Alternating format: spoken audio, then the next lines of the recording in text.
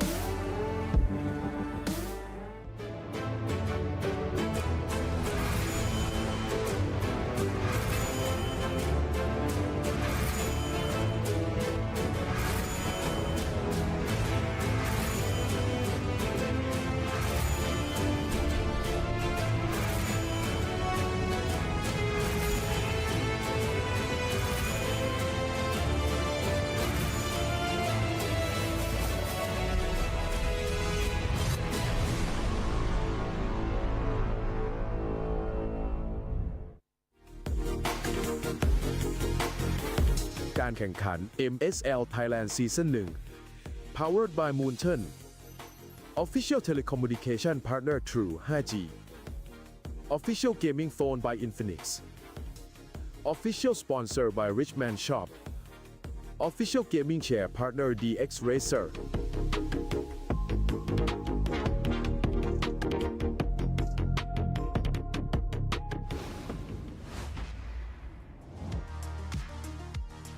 สวัสดีค่ะ ยินดีต้อนรับทุกคนนะคะเข้าสู่การแข่งขัน Mobile Legends รายการ MSL Thailand Season 1 ค่ะ Hello welcome everyone to Mobile Legends MSL Thailand Season 1 Assalamualaikum, tuan-tuan dan puan-puan. Selamat datang ke MSL Thailand Season 1.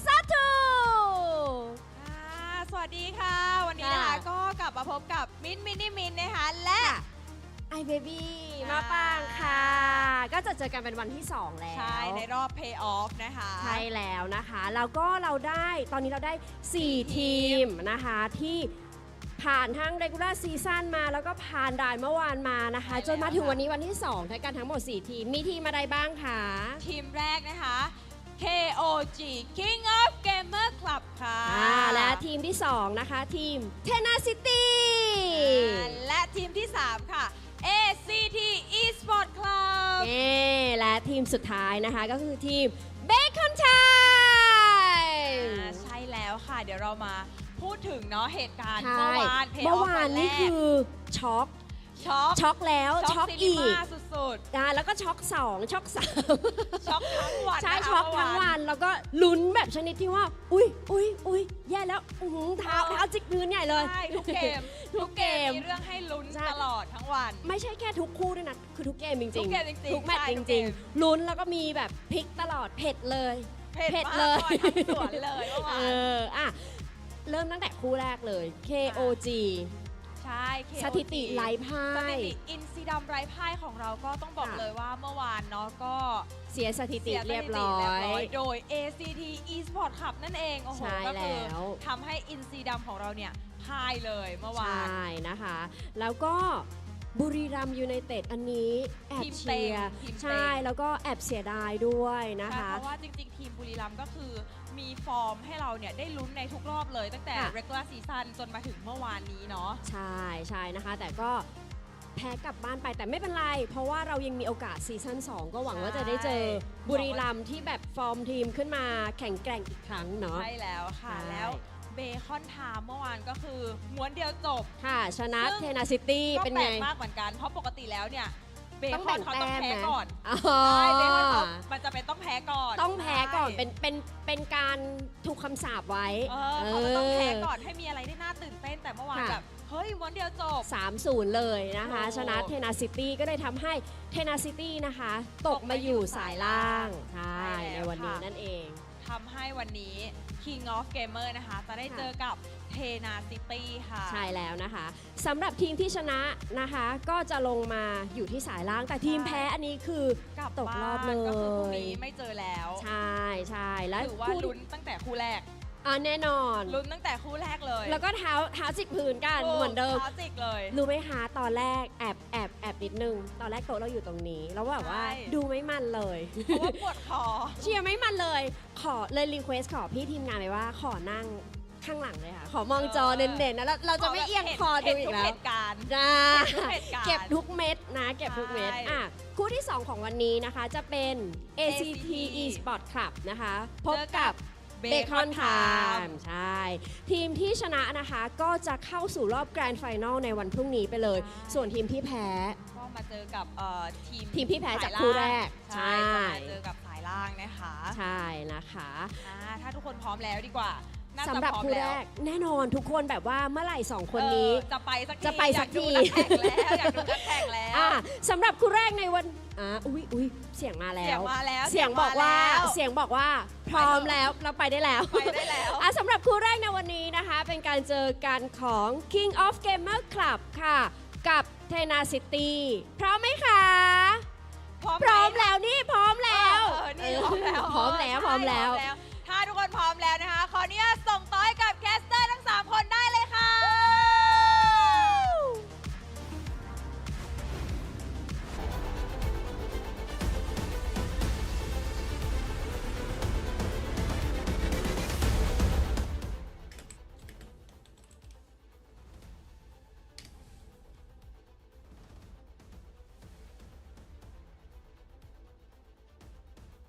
Well, I'm doing good. Bring it on. Hopefully you are too. I just had to do like a little bit of mouth reading for that one because unfortunately I cannot hear you right now. Oh, okay. I don't know How if you about were now? How silenced by about Hugger. There you go. Now, yeah, I can hear you. Do you want to run it back? Let's do it one more time. Let's run it back. Let's do it one more time. All right, bring it on. Let's go. Let's pretend nothing happened. Welcome once again to the second day of the playoffs here in the first ever season of the MLBB Super League Thailand. And joining you today in the English broadcast, I will be reintroducing myself. I am Brigida, and together with me is Renmar, who is wearing red. That is what I mentioned in our intro. How are we feeling today? You already answered that. And I feel like even the hosts are feeling very energetic heading into the second day of the playoffs. Yeah, I'm pretty sure that they are as well. I love the vibe that our two hosts always show all throughout the season, and I'm sure they're just as excited as we are to witness the matches. Of course, day number 1 of the playoffs had so many surprising results. If it wasn't in the outcomes, it was in the drafts. Questionable at times, though some of the in-game decisions were a little bit. Still, it made for a really exciting day number 1 of MSL Thailand. And honestly, while watching, I couldn't help but feel just a little bit jealous, even though it was a long day, especially for Gani, who had to cover for majority of the 20-plus minute games we saw yesterday. It was a very fun and interesting day number 1 for the playoffs. I think that's why I heard, or I at least kind of recognized the host also saying long games, because Yeah. we did come from a day which was sort of filled with quite a number of long games, and Goni too. I don't know if it's just something about Goni, but even during our first cast here in MSL, which was way back in day number 1, we just happened to see a couple long games, and I think that was the only day in the season where we also got to see a Savage, but more on that later, because I think despite that, there have been a lot of like changes throughout the weeks here in MSL Thailand. But we are about to take a quick look at today's schedule, because we have just 2 best of 5 series today, Renmar. Unlike yesterday, we had 4 series, but not all of them were best of 5s. Yeah, of course, we opened it up with 2 best of 3s for the play-ins. But yesterday, all BO5s, KOG, they are coming off of a day wherein we saw them lose their first ever series this entire MSL Thailand Season 1. They dropped 3-1 to ACT, but it was one of those games that was much closer compared to the final result. Meanwhile, for Bacon Time and Tenacity, this to me was the most frustrating game to watch. I think I was a little bit more frustrated for Tenacity, not at them, but for them, because Bacon Time, they were just relentless, especially in their game 1 and 2. The fact that they showed up in packed Florin, but we can discuss Bacon Time a little bit more and their little things that they showed up yesterday. But we are going to be starting it off with KOG and Tenacity in the lower bracket semis. Okay, and now we will be supporting that with a bit of statistics immediately head on. So we are seeing a few of the more common picks here in MSL Thailand so far, because I believe even in this league, among all mid laners, there's such a high importance when it comes to the Zetian compared to like all the other mid laners we see, and even in other regions. Maybe this is something we see unique to MSL Thailand. Oh, definitely. I think Zetian is a perfect slot in for the Thai playstyle, which puts a lot of importance into skirmishes and team fights. So a lot of the highlights, especially with highlight packages, we usually see it's going to be a lot of team fights, but you have to take into consideration when these team fights are fought.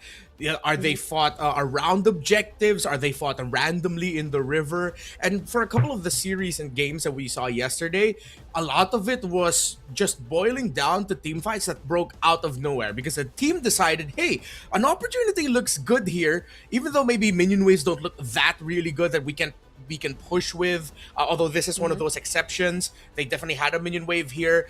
Zetian is just the perfect foil to random team fights showing up, because if you mistime a team fight and a Zetian, a Fury of the Phoenix, comes down at the wrong time for you, your entire team's getting stunned and you're gonna get punished.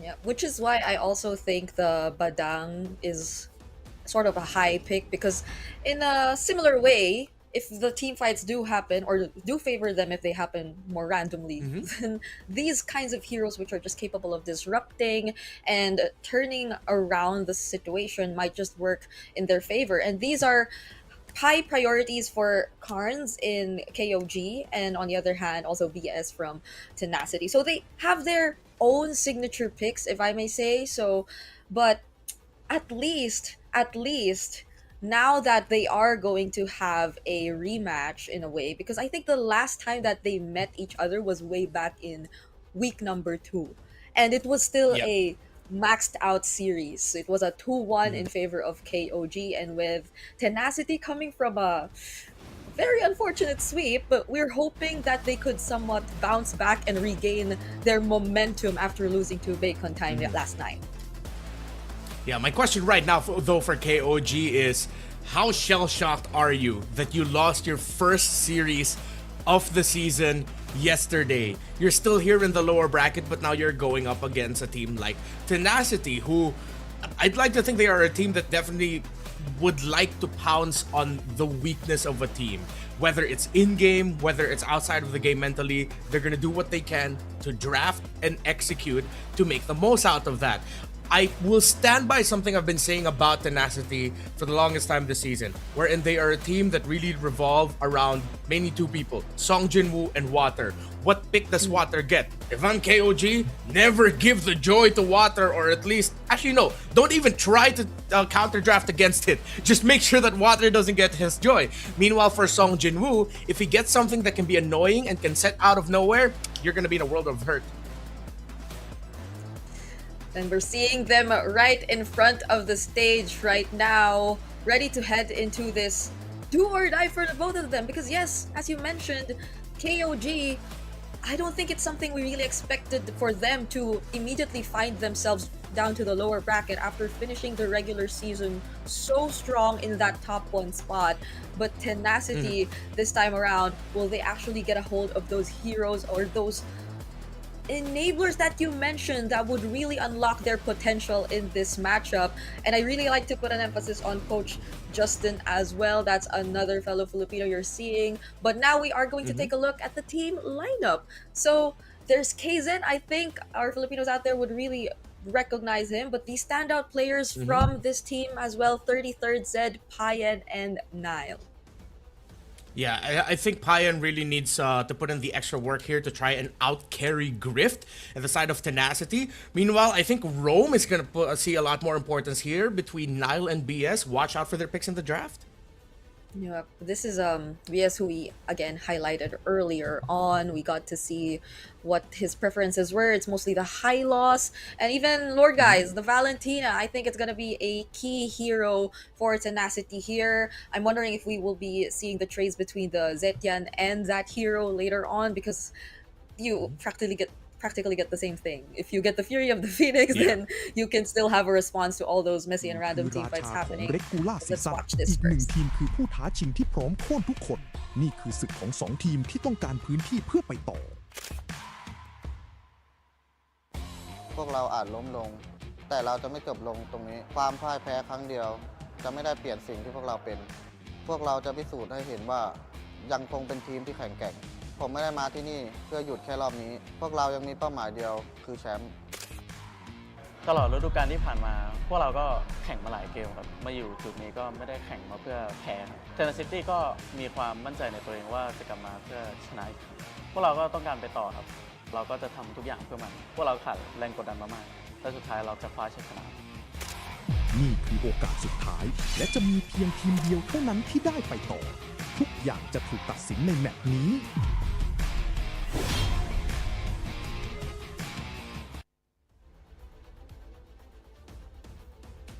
All right, now we got to see a glimpse of the preparations heading into this match, and we take a look at the head-to-head. So far, it looks very, very close between these two teams, Renmar. Yeah, I think some of the numbers here got skewed a little bit closer to each other because of the games that KOG had yesterday. Meanwhile, despite the sweep that Tenacity faced off, game number 1 and 2 were very competitive. They were quite close. It was only really in game number 3 against Bacon Time where you could say that they were stomped, but they were trading it out for a good amount of the series. It's just that they were victims to some very surprising picks. 2 Benedetta games, 2 Florin games, and which is why I think KOG now, if they have anything prepared that is good for heavy team fights or countering heavy team fights. You know, when we play RG, they're always heroes that we love to ban out because it's not comfortable for us, right? We take out things like the Diggy. We never want to go up against like the Florid. I'm not saying Diggy and Florid are gonna show up here, but if they have something like that, then why the heck not? Yeah, because I also feel like there was a struggle in terms of adjusting yesterday, because it's not like they just went up against the likes of the Florian in the first game or in just one game. The Benedetta and the Florian, as you mentioned, happened twice, but they seem to really struggle in terms of adjusting. It was somewhat a surprise, I guess, but I also couldn't take away the fact that it was a comfort pick for especially, let's say, Spider Miles last night. But more on that later, because now they again will be up against Tenacity first. And if we were to take a look back on Tenacity and their performance last night, it was okay. I mean King of Gamers, because we were already talking about Tenacity earlier. But yeah, King of Gamers last night, you did mention it was really close as well. And they had like the 26-minute game. I think most of their games were 20 plus minutes. Yeah, majority of the series, these two were really tested in terms of how well they can handle the macro around the objectives. And you would see that teams who blew out majority of their abilities first would get quickly punished. So I expect KOG might be going into this with a little bit more of a, how do I say this? Self-actualization, self-realization that maybe their team fighting playstyle or their playstyle that carried them for majority of the season might get doubted a little bit, which is dangerous, because if you're a team that's been #1 for majority of the standings, you're gonna want to continue how you've won through that. Now, ACT yesterday, one of the things that they did was they really targeted Kaizen's jungle picks. You see Baksha as one of the top 5 banned heroes of the season. Again, in a league that puts a lot of weight in team fights, Baksha, with how fast that he can rotate, can set up team fights first, and even be a really good turnaround playmaker late into a team fight if ever the Baksha comes in late. Things like the Freya also need to be watched out for here. Phovius is a great pickup for 33rd, going up against the likes of Song Jinwoo, who loves to pick up heroes such as the Arlot. So I want to see a little bit more of a shift here for KOG in terms of the picks, where it's just a slight adjustment. You still get to play your playstyle that you played with for majority of the season, but then you change it up a little bit. Instead of going for enablers and the EXP, go for disruptors and macros such as the Uranus, which allow you to maybe try and outsmart Tenacity a little bit more. So are we looking for a bit of a more active role that we might get to see from Kaizen as well? Because you also did mention that, yes, I think teams tend to put a bit more focus on Kaizen, especially when it comes to the drafting. I think that's also why we got to see him pull out the Akai a couple times in week 4, and even just yesterday. Though that did result in a win, though, it wasn't necessarily the kind of jungler that you mostly just play around. Though there's a lot of disrupting that can happen with that, if it's just that. So 33rd, I agree. I might want to see him be the guy to take a bit more of that role, so Kaizen could really just allow himself to pull off all those mechanical heroes that we are really used to seeing from him ever since. So now we are gonna head into Dangerous Grass, and I'm hoping this is somewhat going to be a lot more effective for them. Whoa, a Fanny ban here from KOG first, alongside the Valier. Yeah. The Valier, again, also very disruptive. Exort and from Bacon Time had a great game with the Valier yesterday. A game or two, if I'm not mistaken. And it goes to show that KOG might want to pack a very annoying roamer for Nile, something very disruptive, maybe along the lines of like a Khalid or a Hilda, which is why you want to play for a lot of priorities in the center. I think two heroes and the trade that we might have to look out for besides the Khalid and Hilda is maybe between the Valentina and Lilia as well. Whoever ends up with something like a Fredrin and Kimmy is also going to be very important, especially with the Baksha gone now. Tenacity has to think about, I was just going to say if they're going to let the Guinevere through or not, but they answered it for me. They're not going to let the Guinevere through. Harith has also risen up, not just in Thailand, but even in MCT East Asia and other leagues across the world, as just rush it. Teams are starting to not give a damn whether or not the Phoveus is open. Even if the Phoveus is open, there are teams willing to play that Harith. Still, though, I would suggest maybe pick up the Phoveus and pick up the Harith later, if not. Because I lean a little bit more towards the side of Phoveus. Pick that first. But hey, KOG decides to pick up the Zetian, which allows a Harith Phoveus potentially for Tenacity if they want to. Oh, yeah. Well, then if Tenacity does prioritize those two heroes too, I would be a bit surprised if KOG also actually steal away the Hylos Prio for BS, considering that they also took out the Valier. Though we did suggest the other more disruptive roamers like the Hilda and Khalid, but Tenacity right now might be really thinking about what to pick up as a response. Though I would also really consider the Phoveus and a Harith as a really strong combination and pickup in this phase of the draft. Yeah, because if you pick up the Phoveus and Harith here, you can pick up the Valentina for yourself later at Red 3. So, of course, they're going to go ahead and take it. So now the question for KOG is, are they going to lean towards the side of the jungle wherein you're a little bit more conservative and you decide to surprise show up with a Fredrin now? You also have to consider picking up the Claude because that's been the matchup all around the world. It's just Claude and Harith now. With the Freya gone, that's looking like a high probability, but don't also take out the possibility that Payan is going to show up with something like a Moskov. But you don't really only want to do that if you're going up against a static mid laner like an Even Farsa. So I'm thinking the Claude might be coming through here alongside the jungle, whether it's going to be the Fredrin or the Leomord, but they decide to completely swerve. This is a surprising approach. We put importance towards the roam mid trading. So KOG decide to lean towards the Khalid for Nile. We did expect that they're going to be playing a little bit more annoying style roamers, high invade, high priority in the center. But the Esmeralda comes completely out of left field. It's an older response to seeing a Phoveus and a Harith on the other side.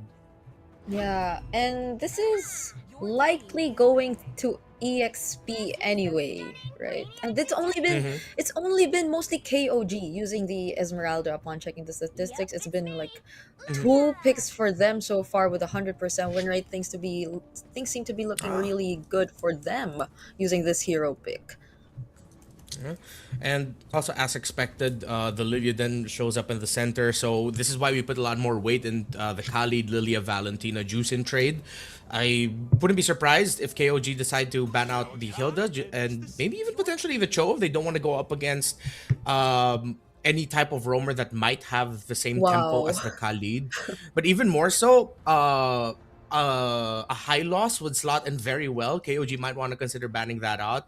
And yes, Tenacity still continuing the same approach as ACT and just looking at the bans towards Kaizen.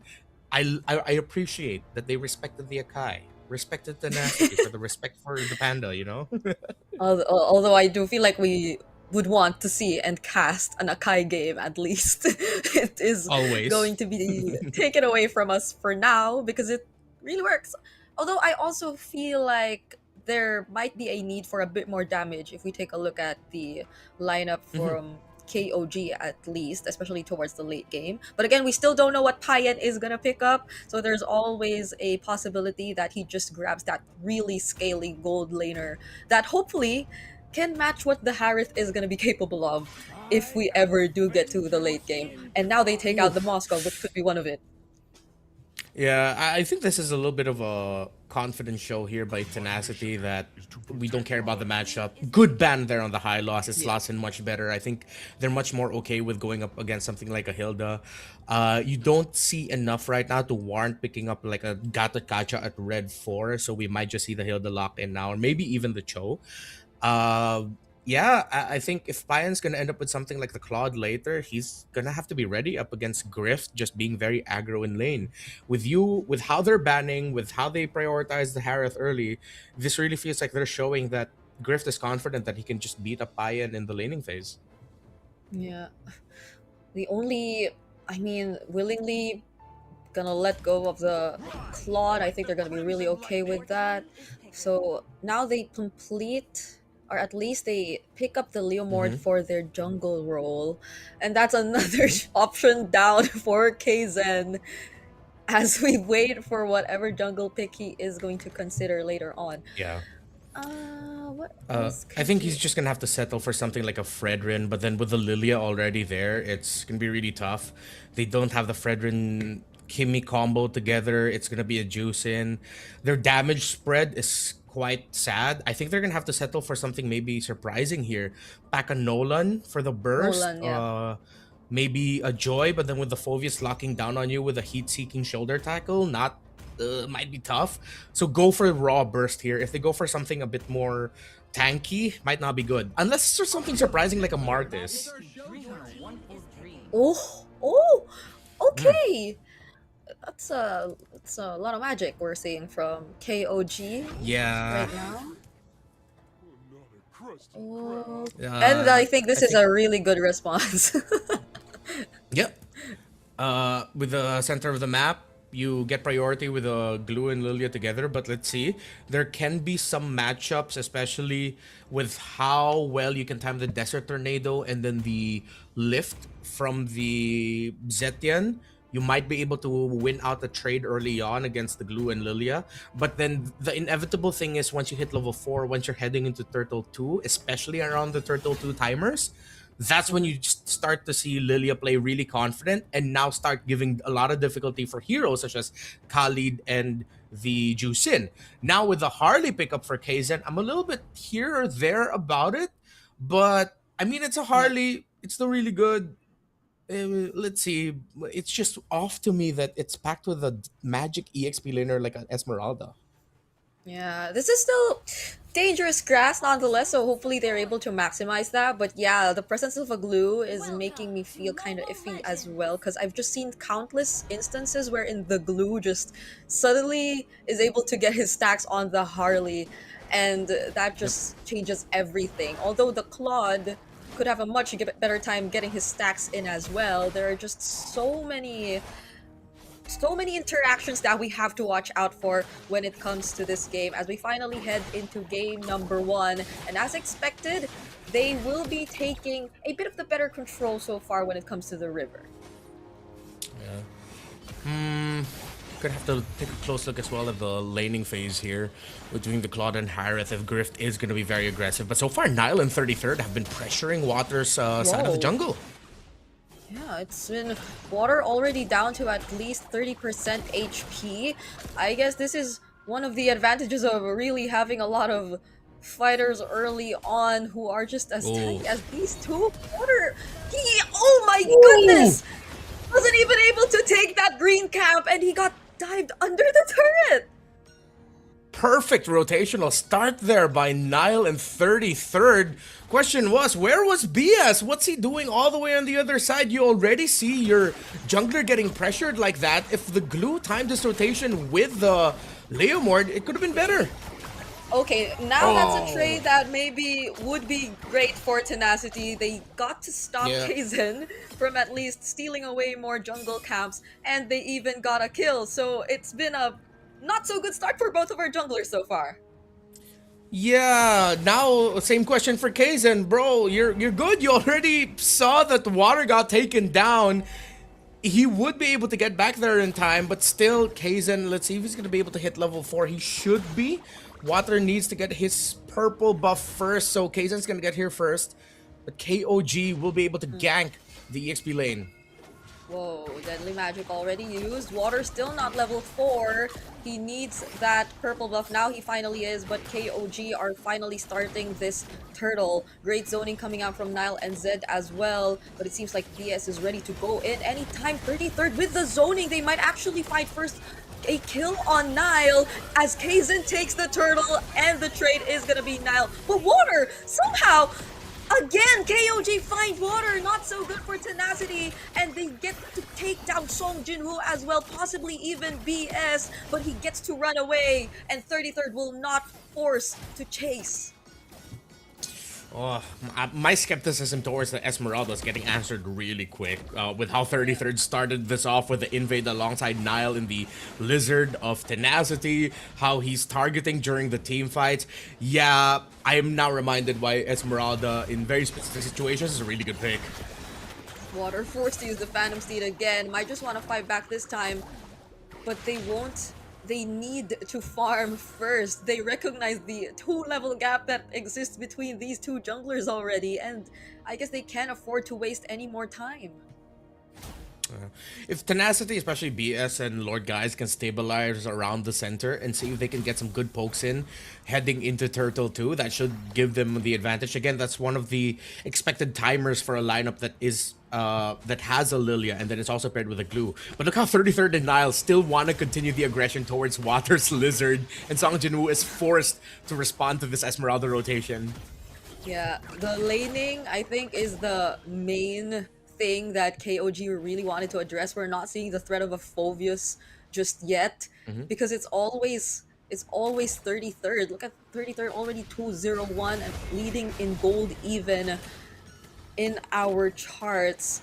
Deadly Magic used on Song Jinwoo, but at least they're still able to not allow KOG get much of their turrets. Yeah. Meanwhile, a bit of a counter jungling rotation now by Water. He wants to get the Lizard, but he now realizes, wait, the river is up and I'm up against a Khalid. I need to get out of here. So, good decision by Water to back off. Second turtle of the game. This has to be the window where Tenacity gets a bigger win for themselves to even things out.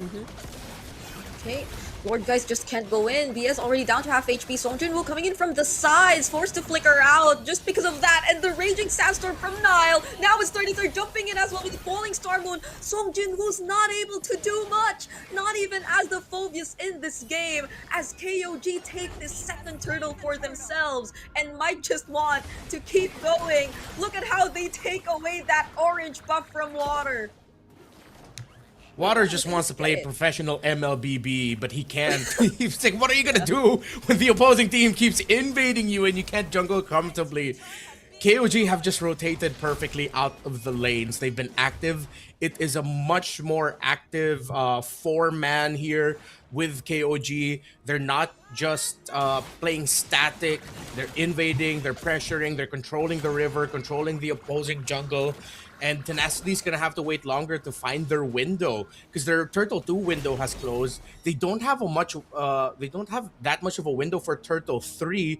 They might have to wait up until Lord Guys and Grift have their items and play for their magic damage dealer mains. Yeah, but the thing is, even Payan, he's getting really good farm, and he's not even been part of like a lot of the big team fights just yet. He's just been working on the objectives. He's just been working up on his gold. He's already 4.5k currently with the DHS, and now KOG might try for this bottom lane turret, but this is something Tenacity has been really holding on to. At least for now, they've only gotten one turret, but just look at where 33rd constantly rotates around the map. He's got everyone in check from Tenacity. You could really see here how 33rd's initial rotations messed up Tenacity's play. Why they pick up the Leomord over the Harley. Water getting invaded again! Just let this man play MLBB, KOG! He is still 2 levels behind you, Kaizen. He's not even able to catch up. I think this really shows what kind of team Tenacity is, because yeah, one thing we've said about them all throughout the season is it's in their name. They play with a lot of tenaciousness, that aggression, that gusto. But then if you stop their mid-trio rotations, if you just try to counter against them with very aggressive invades, don't make them comfortable, they can't play with any tenacity. Yeah, and I just want to bring back the idea we brought up about, oh, hold on, Lord Guys, forced to use the black shoes, Raging Sandstorm out, okay, no one dies just yet. Going back, I might want to bring back what we were mentioning about Song Jinwoo and Water, because it's clear that KOG really worked on shutting down these two players from Tenacity. Yep. And look where we are now. We don't really get to see any playmaking happen just yet from Tenacity. It's been a very passive start from them so far, apart from, I guess, that first rotation we got to see from BS and Lord, guys. Another Deadly Magic. Oh, that No! Falling Star Moon coming in from 33rd! But he might just get punished here. It's a shutdown for Grift. Okay, 33rd was feeling it a little bit too much there. I think he was expecting the rest of the team to dive in with him. Still a very, very small win for Tenacity as KOG have been opening up the map. Good side lane push towards the bot side for Payan. So they got something out of that, but they're losing map space. And up against a team that has like a Khalid and a Harley together, that's going to be really tough to recover through.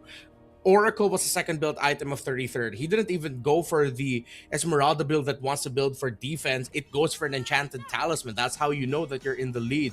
This is a stroke of genius by KOG. I'm gonna have to write a formal letter of apology for not seeing the genius of this Esmeralda pick, how he's playing it, what it does to a Phoveus. Again, reminded, we did say in the draft that this is like an old response to the Phoveus, maybe like around 2 seasons ago, where it was Esme, Phoveus, CC, Lapu was the main trades.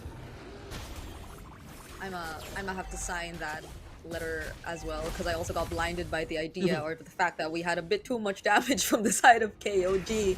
But Yeah. well, technically, if these magic damage heroes are already enough to just get past the early game and whatever struggles may come from it, then look at Paya now. He's in the best possible spot that he could be in, and we weren't even able to see a blazing duet come out from this guy just yet, and they will take a free Lord in their hands. Only 9 or 10 minutes into this game, and so far we already have a 5k gold lead for KOG.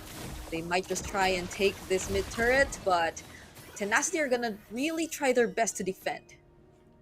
Yeah, the audacity of that last Lord take. Kaizen played away from the Lord. It was 4 members of KOG taking the Lord down because he knew that Tenacity wouldn't be able to invade, or at least contest that, excuse me. So Kaizen invaded the purple side, wasn't able to take it, but at least checked the information, which led to them being a little bit more free to take the orange buff just now without a problem. So with the Lord marching down bot, KOG will be able to make progress towards the mid. Lord Guys is gonna have his black shoes forced out now by Kaizen. This is KOG all in control. Yep, Holy Shields are most probably going down now. I feel so worried for Tenacity. I just hope they don't get baited out by Kaizen and his hat tricks. More so for Song Jinwoo, because if he gets suddenly brought back in with just a single shoulder tackle, maybe then that could be very devastating for Tenacity, as they would definitely need as much members as they can for this upcoming defense. It's already a 7k gold lead that we have for KOG, and I think that's what they're really trying to achieve at this point in the game. It's not risking too much when it comes to making a play like what we saw from 33rd, but it's more on baiting out some reactions from Tenacity, so you could just really force the mistakes. Oh, but now it's Tenacity walking straight into their trap. Song Jinwoo got to escape, but Payan finishes him off with a blazing duet. Yeah, that was just KOG completely ready for Tenacity's rotation into the purple side of their jungle. Now they're gonna freeze them out of the orange, so no more buffs here for water. KOG have really just, as we mentioned earlier, targeted Song Jinwoo, have targeted water, the Esmeralda of 33rd, their early rotations. Story, very clear. Tenacity, not ready for it, and they're getting punished. What a stroke of genius. They knew that they were going to be giving up the Phoveus and the Harith. Tenacity bit into it. I'm not sure if they expected the Esmeralda to come up, but so far with how they're playing, it really feels like they weren't ready for this, especially because they weren't able to protect water early on. Yes, they were able to take Kaizen down, but then that wasn't that worthy a trade because you still don't have that early game answer for that Esmeralda. So even if Kaizen got taken down, it's a quick respawn. His orange buff spawned up. He hit level 4. It's those little things that you aren't taking into consideration that to me shows like there are still some lapses in the overall big picture decision making of Tenacity. Yeah, Kaizen went down, but 33rd and 33rd and Nile never let go of that bottom side of the map. It Yep. was them just constantly really being in the face of tenacity. And it's not like Kaizen wouldn't be immediately able to bounce back. Just look at him now, once again, being the guy to secure that Lord. And I think at this point, being the guy to just really try and go for these bait plays. Now, the Lord immediately spawns down bottom. They've been managing the waves really well. But at this point, with a 10k gold lead, could the wave clear? Could the Lilia possibly answer all this pressure that's about to come in from KOG? Yes, but I think the other question for me alongside that is, can Song Jin-woo and BS live long enough? Oh yeah. That's another deadly magic you got to see just now with all three waves synced up. Oh, water! Water nearly went down! man. How did that even happen? Kaizen wasn't there! The damage was just from what, Zed or Payan? Yep. Oh, deadly magic. BS using the spread. Water still working on that Lord, but all base turrets are now about to fall. Infernal Pursuits, Flicker Dark Wave from Song Jin-woo, but he gets immediately bursted down. And now the Zaman Force has a response with the Blazing Duet and the Winter Crown. Grift is already very low, but at least Water, they're able to deal with the Lord. 11,000 end climbing is a gold lead. Kaizen goes in with deadly magics, and Water forced back. He just got out of the respawn. Oh my goodness, another Zaman Force! Lord guys, nowhere to be found. Payan, he's just able to use all these auto attacks, and it's enough for KOG to still fight back. Now they're knocking on the base. They still have a minion wave alongside them, but the Phantom Steed is here from Water. He tries to defend. There goes another deadly magic! Blazing Duet! There's the immortality from Nile Pop, but Song Jin-woo again going down! Water as well with the knockup from the Lantern Flare, and it's gonna be a wipeout! KOG will take game number 1! In the immortal words of Shaquille O'Neal, I'm sorry, 33rd. Sorry, coach, I wasn't familiar with your game. The Esmeralda pick executed to perfection, making the most of some early lapses from the Romid duo of Tenacity, and they just never let go. If 33rd doesn't get the MVP here, I might be just a little bit annoyed. Just a little bit. Yeah, that... I swear, even in that last sequence, just look at this now. Your question got immediately answered. Song Jin-woo could not last long enough. Song Jin-woo, BS, couldn't really tank the damage.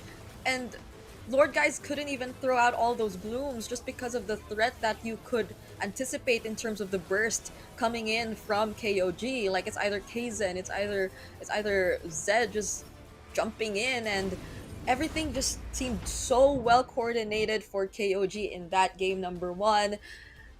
It was not a 20-minute game to start the second day of the playoffs.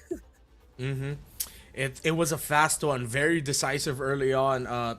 King of Gamers, it looks like they really knew what they needed to do to make this start work.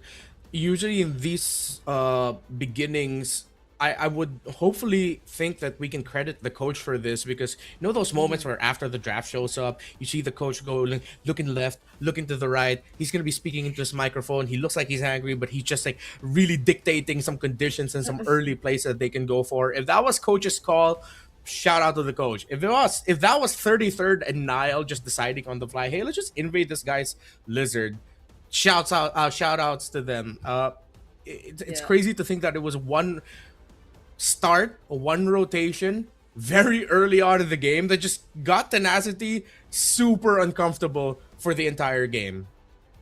It brings me back to the early days wherein we got to see the Khalid being brought back in the meta. He was able to do that alone, but I don't think you can anymore in the current meta. But he got a lot of help. He got big help from 33rd right there. Nile and 33rd did such a spectacular job at just really making sure the early game went their way. So we barely had to pay attention to the other parts of the map. Not even the threat of a Harley Claude matchup seemed to matter for them. And okay, sir, you can afford to keep flexing right there. Yeah. Let's see what Renmar would be saying about Payan. I think he also really somewhat deserves this MVP title. Yeah, you know what? Everything was set up for Payan. If he messed up here, maybe we wouldn't have seen the wins that KOG got in some team fights. Maybe 2 or 3 fights before the final siege. He went perfect as well. He got the job done, but again, 33rd in what he did with his Esmeralda was just. It was glaringly obvious the impact that it had, which of course leads to an MVP performance for Pai, and was able to get Yeah. out of lane quickly. Though Grift was able to get a kill or two here and there. Ultimately, it was also his place with the Blazing Duet and his entries that would force Tenacity to reposition, and then they're put in this awkward spot wherein they might have blew out a little bit too much resources to try and focus down on the Claude, which left things open for their Esmeralda, open for the other heroes on the side of KOG to just jump on the members of Tenacity who've already used their main dashes, battle spells, and ultimates. Yeah, I think there were a lot of attempts from Tenacity nonetheless. Like even towards that end, it seems like Song Jin-woo tried to take a more active role with that flicker dark wave that we're seeing right now, right on cue. But again, you just can't really provide the right amount of follow up. The damage won't be enough just yet. It's mostly the just like sacrificial plays you try to go for to extend the game as much as you can, when clearly it seems like they were just delaying the inevitable from what we got to see based on KOG and how their understanding of the game actually worked. And it's not just like it was limited in terms of the draft. It was something they clearly designed to answer back and counter Tenacity and what we know of them, what we know to really work for their Yeah. playstyle, which is again activating the EXP and the jungle early on. Yeah, which is why I can't even blame them for picking the Leomord over the Harley, because when you see the Juicin and the Khalid, you're already thinking that there's a good risk that that's going to be a lot of invades. Obviously, the glue is going to be a little bit slower, so you want a jungler that can take care of himself really well. But that doesn't mean you leave your jungler alone when he's aggressively getting invaded by two opposing members. You rotate and help. I wouldn't want to think of it as a nitpick anymore. It was glaring that BS's presence was severely missed by Water. If it was Water's call to tell BS, hey man, just protect my orange side, I think we can get them there. Okay, but then again, the big picture of it all. They got the kill, orange buff spawns, Kaizen gets it.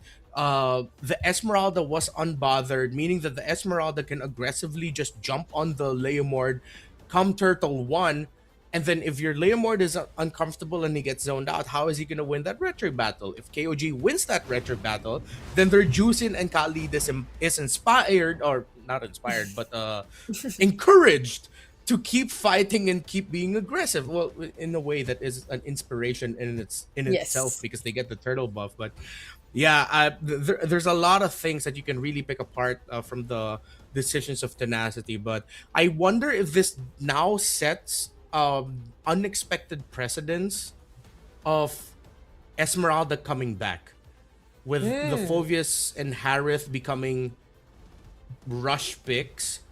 What then now do you do against an Esmeralda in lane? Because again, we're reminded as to why the Esmeralda was an old counter to the Phoveus.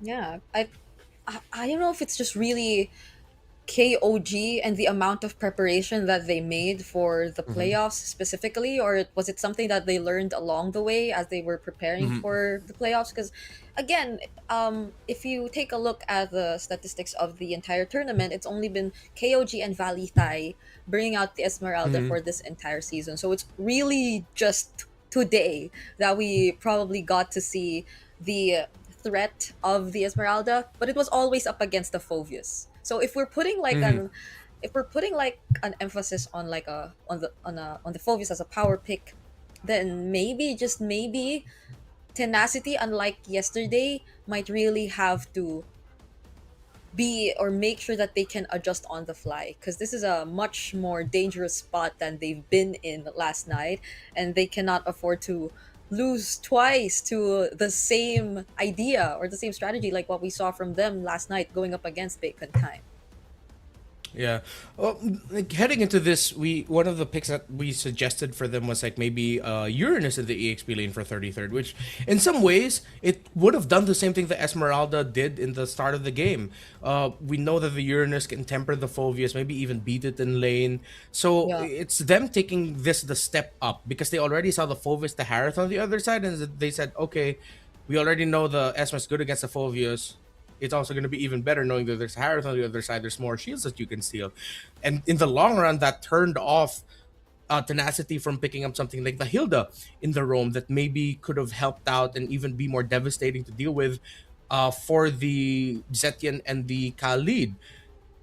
I really think we might be seeing here a pick to really watch out for KOG and for the rest of this playoffs, and maybe even potentially the playoffs of our own leagues here in the Philippines, the upcoming playoffs as well for Thailand, not Thailand, excuse me, but Malaysia and Indonesia.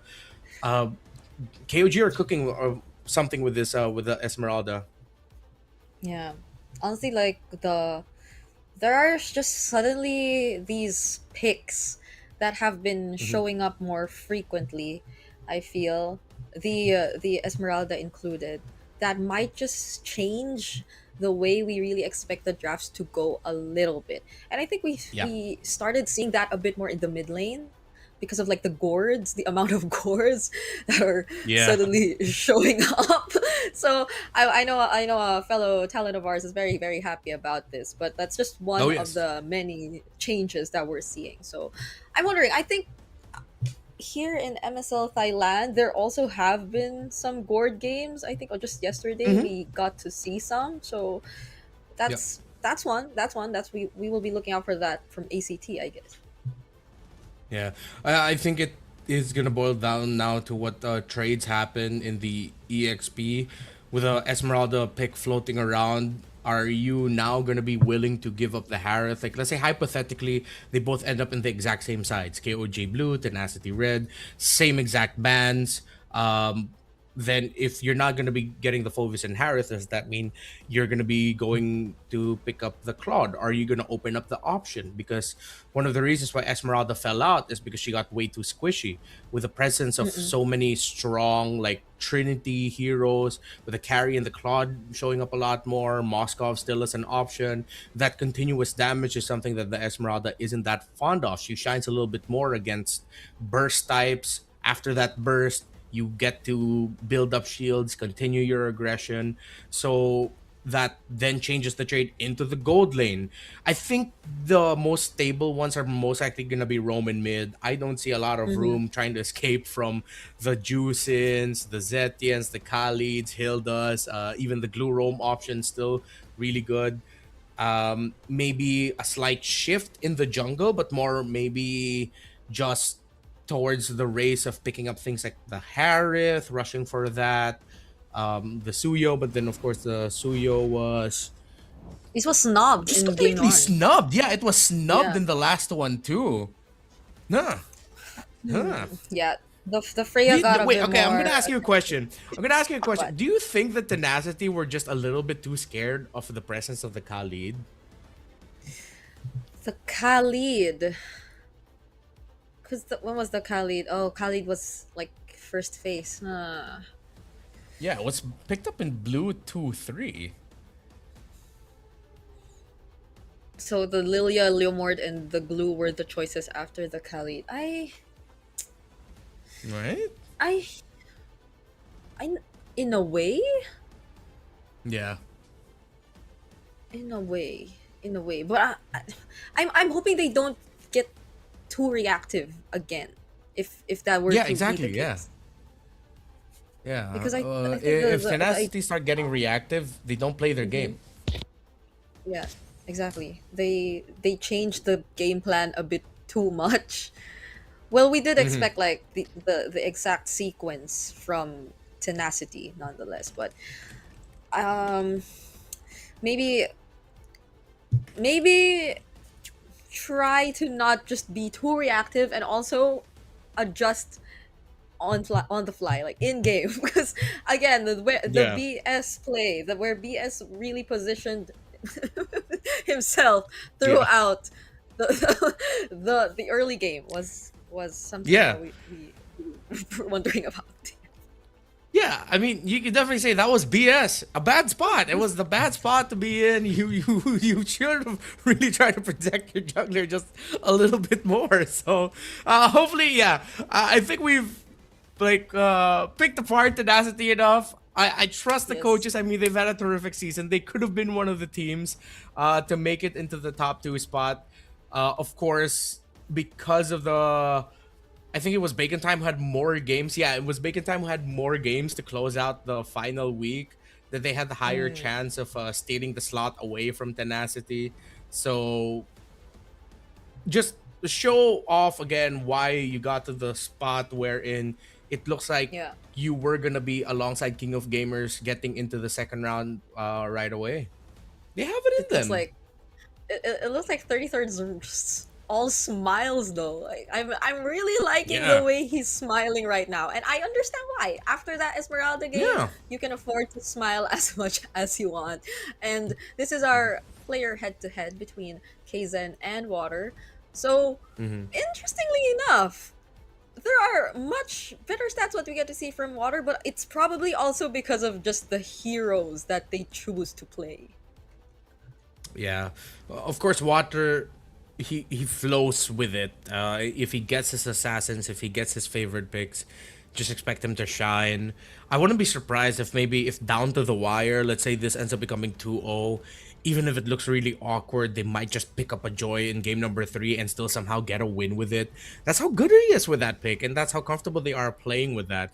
Now, I'm thinking though if how they're gonna approach this game number 2. I hope we can already see the draft so we can see in Yeah. what side that they're gonna be on. Because if they're just gonna try to reiterate and maybe fix a bit of the decisions they made in the draft in game number 1, I wouldn't mind if they actually just tried to go red side here again and just adjusted. Now knowing that there's an Esmeralda that could show up on the other side. Yeah. Now it's also like making so much more sense to me why the Valir was just taken out, because there was this condition that they were really planning to do. So Yeah. there's like the first few bans are already really telling of what to expect from KOG. If ever they do get blue side once again, because now we'll be in expanding rivers. So let's see what the sides are gonna be for both of these teams. Hopefully it's hopefully for Tenacity it's okay. They It's Tenacity switch. going on blue. Okay. Okay. Still respecting the hell out of the Guinevere, and this time they take out the Phobius. They don't want to just like rush pick that. I think that's also a signal that KOG is going to be losing the Harith. Most likely going to be a rush for the Harith here on Grift. Question is, what then do you consider taking out? You don't have to worry about the Esmeralda now, since that was more of just an answer to the Phobius and the Harith together. And it would be too greedy if KOG still decided to pick up the Esmeralda just as an answer to Harith. Again, it worked out well in the last one because it was answering 2 things. Yeah, and not with like the Baksha still open, I guess, because Exactly. Oh wait, no, yeah, they also have to consider the Baksha now, because I don't think KOG want to ban out their pick. Oh, they ban out the Harith. I think they know that maybe Water isn't gonna lean towards picking up the Baksha, and they might be able to just get away with picking it up.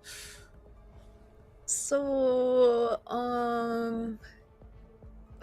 I think you go they Marcel prioritize? here. Is it- Huh. I wonder. Or nah. It's the Claude is still there, but or the Harley? Yeah. Harley too, you also have to consider. I think BS just needs to be more active and make his presence felt. I'd want to see him pick Marcel more, but okay, they pick up the Baksha. I think KOG would want to pick up the Marcel now. And then with the Harith and Freya taken away, they can pick up the Claude. So they can go for Claude Marcel. There's a wide pool of mid laners. Think they don't need to rush the Valentina.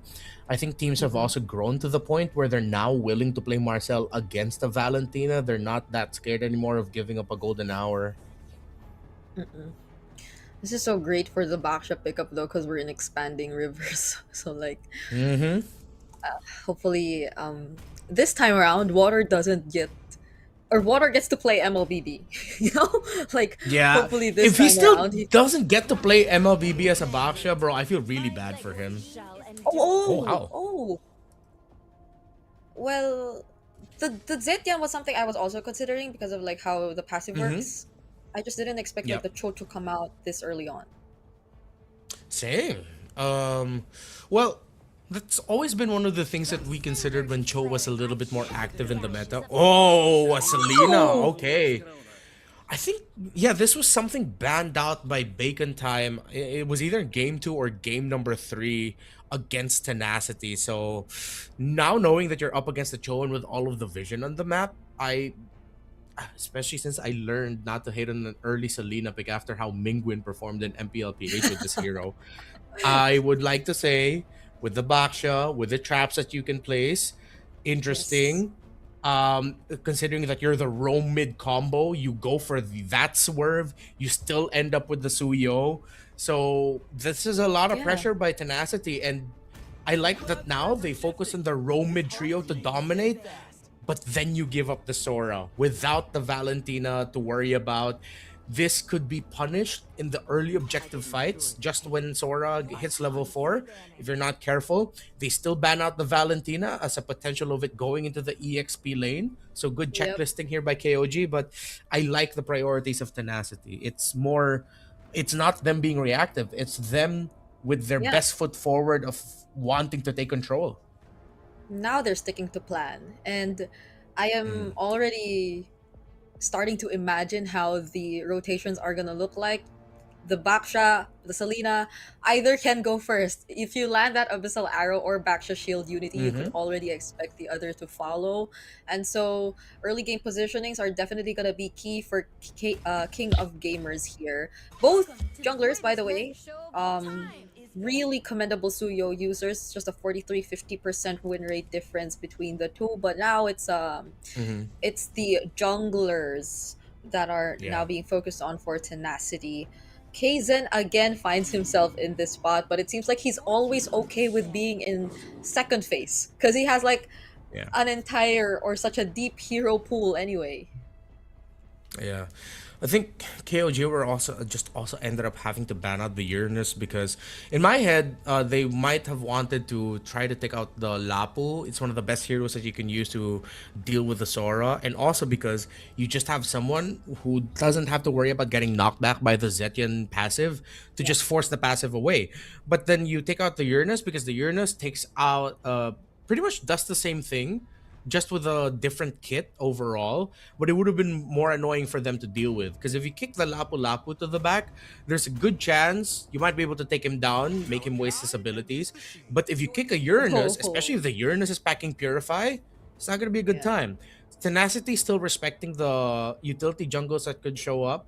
You still can pack a Fredrin here, but it just might be too slow. So I think the KOG jungle pick should come up later and then just pick their gold laner now. Try to get a really good matchup for Payan.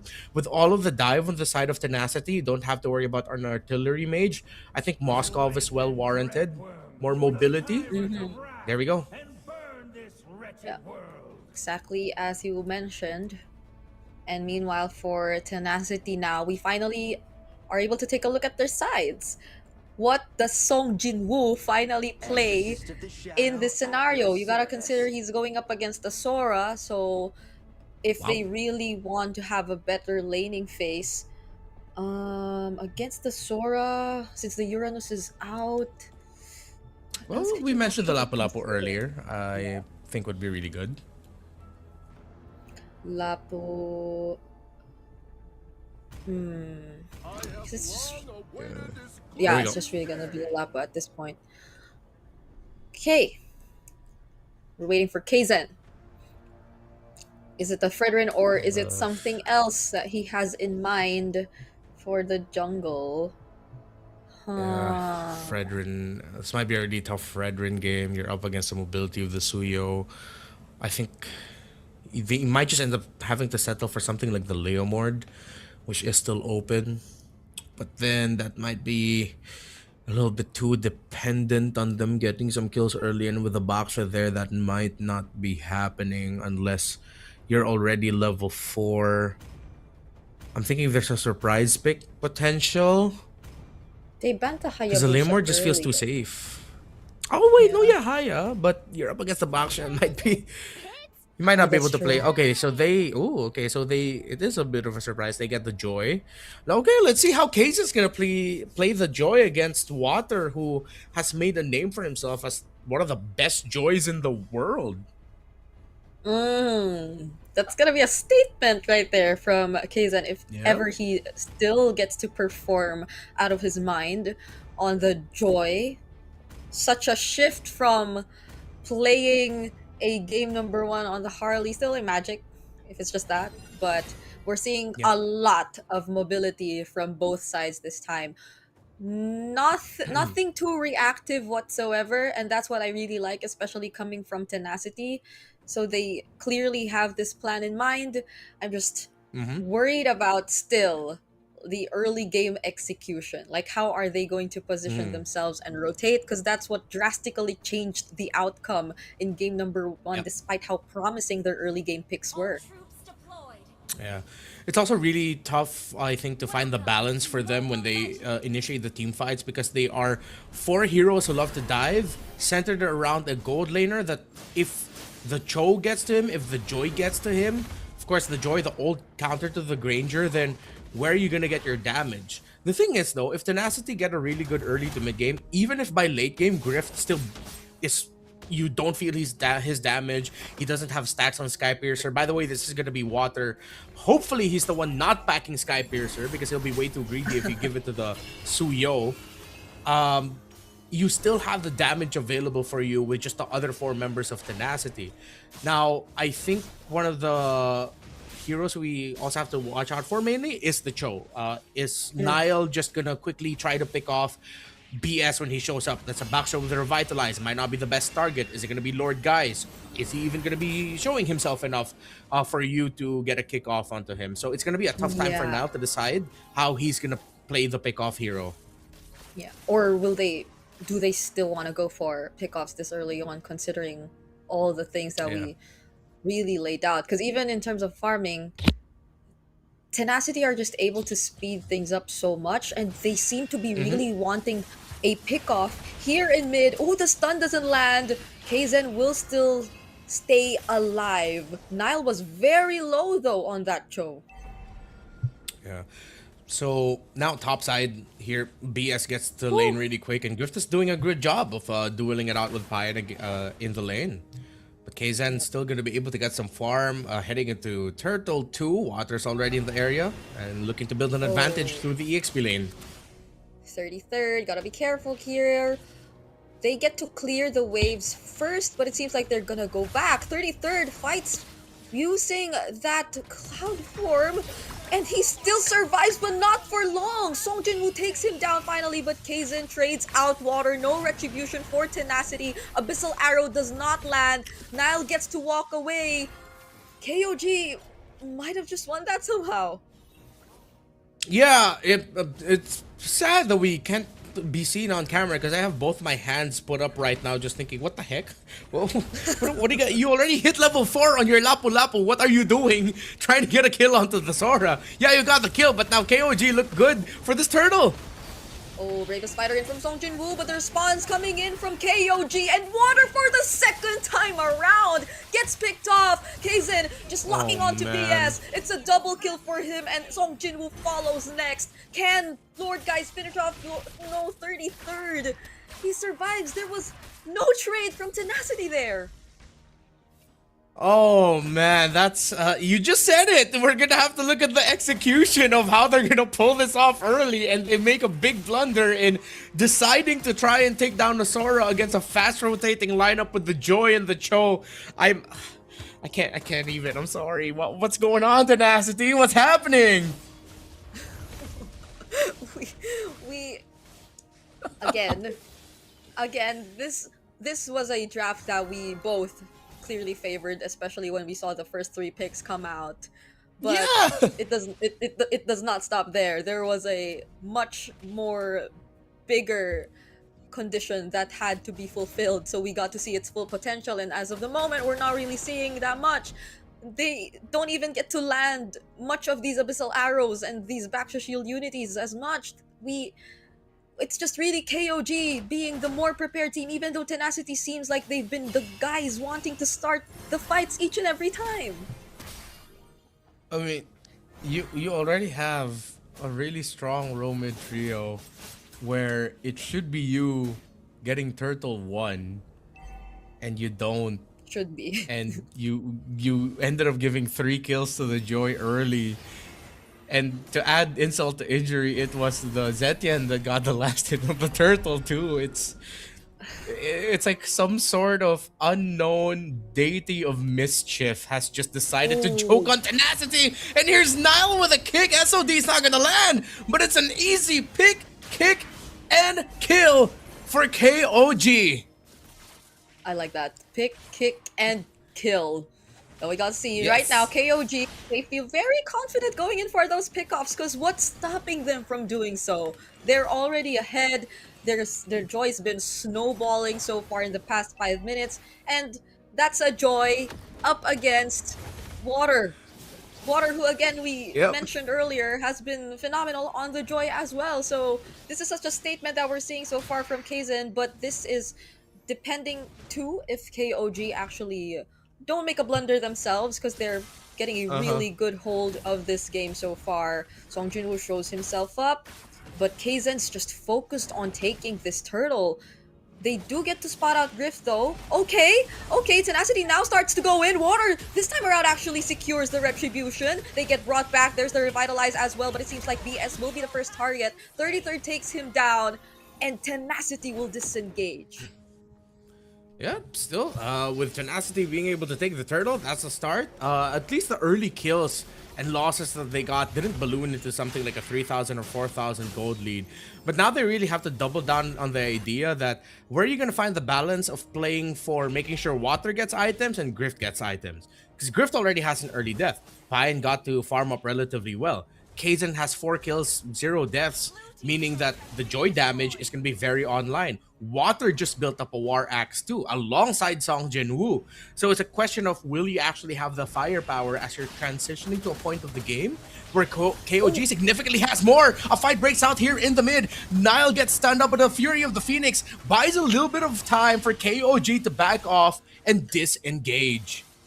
Okay, great reactions from Water, but I think an even more great response from Zed, because that could have been really bad for KOG if Tenacity decided to fight that. But just because of that single Fury of the Phoenix, none of them really pushed through, and so they're still safe. They still had or have that lead. Oh, there we go, another Abyssal Arrow not landing. See, I'm not sure if KOG feel threatened at all at this point, like even just a bit, because they always have information of where Lord Guys or BS could potentially come from. Nile has been doing such a great job at providing all these necessary information, and now the clapback once again. KOG seem to be ready yet again. There goes the Purify, forced out of Payen, but they see 33rd. He just finds one, but there's the CC immune coming in from Song Jinwoo, so 33rd gets punished instead. Were they not talking just now? Because clearly they were backing off while 33rd says, hey, look, Mom, no hands. But now he's gone. Water's gone too. Kaizen just made a play on his own. A double kill for the Joy against the team that is known for playing Joy. But then on the other side, Grift gets a solo kill onto Payen. What's going on? What a unexpected turn of events, but after all that, KOG will still get the turtle. Now it's my turn to put my hands on my head, Because I have no idea what's going on either. This is another bravest fighter from Song Junwoo, but KZ is still going to get out safely from there. So a small win that we got to see from Tenacity as Grift somehow took out Payen, but I think what really mattered still was what happened in the mid portion of the map. Like, okay, let's take a look at the XP level ranking. Once again, KZ at least obviously will be up there, but Water, despite this 0-3 KDA that we're seeing from him, at least isn't so much behind. I'm just trying to say not so much behind, but it's still a 2-level gap, because he technically could be a key player in terms of finding that turnaround play. Yep. There was this one time that we saw earlier in mid where he also got to dodge a potential pickoff, and that could have resulted to something if only KOG weren't as fast to respond. But let's see what they do. For now, KOG clearly just want to take those objectives. Good zone out. They have to use this time now to play around. Oh, the minion waves, wait! Oh? Okay, that's a Fury of the Phoenix finishing off Grift. Now payback for what happened to Payen earlier on. Nile and Kaizen won't go for the chase anymore. That's the Abyssal Trap. Payen just working on that mid lane turret. SOD not connecting, but they still get that turret in mid.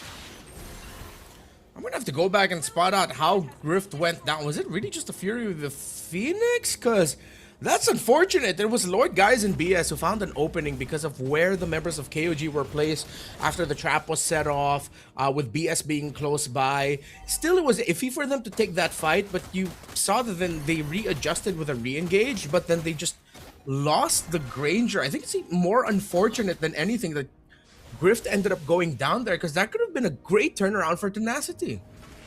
Exactly. That's probably the last person you want to see fall. 33rd, bidding out so much from Tenacity, still survives actually, and now they will be ready to transition to the Lord. But 33rd still gets picked off there. Oh man, his timing needs a bit more work. That's 2 big deaths, and Tenacity have an opening. An Abyssal Arrow spots out the Joe.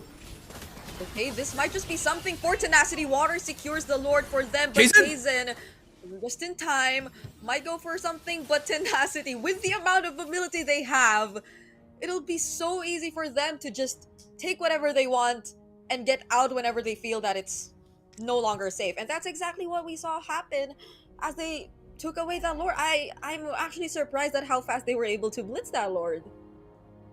Yeah, I mean, we were discussing that in terms of their damage profile, especially where their core 4, they definitely have it. And yeah, going back to the play earlier where Grift got taken down, it's the problem of the lineup that we talked about early on in the game. Wherein with all of these heroes that love to dive, if the Joy is left unattended, if someone who can dive the Granger's left unattended, then Grift is going to go down really quick.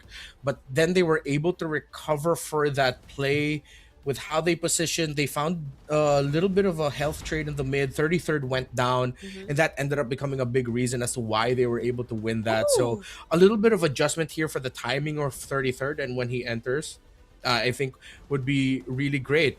And is that a bad ESC? And I'm not talking about a woman. I'm talking about, was that Keith? Was that our good friend Keith? Yes. Is that Keith? No way, right? It is Keith. And he's playing Mobile Legends.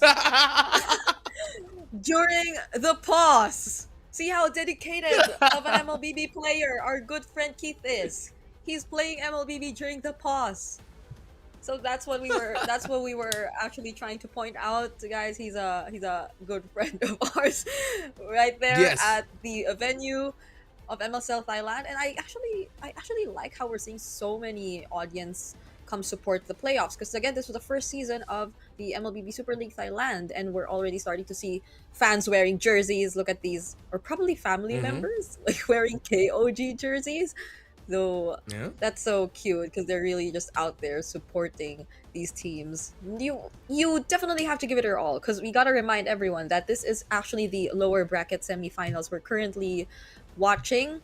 So whoever does get to actually win this series will still have to go through another series in the lower bracket finals between them and either AZT or Bacon Time. Just imagine that. I like how the man wearing the BRU jersey is acknowledging that they did get swept. I don't know who With he's the predicting crying for emote. this one. Yeah, with the crying Yeah. emote. From Indonesia, give us a good game. Oh, that's nice. Appreciate the Indonesian fans and fans of different ethnicities from different countries showing up in MSL Thailand. That's really cool. Yeah. I mean, even Keith is there, so we, Yeah. we have like. But I think that's a his lot job, of- Breen. It's his job to be there. that's true. So we have a Filipino there, and then we have like supporters from Indonesia. It's really great to see as we jump back into this game. Still in favor of KOG, but yeah, I kinda for a moment forgot that it was actually Tenacity who got the Lord, just because of how unexpected that Lord take actually was. But with Payan on their side, I think they'll be able to deal with this fairly quick. Just not if Tenacity actually look for an opening, as Sung Jin Woo might try to go in from the sides. Kaizen trying to look for Griff, but he gets to dodge even the Fury of the Phoenix. There's the Revitalize as well, but Nile might actually get to finish him off. Kaizen still makes it, but then there goes Sung Jin Woo shutting him down. Now the team fight keeps going. It's still Payan going in for those free hits, gets stunned by the Abyssal Arrow, and that's gonna be it. I really thought that there'd be more bodies dropping there, but then they both got so low to the point where Water couldn't even go forward and chase. Nile also took a lot of damage there because he had to full commit alongside Kzen to try and take down Grift, which they finally got to do. If Zed maybe held on to the Fury of the Phoenix just a little bit longer, I know he was trying to time it so that they could increase their chances of getting Grift down. But if they just had that Fury of the Phoenix, it could have been the turnaround that they needed to get an even bigger win for the fight.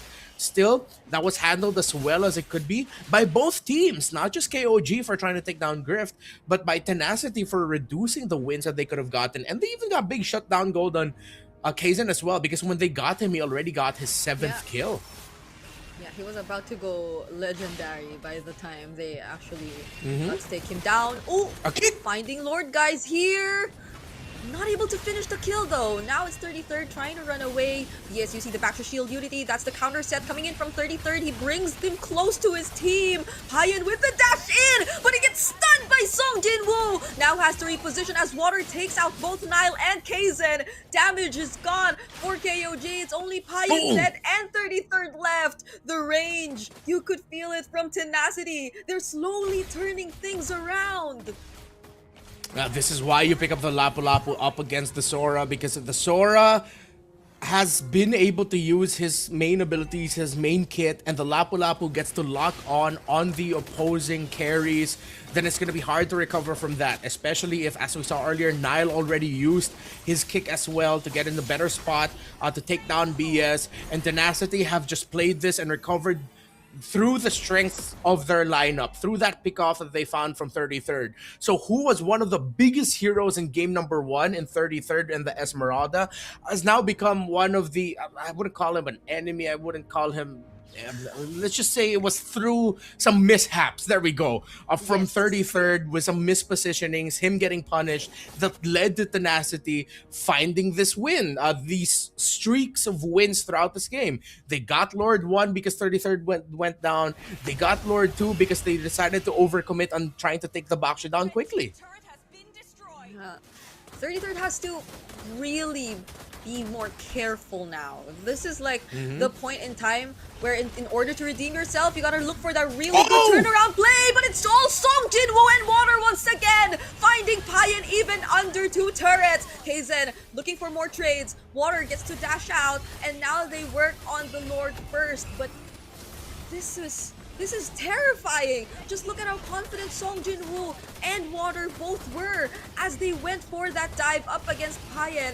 And now Tenacity might want to go for more, but KOG get to clear out the waves.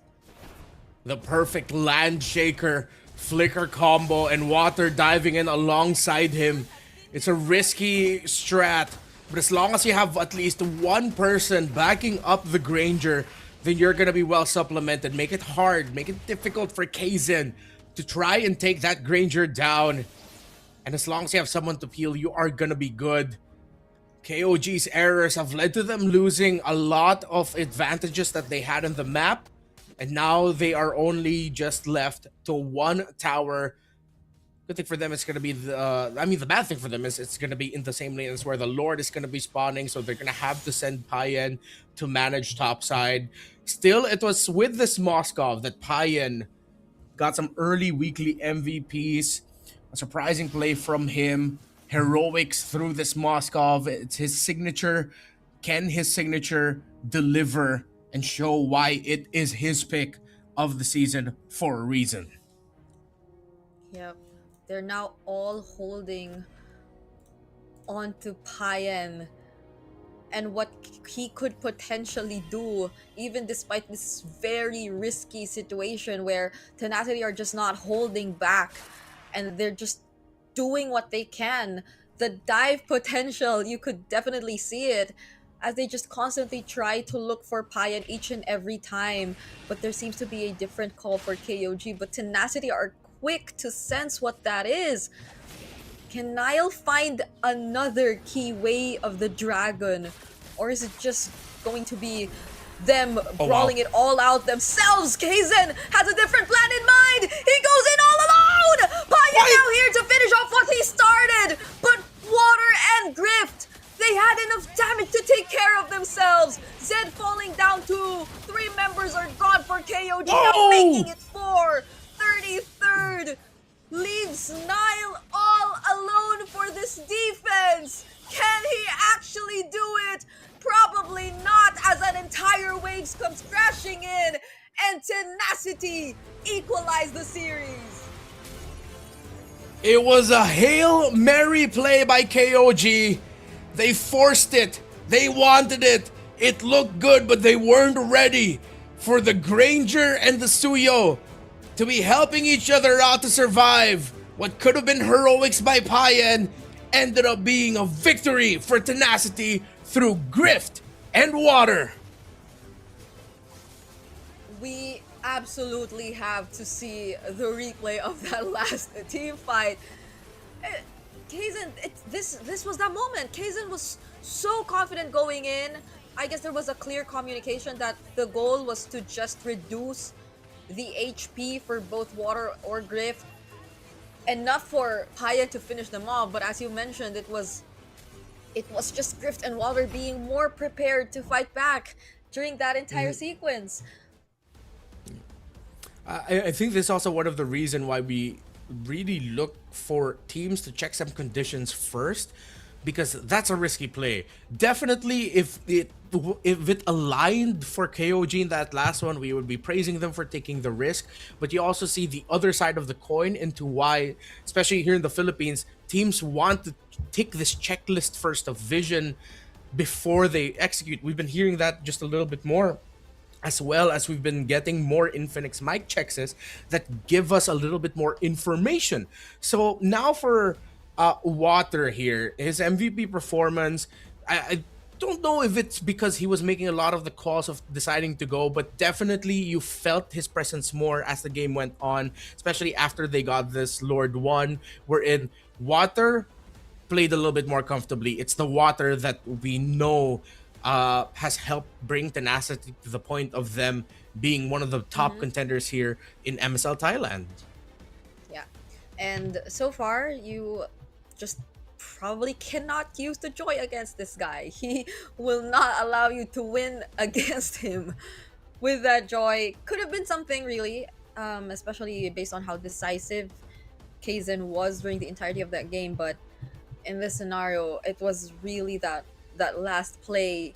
And I think that one play that also happened a few minutes prior that really just allowed Tenacity to suddenly turn everything around. The ability to just constantly punish, again, what 33rd unfortunately miscalculated at times, was something that was key to how Tenacity eventually took this game for themselves. So I think there's just such a there's such a stark contrast between what we got to see from 33rd in game number 1 and game number 2, and it's super important that KOG take note of that, because I think that was really the deal breaker. I think we even put such an emphasis on it in the highlights just now. It's always 33rd falling first and Tenacity just really doing great things after that. Oh, that's why it was also the Abyssal Arrow. But still, with the presence of the Selena, you'd think you would be a little bit more careful. 33rd, man, if you're not careful, you're going to be my new Mr. 50-50. But you know what? I haven't seen enough just yet to place that crown and name upon your head, sir. But yeah, I like how you pointed out just how much of a contrast it was from the heroics of the Esmeralda in game number 1 to the let's say a little bit more low on the ground Sora that we got to see here in this game number 2. But this is why also I think I want to focus a little bit more on Tenacity here. After dogging on them in game number 1, I think I just have to even it out here with this game number 2.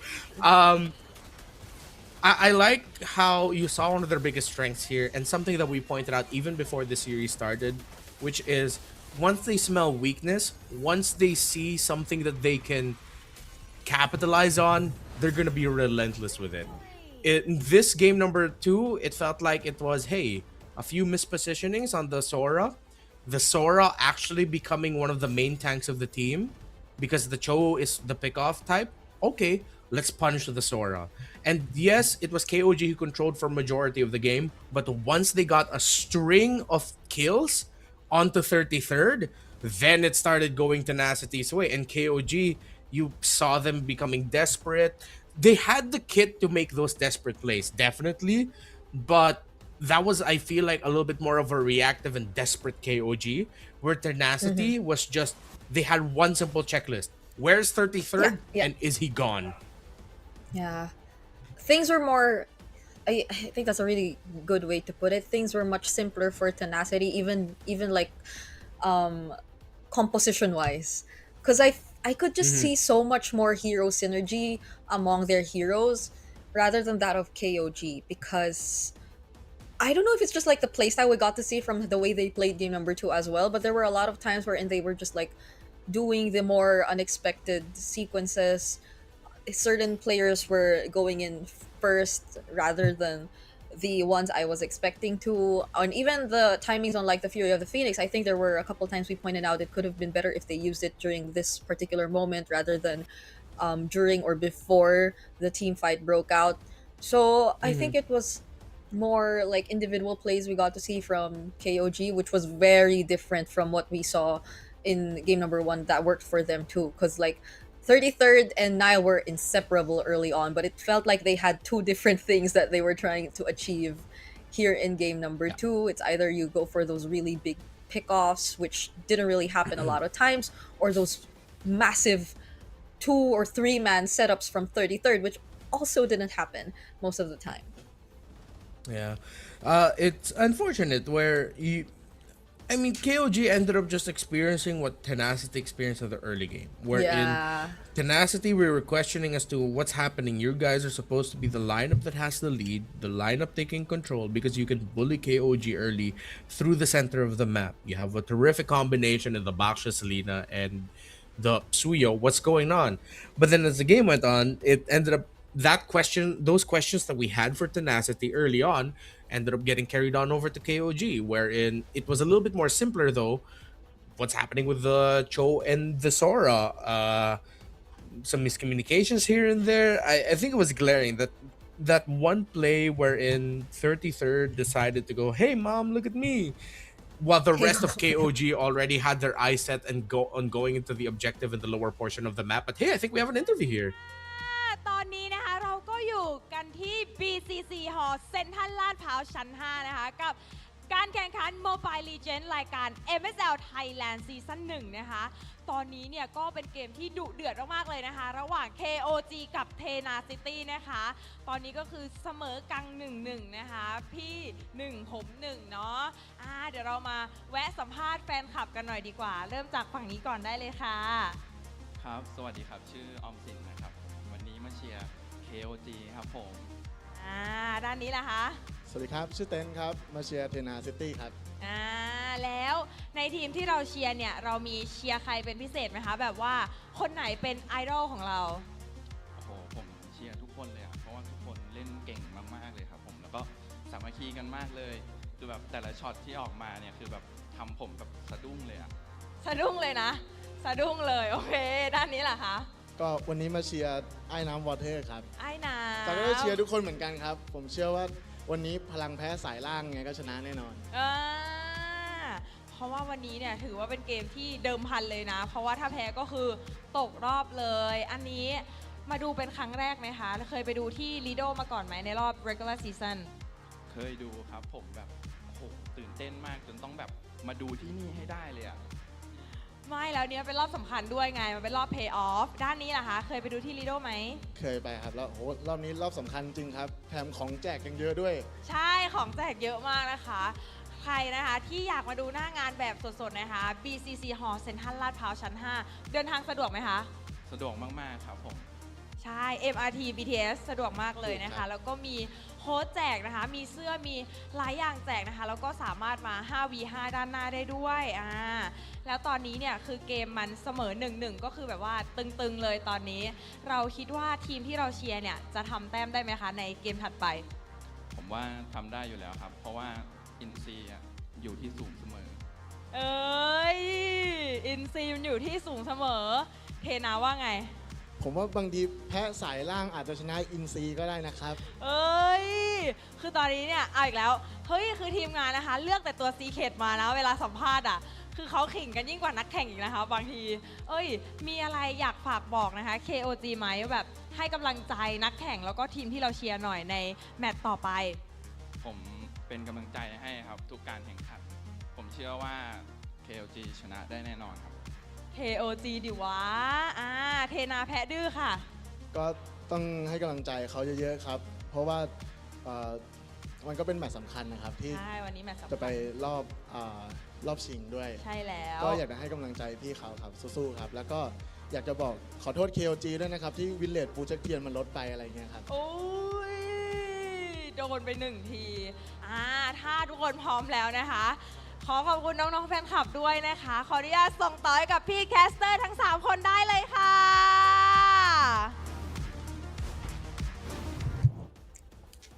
Thank you so much to our host. We are seeing the theme of red today from Mini Mint, iBaby, and Mr. Rennie. Daddies I'm wear liking red it. on Saturdays. yeah, it's a Saturday, so shout outs to everyone who actually made time and are making time to watch the second day of the playoffs today. And so we are going to jump back in the series in a bit. Hopefully that was enough time for both to reset. I feel like even if it was Tenacity getting that last game, it still wasn't as smooth of a start for them. So we need some ironing out from both sides if they do really want to stay in this tournament. So KOG especially, I think all of the expectations for KOG are in danger right now. Like no one expected them to drop down to the lower bracket, and now who would be expecting them to just really experience that kind of a loss against Tenacity?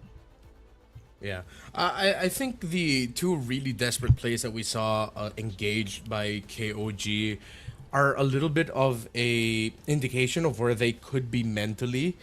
I think it could be starting to get to them. The fact that they dropped their first series yesterday, they're at this point where they could potentially be eliminated already. They wouldn't be able to make it to the grand finals, as a contrast to them going undefeated in the regular season. It's perplexing to me as to how it got to the point where KOG is like this. It's not like they played a completely perfect season. They did end up dropping 2 games, not series, but they only lost 2 games. If I'm not mistaken, one of them was to Tenacity. The other one was through a very surprising game that they had against Buriram United during... Oh, this was during my birthday. Oh, interesting. Anyways, so it's a question of how Now, are you still gonna regain that mental composure? Because their game two, it feels like a team that are starting to lose it. How is the coaching staff gonna get them together? I could Yeah. have said the same thing about Tenacity if they didn't get it together. They got it together. They locked in again. They, as you pointed out, had a simpler lineup. And then I added onto that as they have a very simple checklist also. So they married those two ideas together. They were able to punish KOG. So how are they going to get it together? How are they going to gather all of the ideas that they have, all the plays that they want to do, and streamline it so that it's easier to pull off, so you can just get back to your old dominant ways, because they need to channel that again. Yeah. This is like the most anyone has seen King of Gamers lose in a single week. Because their losses, again, you mentioned, were only like two. They were spread out. It's been a near perfect, almost flawless record for them. So it's I feel very devastated if I was in their position, because you debuted in the first ever season as the top seed, only to find yourselves fighting for tournament life in as early as day number 2. So it's we definitely need to see them get it together the same way we probably got to see ACT Esports Club finally get it together just yesterday as well. And Yeah. I feel like there've been like there's been so much learning already for at least the past 2 days that they've played, but it's also probably a Tenacity matchup thing. Like whenever they go up against Tenacity, things seem to get really really tight for both of these teams. So at least we know now that this is a very close matchup, and that they really know each other's strengths and weaknesses very well. Hopefully, it's just like less mistakes from both of them though, so we don't really feel as frustrated about like the losses that we get to see from either of these two teams. Yeah, I haven't crashed out yet in MSL Thailand. This is my last cast for MSL Thailand this season. And I don't want to crash out on my last cast for MSL Thailand this season. So, yeah, I just hope that these two really lock in and remind all of us, not just us, but all of us watching right now, all of us involved, just how good these two could be when they're playing at the top of their game and they both minimize errors, because that's how we get to see what the Thai region has to offer in terms of their peak MLBB. They go for the Juicin as the first pick. The Harith and Phovius trade from earlier again. I'm pretty sure Tenacity's considering the presence of an Esmeralda. I think revisiting Fanny Valier Freya, and then the Baksha Marcel Guinevere. So it's the same set of bans that Tenacity have come up with and KOG have come up with. Yeah, they're thinking about this. They cannot fall into the same trap, because I think even the bands are exactly the There we same. go. Guinevere, yeah, they're exactly the same. So they switch it up. Yep. So what you were saying about them being scared of the Khalid, now they take it for themselves. Yeah. Okay, so it really feels like my theory was validated here, and they saw the Khalid is more of the problem than the Esmeralda. Let's see if, I mean, you don't see your EXP matchup anymore, so you cannot go full Esmeralda. They can go Phovius here, but then now, well, does that mean Tenacity? Are they willing to play the Esmeralda for SJ Dubs? Oh. So they do go for the Phovius, they get the Harley, but then yeah, you can't pick up your EXP laner, because if you're Tenacity, you have to pick up the Suyo, unless you want to set up yourself for a potential joy pick later. But I'd rather play the safer route and just pick up the Suyo, get the trade of the best junglers in the season and the best junglers picks in the global meta. Yeah, KOG are just so familiar with the blue side. Like every single time they have this really interesting way of doing their draft sequence and just debating out choices from Tenacity. So now, even though we do want to see them pick up the Suyo immediately, there's just this probably consideration that they're taking into account. So still they go for that Suyo. Again, that's the 40 to 50% win rate that was highlighted earlier on whenever It was Water actually getting his hands on it and even outperforming the Joy from Kzen in the previous game too. So, okay, now we're taking a look at the Phobius because it's 33rd this time. Using it, it's such a high win rate for both of these players. It's 73 and 78. Still some of the best picks so far in the season. In terms of the bans, Jason, Marcel Focus, I think they'll consider taking out gold laners now. I think the Claude is a warranted ban. There you go. So for KOG, the Focus on their side, I think they consider banning of the Uranus. There you go. And then with them playing around that, I think they'll also ban out the Moskov. So then you put Payan in something uncomfortable if they really want to focus on that. If it's not going to be a Payan ban, then I think they consider banning out maybe the Hilda or a surprising roam pick. So it's either the Hilda or the Moskov ban here for Tenacity. Hilda, Moskov, and a surprising roam pick. Yeah, I guess if they do go Hildur Moskov though, then the Granger possibility. There you go. The Granger possibility too could be considered for KOG, I guess, if they want to take it away from Grift and also to compensate for the range problem that we're somehow seeing from them right now. I think they take out a mid laner. Zetien is warranted right now. But then you also have to consider the Lilia.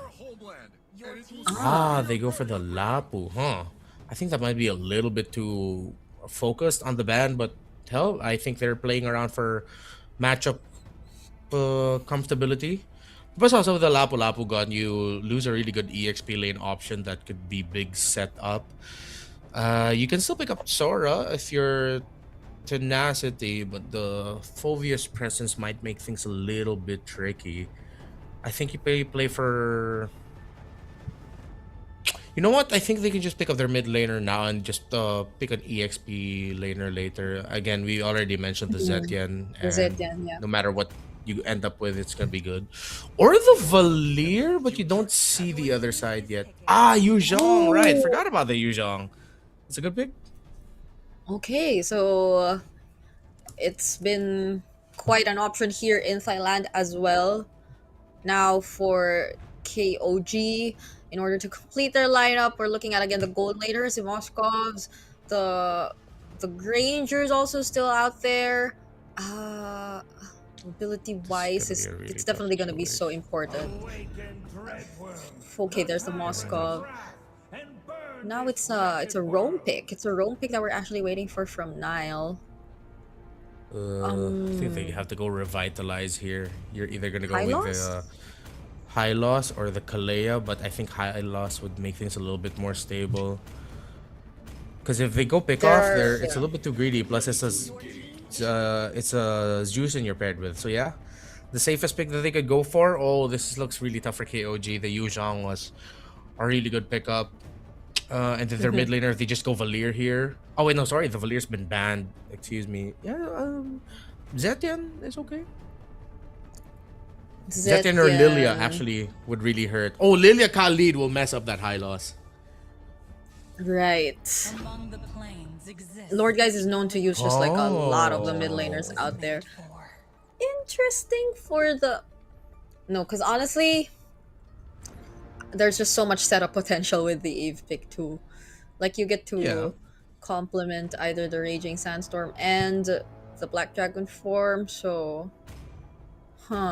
It's just that the dive is still gonna be there. So there's still a start of a dive from KOG. Yeah.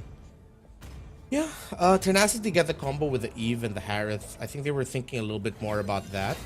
I was leaning a little bit more towards the Lilia because that's one less target to worry about for the Deadly Magic with Black Shoes being able to reset it. But then with the presence of Dangerous Grass, that could give you a little bit more room to not only, of course, slot in the Khalid and Yu Zhong, but maybe some interesting angles as to where Lord Guys will put down the real-world manipulation. This made things even better for Tenacity. It boils down to how KOG is going to be handling the presence of the Yu Zhong and the early objective fights. And we've always witnessed how big of an impact this hero actually does when it comes to those first objectives. So this is something we are going to be paying attention to as we jump into game number 3 of this best of 5 series. Still, it is going to be an even score as Tenacity have previously equalized the series, and now it's whether or not King of Gamers are able to finally bounce back, or does Tenacity get a hold of that momentum that they've actually gotten from the second game. Ooh, BS actually forced that quick sand guard early on, but it's still going to be Tenacity taking that Little Wanderer so far. So at least they've been able to really work on that mid-game presence. KOG have been able to regain that, but that's a flicker forced out from Zed, as there was a chance that Water could have taken him out there with that quick rotation towards mid once again. Kazan will be still focusing on the jungling though, but this is BS clearly being a lot more active on the map. Not just in the mid lane, but speaking of, this might just be first blood. Nile will fall. Good start here for Tenacity. Oh, we expected they'd get these early kills closer to the objectives.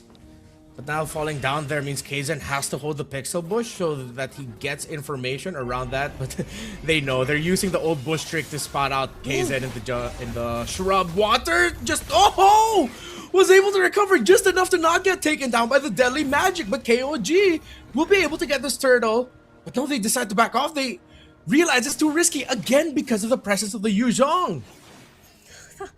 He barely survived there. If only that was converted into a kill, the decision could have been different from KOG. But yeah, you're right. Not until Song Jin-woo finally decides to go in.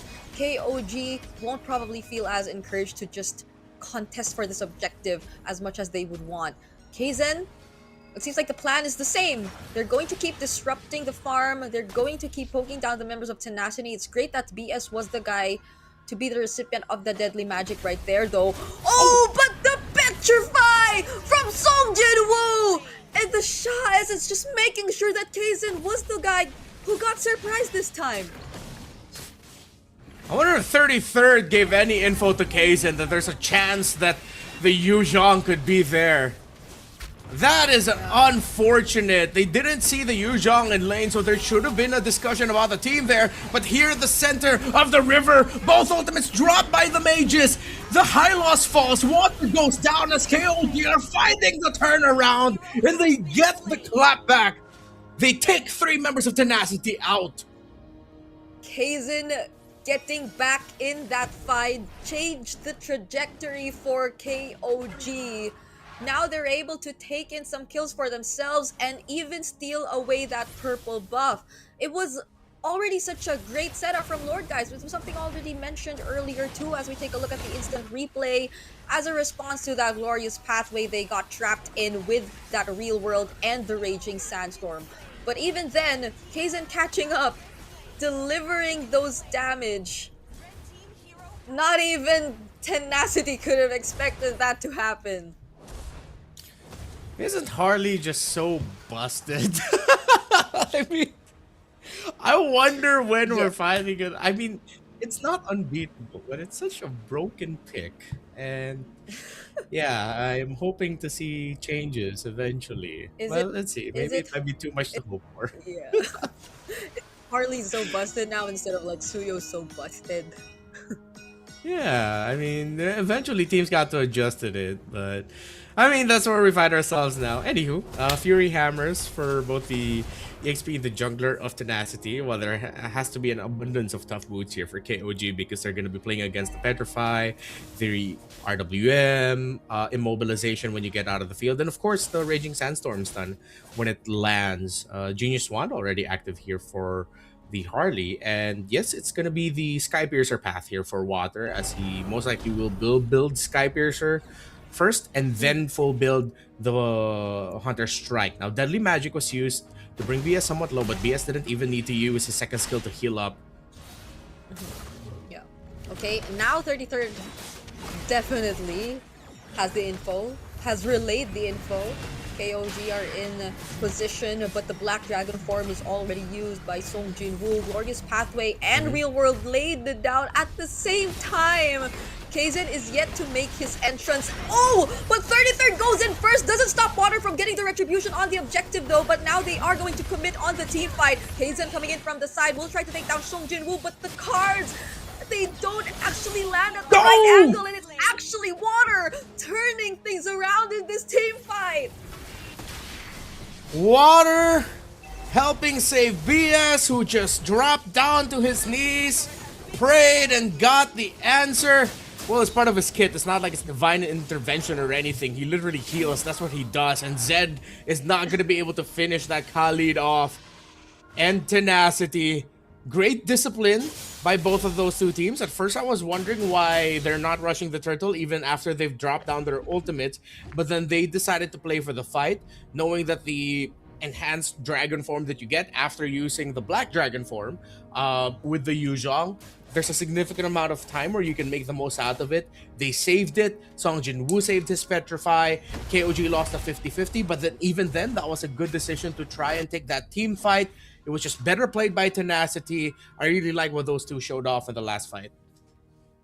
Yeah, tenacity is just suddenly feeling very different. It's as if I don't want to consider what happened in game number 1 anymore, or even the early portions of game number 2, simply because of how Water has been performing on his role, even on these 2 consecutive Suyo games, where it seems as if there's a clear plan from Kaizen in terms of his rotations, but they're not letting it get the better of them. And now tenacity trying to take down this turret down bottom, using the real world manipulation as well. The response with the Crimson Beacon. Water again!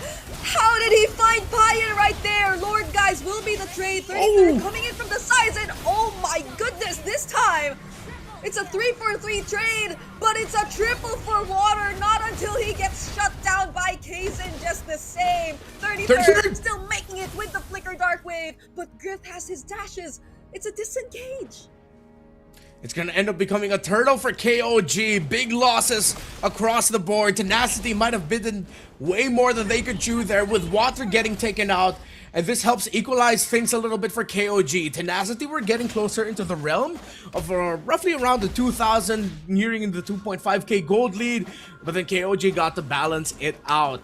So now we go to a theme that I'm now starting to see here with the series. It's just balance in your decision making, in your aggression.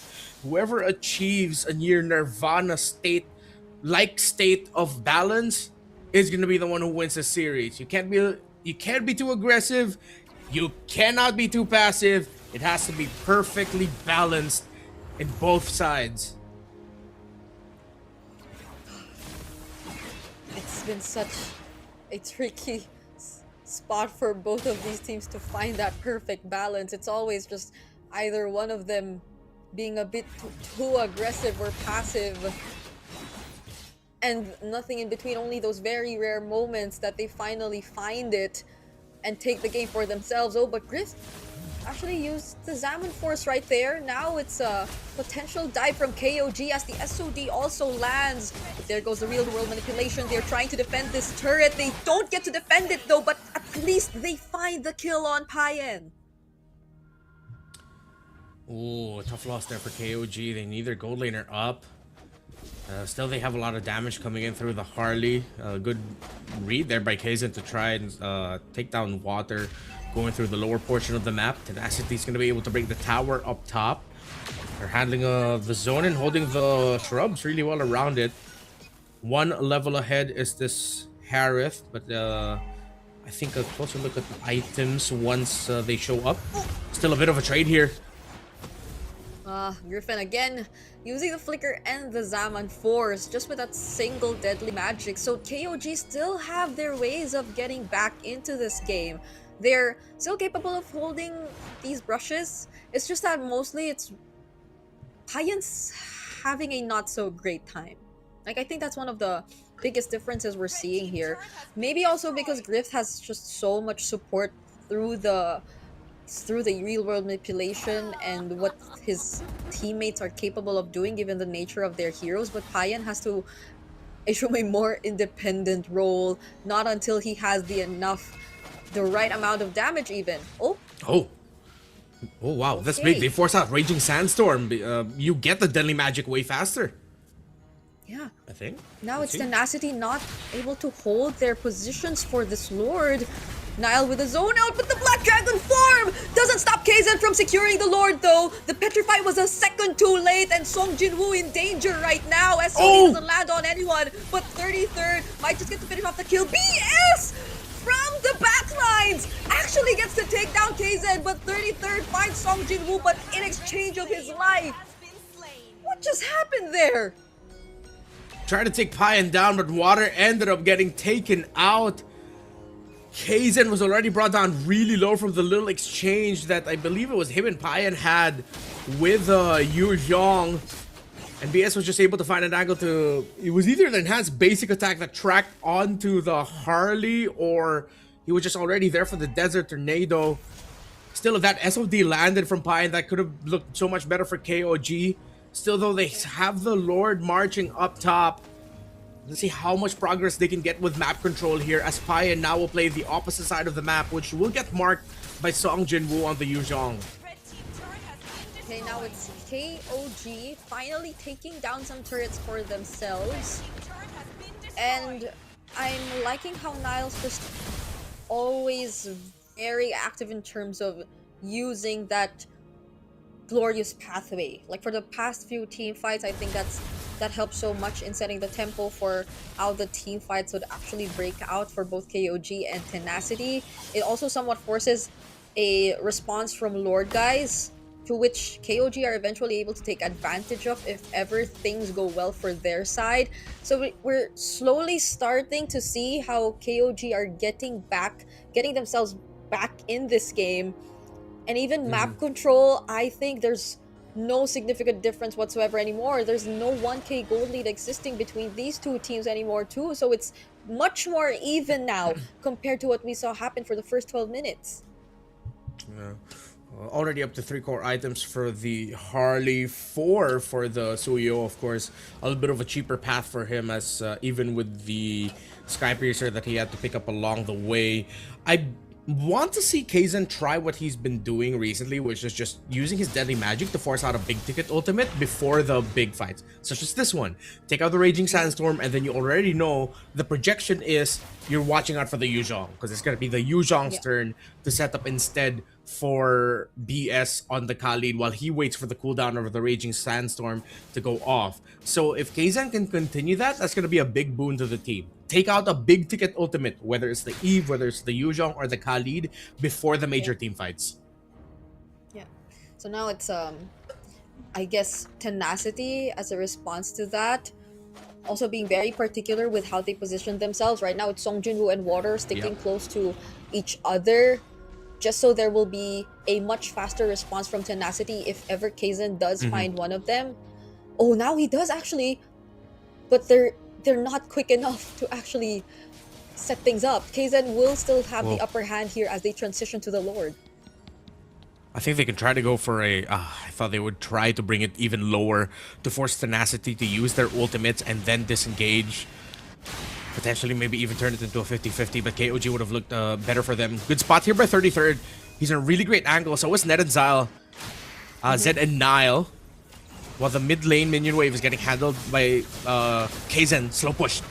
Oof. They're not able to force out the Raging Sandstorm. It's just a quick Sand Guard. Oh, the knock-up from the Lord! Followed by the tackle coming in from 33rd, but it's Water who secures the objective, but it probably might just be at the expense of a wipeout for Tenacity. They're not able to run away! But Water somehow finds Payan instead! And he might just take one more kill before he goes down, but Kaizen gets to escape. Still saves Tenacity from a potential Lord Siege for KOG.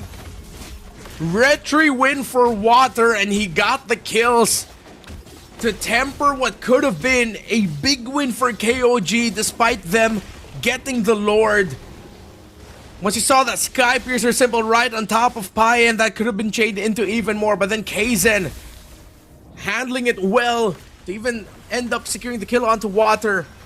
A little bit of divine intervention, not enough to get them the Lord, but they got the kills that mattered. The SOD didn't land for Payan, but heading into this fight, there was one key item pickup that was big for Tenacity, and that was the Divine Glaive for Griff that gave him that extra bit of damage to hurt even more. And now KOG have to be very careful how to take these team fights against the Harith.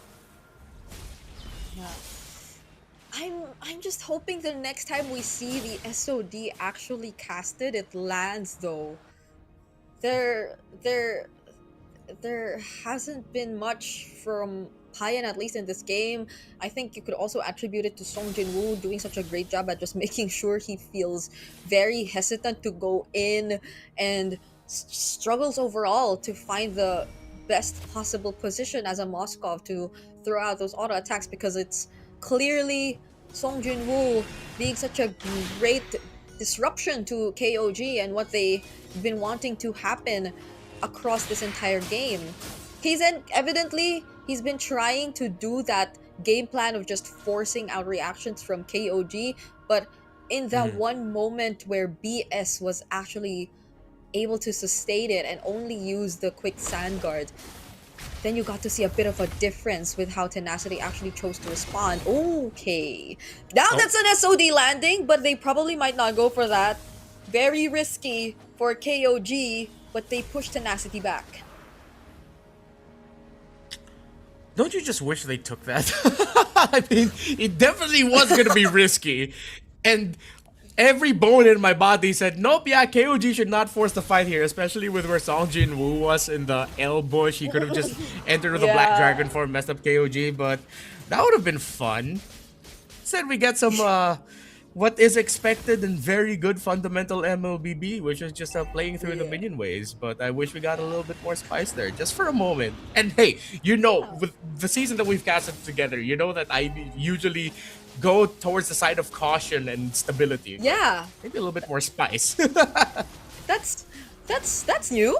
I never expected to hear that from Mr. Renmar here. But I guess I mean, looking at their kits, right? They still had like chances to get out. Either way, there would be the Glorious Pathway. They didn't really commit it just yet. And speaking of the Glorious Pathway, they laid it right there on Water, who was all alone. Winter Crowd play coming in from 33rd. The Black Dragon as a response, but Payan is doing okay. He's able to fight back against 3, popping the Immortalities. Infernal pursues, but 33rd gets locked under the turret. Drift finds the kill, but they lose their turret. And Payan is seemingly online right now. KOG brought down the Lord low enough just to force Water in a bad spot. KOG threatened to take match point. There goes the Glorious Pathway once again. The Zaman Force as a response. KOG will respect that. Instead, decide to work on this base turret up top. And Water is gonna make it. He will be respawning soon. But KOG, they still have a Lord. And the Lord will spawn top for the next one. Good for Tenacity. They still have a tower holding unless this Lord can charge in and unless KOG can get some basic attacks on that. Now brings down the Glorious Pathway to try and stop that defense. Up top, Kaizen looks straight for the base. Okay. BS actually attacks the damage from the Deadly Magic, and KOG are not gonna risk it anymore. Okay, so they are clearly sticking with the more careful fundamental gameplay that we are somehow used to seeing, but at this point things are just getting so interesting. We would have wanted a bit more spice. Yeah. There was a little bit of, but just enough. Like maybe it's like level 1, is this even spicy? You have to check with the waitress or waiter if they served you the right dish type of spice. Wherein Kaizen showed up in front of the base alongside the minion wave, making Tenacity react to Kaizen showing up because they have to send the Harley back. They're not gonna risk them just completely getting blindsided with a split push right in front of them because they overcommit on looking at the Lord. And that just gave enough room for KOG to complete the break on the tower so that Tenacity's base gets the full Brazilian. Now KOG, with the Lord spotting in 25, the bottom minion wave needs to get managed. It needs to get cleared up here because you're gonna see KZen is gonna loom around here and play through the slow push with that. Yeah, their turrets are gone.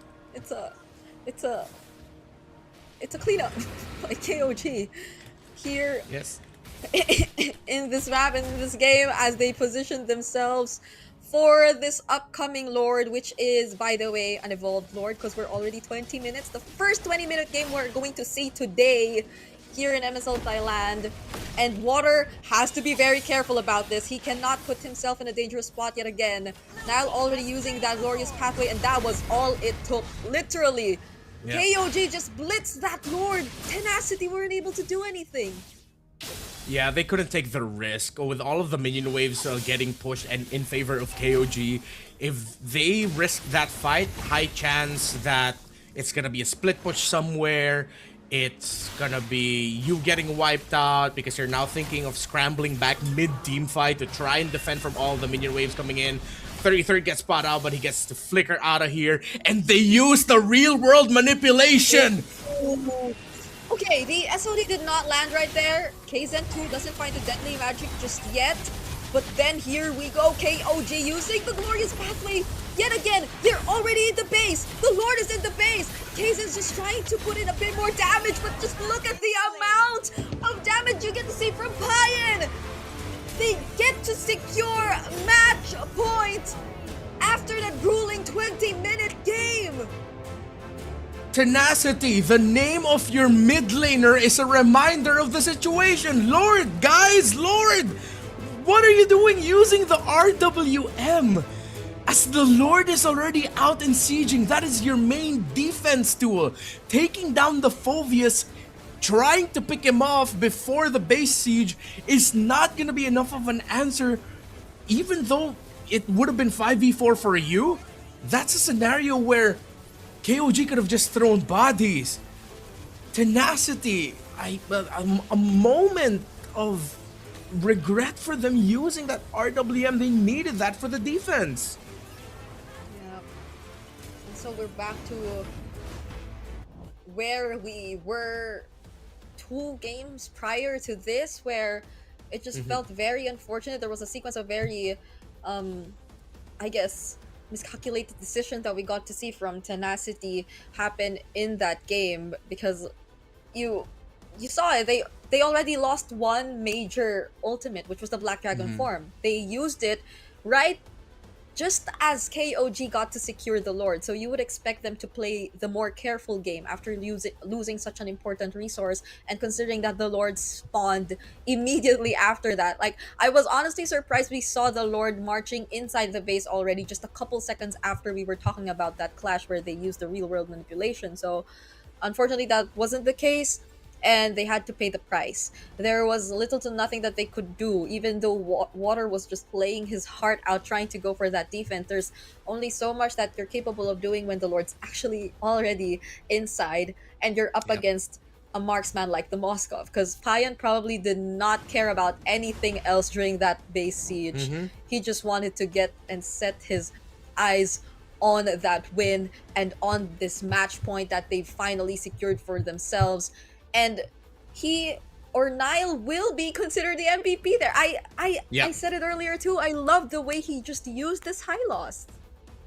Yeah, which is so perplexing to me because Tenacity already had enough damage on their Harith that they don't need to worry about leaving the Harith alone, because you're packing it with an Eve. But then in the last objective team fights, you saw there was a shift in the mentality of Tenacity where they decided to think a little bit more defensively for some reason, which is very good for Nile. In a way, it was sort of with how he was set up by Tenacity with very easy, glorious pathways to set up for his team with those very easy, glorious pathways. It's a no-brainer that he ended up getting MVP. He has 100% kill participation. It's one of those games as a high loss wherein, hey, thanks for setting this up for me and my team. Glorious pathway, you're gonna get run over. again, it's a question to why Tenacity took some decisions when they already saw where their aggression was rewarded. Them playing around the Yuzhong is rewarded. Then they ended up turning that Yuzhong into a bit of a defensive tool because they're worried about the engage coming in from 33rd and Kaizen. Yeah. That was perplexing to me. Yeah. That was the only instance Song Jin-woo actually felt like there was a different purpose as to why they used the Black Dragon form, because the timing in itself was already different from all previous instances wherein they used the Black Dragon form. I think there was a world where they could have just like walked out of it, or maybe if they really just had to expend something to prevent the engage that I'm not even sure if KOG were willing to do, then maybe the Petrify could have like stopped them, but it was them being a bit too cautious, I guess. But then they failed to really take note of like, yeah, there will still be a Lord marching in, and that's where you finally see everything fall into place for KOG. Yeah, I think that the team fight for this Lord that we saw a few scenes ago ended up becoming the turning point. Song Jin-woo, at that point, you have to use a Black Dragon form to zone out.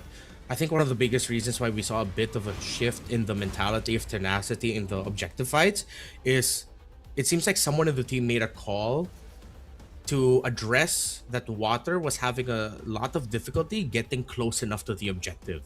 They were either zoned out by 33rd, Kaizen showing up out of nowhere, the deadly magic to bring them down low, the threat maybe of an SOD landing.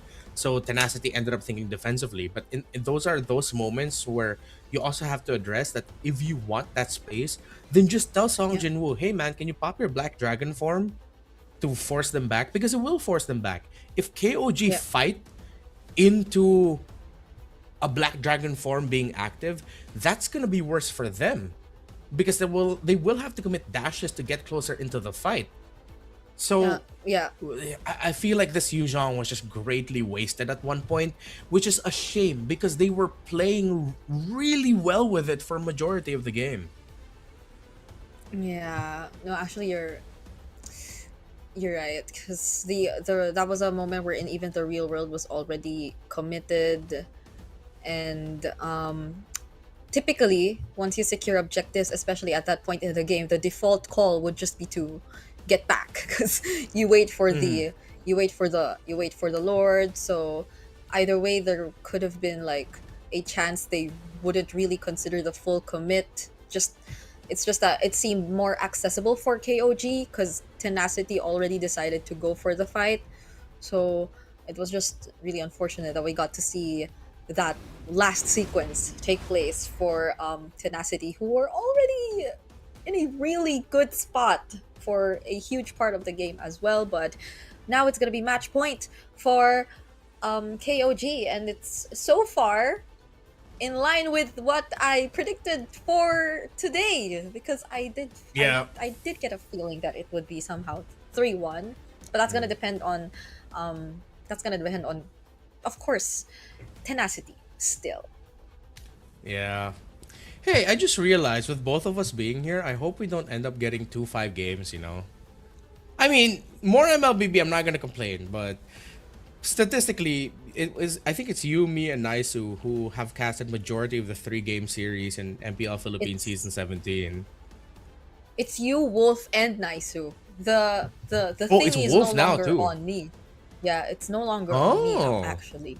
But oh my, there might be a chance. What if it gets like activated because we're not necessarily in the Philippines? Yeah, it could be like a residual, you know, mother of all series type things. I would like to be the panda of all series. Oh. If this was tomorrow in MCT, I would like to be the Xiongmao of all series, to be a little bit more grammatically accurate with the language. You know where to catch him. You know where to catch him tomorrow, and let's see where this goes, because so far it's been a seesaw too. Like honestly did not expect the way game 2 turned out also, so like I will just keep myself open to anything that can happen. I will be open to all sorts of possibilities for the series, and simply because whenever it's KOG and Tenacity, it's always a close fight. And we saw that in the regular season, we saw that in the past 3 games.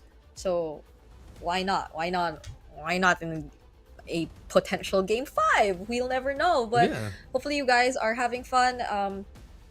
It's been a really tough scenario for both of them. Meanwhile, ACT and Bacon Time are probably just preparing themselves, watching everything that's going on here as they wait for the lower or the upper Yeah. bracket finals later on. Yeah, I honestly, with how talented KOG is, and of course Tenacity, I'm more worried for them also when they continue, because you have either ACT or Bacon Time to deal with. Two teams who are, as you mentioned, watching this, getting all the information in the world, seeing a lot of the lapses being made. Of course, the two teams that advance into the upper bracket finals are not perfect also, although I would like to Yeah. argue that they are quite close to it. I'm even surprised by the resurgence of Bacon Time with how they swept Tenacity, making the most out of those errors, and of course ACT being really great, the first team to deliver a series log KOG this season. So I and my only hope now for the remainder of the series is similar to the last one. I hope we get to really see them minimize those errors and just maximize really good things. That every fight, every sequence will boil down to just who can end up executing it better. They owe it to themselves, they owe it to the fans. These two have been quality teams, entertaining teams all season long. And for majority of MSL Thailand season 1, the word frustration was not linked to them. But they need to reduce the existence of all those frustrations popping up in the series. Again, lock in and show why you're in the spot that you're in now and how good you actually could be. Yeah. We're closer and closer to that. I think the last game was the closest, if it weren't for that last team fight that we really pointed out for Tenacity. And hopefully we just stay on that path as we get into the draft for game number 4, another expanding Rivers game. And it's Tenacity taking blue side yet again. So far, blue side has been winning for like this entire series. So let's see how they're able to utilize that, because the ban so far does look a bit different. That's a Harley already taken out instead of leaving it open. The Juicin is gonna be open because of this too, alongside the Marcel though. Oh, tough ban and this Uranus. I mean, I think they're worried about the Juicin and Uranus ended up getting paired up together. It would have been great. Juicin open to take for Tenacity unless they surprise rush the Suyo in an attempt to make sure that they get the second best jungler in the meta, but KOG could still just end up showing up with the Leomord at red 3, which would be really good. So Tenacity have to be careful with their trades here. And they end up picking up the Marcel. So with a lot of the value on the board, they lock in really good value through the Marcel, and I did that pick. Now, next 2 picks. What could it be? There's a there goes the Juicin and the Harith. Okay, so even with the Fulvius open, they already cured the Harith. But again, would you risk another Fulvius game, knowing fully well what KOG were able to in the first game? But there's no Khalid either. But you already have the Marcel, so you're probably Yeah. It's gonna be a tough choice here for KOG. I think Tenacity needs to pick up a Valentina, because there's a risk that KOG are gonna pick up the Kalea at red 3 or red 4. But knowing KOG, I think they're willing to let go of the Leomord and or Sora if Suyo, excuse me, if Everett ends up in their lap. So no Suyo. I think just pick up your jungler in the second phase. Pick up the Suyo here. They go Zetian instead. So I think it would still warrant KOG to pick up the Kalea early on and just play the second phase in the hopes of you get a Kaizen pick in the end. But we did get to see yesterday that maybe the Cho Marcel matchup isn't as clear cut. So for the longest time, I've operated under the thought that Marcel really messes up Cho. Majority of the games that we saw throughout Global MLBB proves that. But somehow lately, we're seeing a few more teams pick up Cho against Marcel and start to win against it. So maybe they can surprise and pick up the Cho, but why take the risk? Just go for the solid roamer in the Khalid. It's tested, it's proven. They play it safe. Yeah. So now I'm wondering if Tenacity are ever gonna consider that Esmeralda ban too later on. If ever they still planning to go for the Phobius. But the thing is, heading into the second picking phase, it's also KOG who gets first. But like up against the Marcel, that's probably one thing to consider before you actually pick the XP lane. So gold laners taken out first for KOG. I am not the only one. Good They take out the focus instead. Yeah. I think we don't have to worry about an Esmeralda showing up here. I think you definitely need more damage though. If you're KOG, you just cannot be playing for the Harith. Although the Khalid will provide some really good early game damage. I think a damage focused EXP laner would be okay too. But it's tough to always operate around the presence of a Marcel. Take out an R-Lot for a really good counter engage. I think they're just gonna end up with something like a Lapu. Would they want to consider the Yuzhong themselves? It's gonna be really easy to pop the passive of the Zetian and just use the Black Dragon form, bump into her if she has her passive up, and then that could be an easy call for the Juicin and the Khalid to step forward. So either could be Lapu or Yuzhong later for the EXP pick. Right.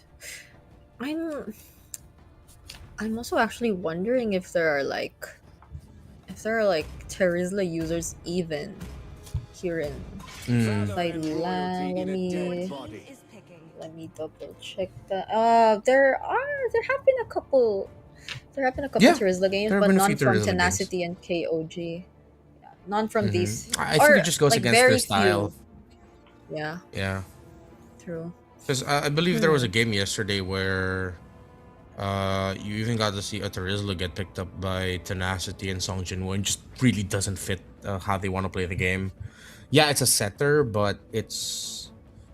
You don't really think of a slow, lumbering Terizla as a hero akin to Song Jinwoo. You think more of heroes that we mentioned, Yuzhong, Lapu. It's really tough always to think about drafts here with the Marcel because the timing is just so awkward. Alice. Great pickup. Okay.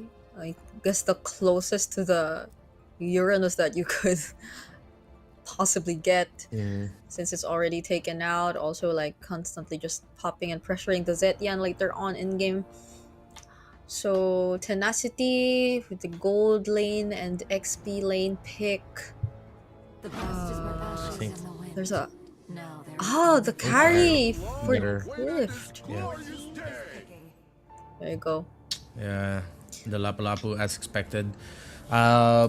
I appreciate that Tenacity didn't just default and pick up the Claw. They realized they need something a little bit faster, and the true damage would have been better. The thing is, the Claw, yes, would have been better because you have more space to work with using your BMI. Whereas if you're the carry, you have a dash and a flicker, which once those are burned out, it might be easy for an Alice and a Khalid lineup. Well, even the Juicin to chase you down. So in terms of the jungler here, it's a tough choice. I don't think you can just default and pick up utility. You also need damage. Do you risk Lancelot? Some iframes would be useful, but it's so awkward to find a good pick right now. Okay. They go for the Akai instead, but it's one of those scenarios where I'm worried for the Panda. We finally get to cast an Akai game, but there's much Yeah. more to it than just that. So it's I think another Payan centric game Yep. that we're looking at because of clearly how it's, from the name goes, a utility jungle pickup for Kaizen this time around. I I even looking at 33rds, even looking at 33rds XP lane pick, it's not the same as a Yuzhong Lapu, so it's really gonna be a Payan focused game, I feel, that we're looking at. But Tenacity, on the other hand, just look at how active their members could be individually, Yeah. and what plays they are capable of doing across the map, even in the early start, even in the early game. So that's definitely going to be something we are going to look out for as we jump into this game. Game number 4 and match point for KOG. Let's see if they're actually able to find it here. It's going to be up to Nile and Zed to really take control of this game early on, which is why you see them being aggressive. As expected with the Khalid and Juicin together, but they might need to be even more aggressive than as expected. 33rd also, expect him to get out of lane more. If you want to go up and balance out against a lineup that wants to be active, as you pointed out, as what Tenacity has, you need to be even more active than that. Invade constantly, trade constantly in the center, which is why I appreciate again what Zed's doing here. Despite all the pokes that he could take, he knows that he can take this. He can take these duels early on so that you slow down BS and Lord Guides. So it's damage control from minute 1 for KOG here. They get their aggression going. They stop the aggression that Tenacity could find so that there's even more room for Payan to work with, because you want to transition this for the Harith much smoother. You want to be able to make sure that once he's active and he can get out of lane and be an impact maker in the team fights, that you are not at the deficit, that you can hold down the front line, that you have a tanky front for your Harith to just dash around. Yep.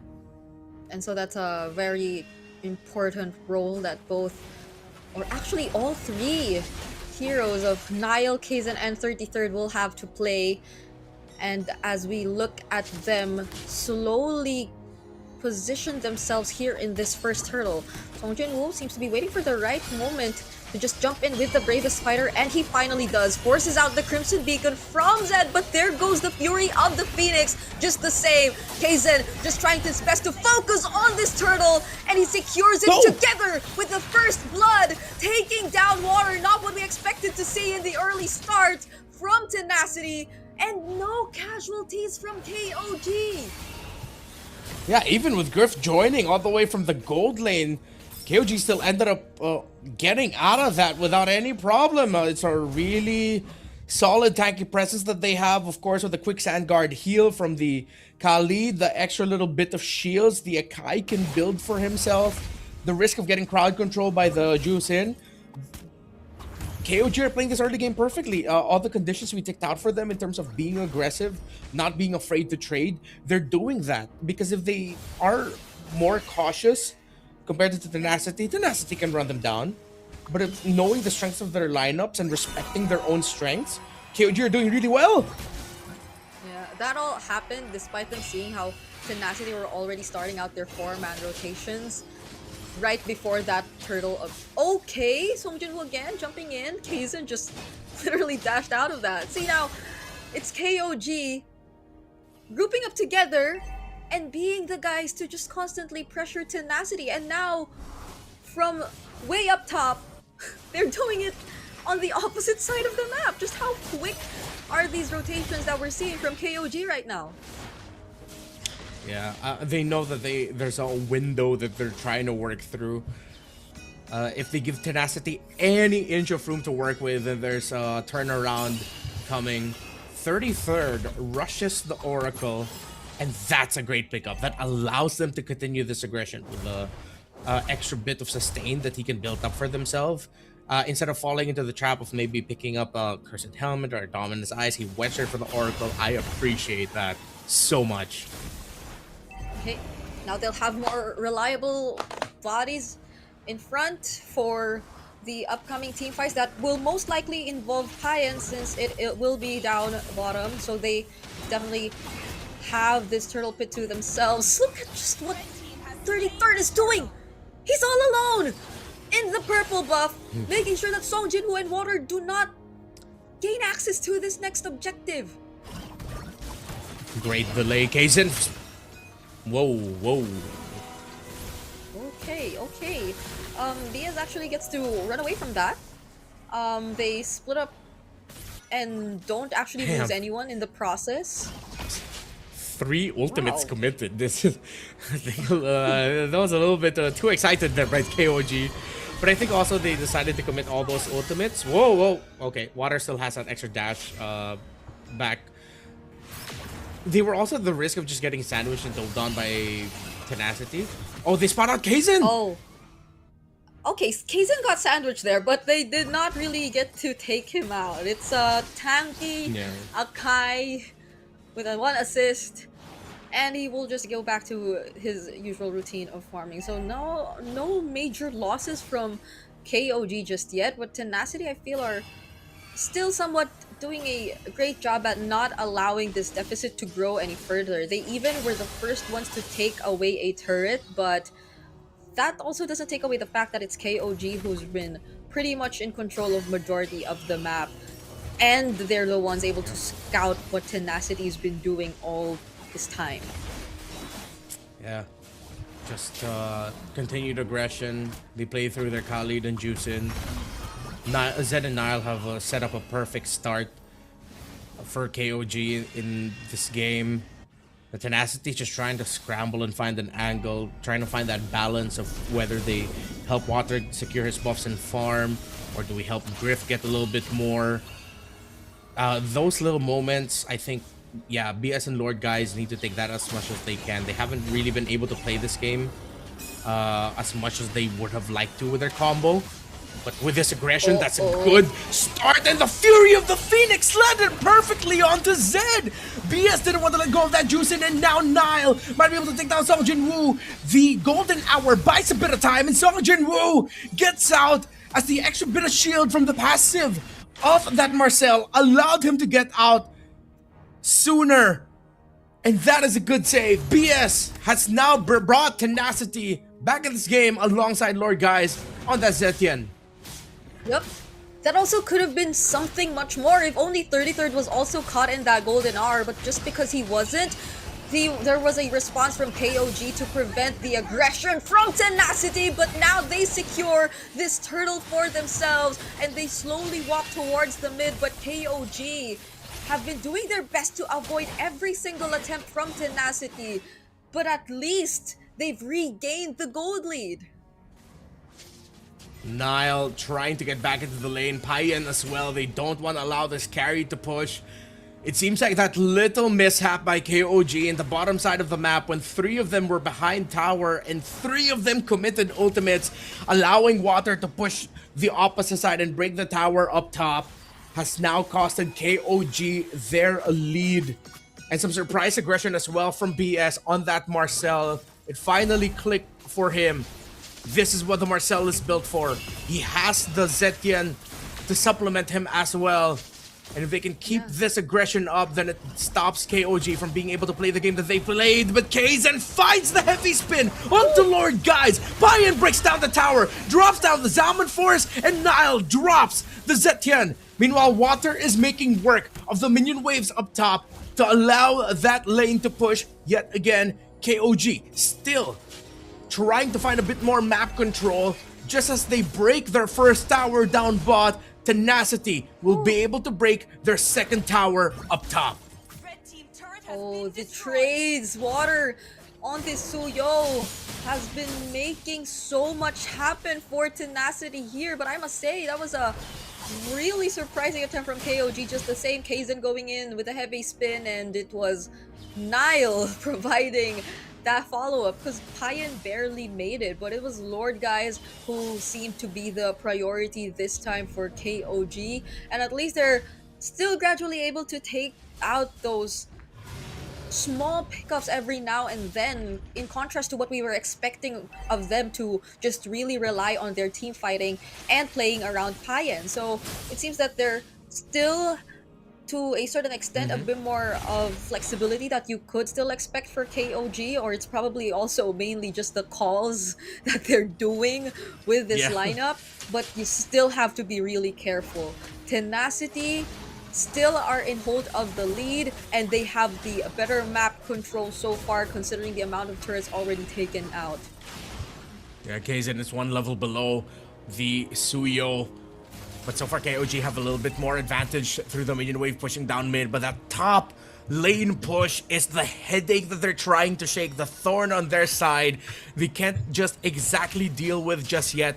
Now spots out BS and Song Jinwoo. It's a long dance for Lord number 1. As whoever gets this Lord might be able to get the definitive lead of the game that will extend for maybe 4 to 5 minutes, which in MLBB times is eternity. Water goes back up top, but the river is active. Akai and Alice know that the Suyo is there, but Water's gonna be able to get away, and the Lord is still being danced for by the two teams. They know the Akai is up top though. This looks good for Tenacity. Ooh! Grift is actually trying to blitz this. Can Kaizen make it in time, or can they buy enough time? Kaizen makes it and steals away the Lord from Tenacity, even though they worked so hard for that Lord. Song Jinwoo gets knocked off and is the first to fall in this fight. 33rd might just get traded out. That is gonna be him still surviving though. Again! KOG lose nothing. Kaizen came back right on time. The river was still flowing towards the objective, and Tenacity just couldn't secure the Lord in time. KOG looking to hold on to this lead. They are not gonna lose this game just yet. This game will extend longer. That was just Lord 1, but the definitive lead will fall into KOG's hands. Tenacity's next main condition: hold on to their mid lane for as long as they could. That felt so sad. If you were Tenacity, Grip we just thought they had enough damage to do it before Kaizen could even arrive, but that doesn't seem to be the case. Not even using the golden hour was enough to stop KOG, because I think it was also casted right after the Lord was already taken out. And now 33rd also picks up a Winter Crown, so you could expect a lot more plays to just happen from this point onwards. Man, Tenacity, they lost whatever they were able to build just like that. Still, in terms of the gold, it's very close. There's already a Trinity locked in for the carry, but the Pai and Harith is already up to the Holy Crystal and its core items as well. As long as Tenacity can continue playing the map as a 4 versus 1 split with Water being the 1, this should still be very doable for them. And we've seen throughout the series that errors and advantages, it seems like, go hand in hand. The more at advantage you are, the higher the likelihood that you ended up committing an error that ends up you losing that advantage. We saw it happen for KOG earlier, until, of course, Kaizen was able to swoop in quite literally on the Sakai to steal that Lord away. I think that's one of my, if not the biggest highlight I got to see today, because it's an Akai. For sure. One. And it was a heavy spin that was casted in from the right mid bush all the way to the Lord mid. So he just heavy spin his way to stealing that objective. That Tenacity worked so hard for. Okay, so now it's another Lord.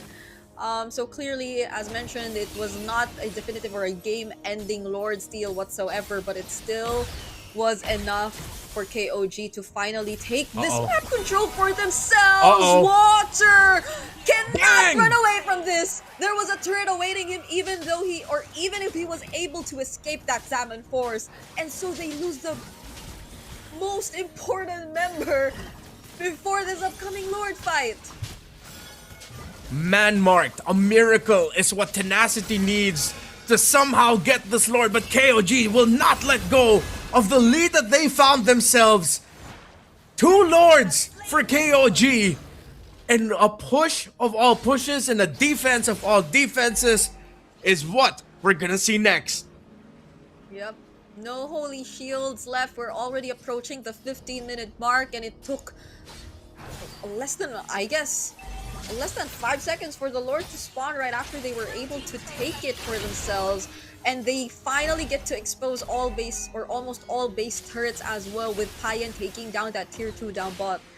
This is gonna be very tricky for Tenacity. The timings for the Golden Hour and the Fury of the Phoenix have to be played really, really well, especially if KOG go in for the dive. If it's not gonna be those two together, at least just a Platinum Snap from the Marcel would be alright. The time with the Fury of the Phoenix, I think instead of an offensive tool, Golden Hour might be more suited as a defensive tool for them now. Okay. Oh! That could have been something! But I guess it was just to buy time for the Lord. Oh, they should have bounced on that! But maybe they're overthinking the presence of that Alice, which they are giving a lot of respect towards. So conceal forward. Okay, now they're gonna go for it actually. That's a conceal, and the bravest fighter already committed by Song Jin-woo. Not anything a KOG cannot fight against though! That's the Raging Sandstorm, as well as the Fury of the Phoenix as a response. Oh! But look at the Throne of Ruin from 33rd! That's a defensive Golden R, and you needed it just at the right moment, because KOG were going for the chase, and they find water, pin him to the wall, alongside a base turret for KOG. In most scenarios, I wish I was water getting pinned to the wall, but not in this scenario, not when it's tournament life. This is tournament life. They're fighting for, they're holding on to, in hopes of extending it to a game number 5 and potentially still fighting back against KOG. Yes! But it's Payan on a killing spree, picks up a double kill, and Song Jin-woo jumps right in just to be taken down by Nile. Now it's a wave in mid that KOG might just utilize.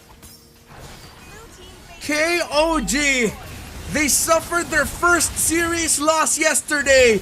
They're now quite literally knocking at a series finish here, but the wave clear of Tenacity, of Water and Grip, can they hold? They might not. Kaizen goes in, pushes them back, and it's KOG staying in this tournament. MSL Thailand's top seed during the regular season eliminate Tenacity 3-1. They hold on. It wasn't the cleanest. It wasn't perfection. But at the end, it delivered the win. And that is all most of us can just ask for.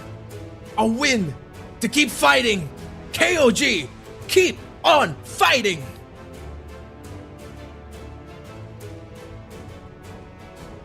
You could see how badly they wanted this, and how sad it is for Tenacity just the same.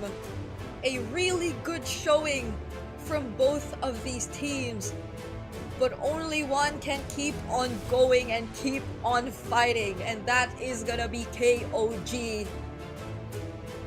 Respect and props to both, but oh my, we gotta take a look at that. That was an Akai to seal the deal, Renmar. An Akai you were initially worried about in the draft.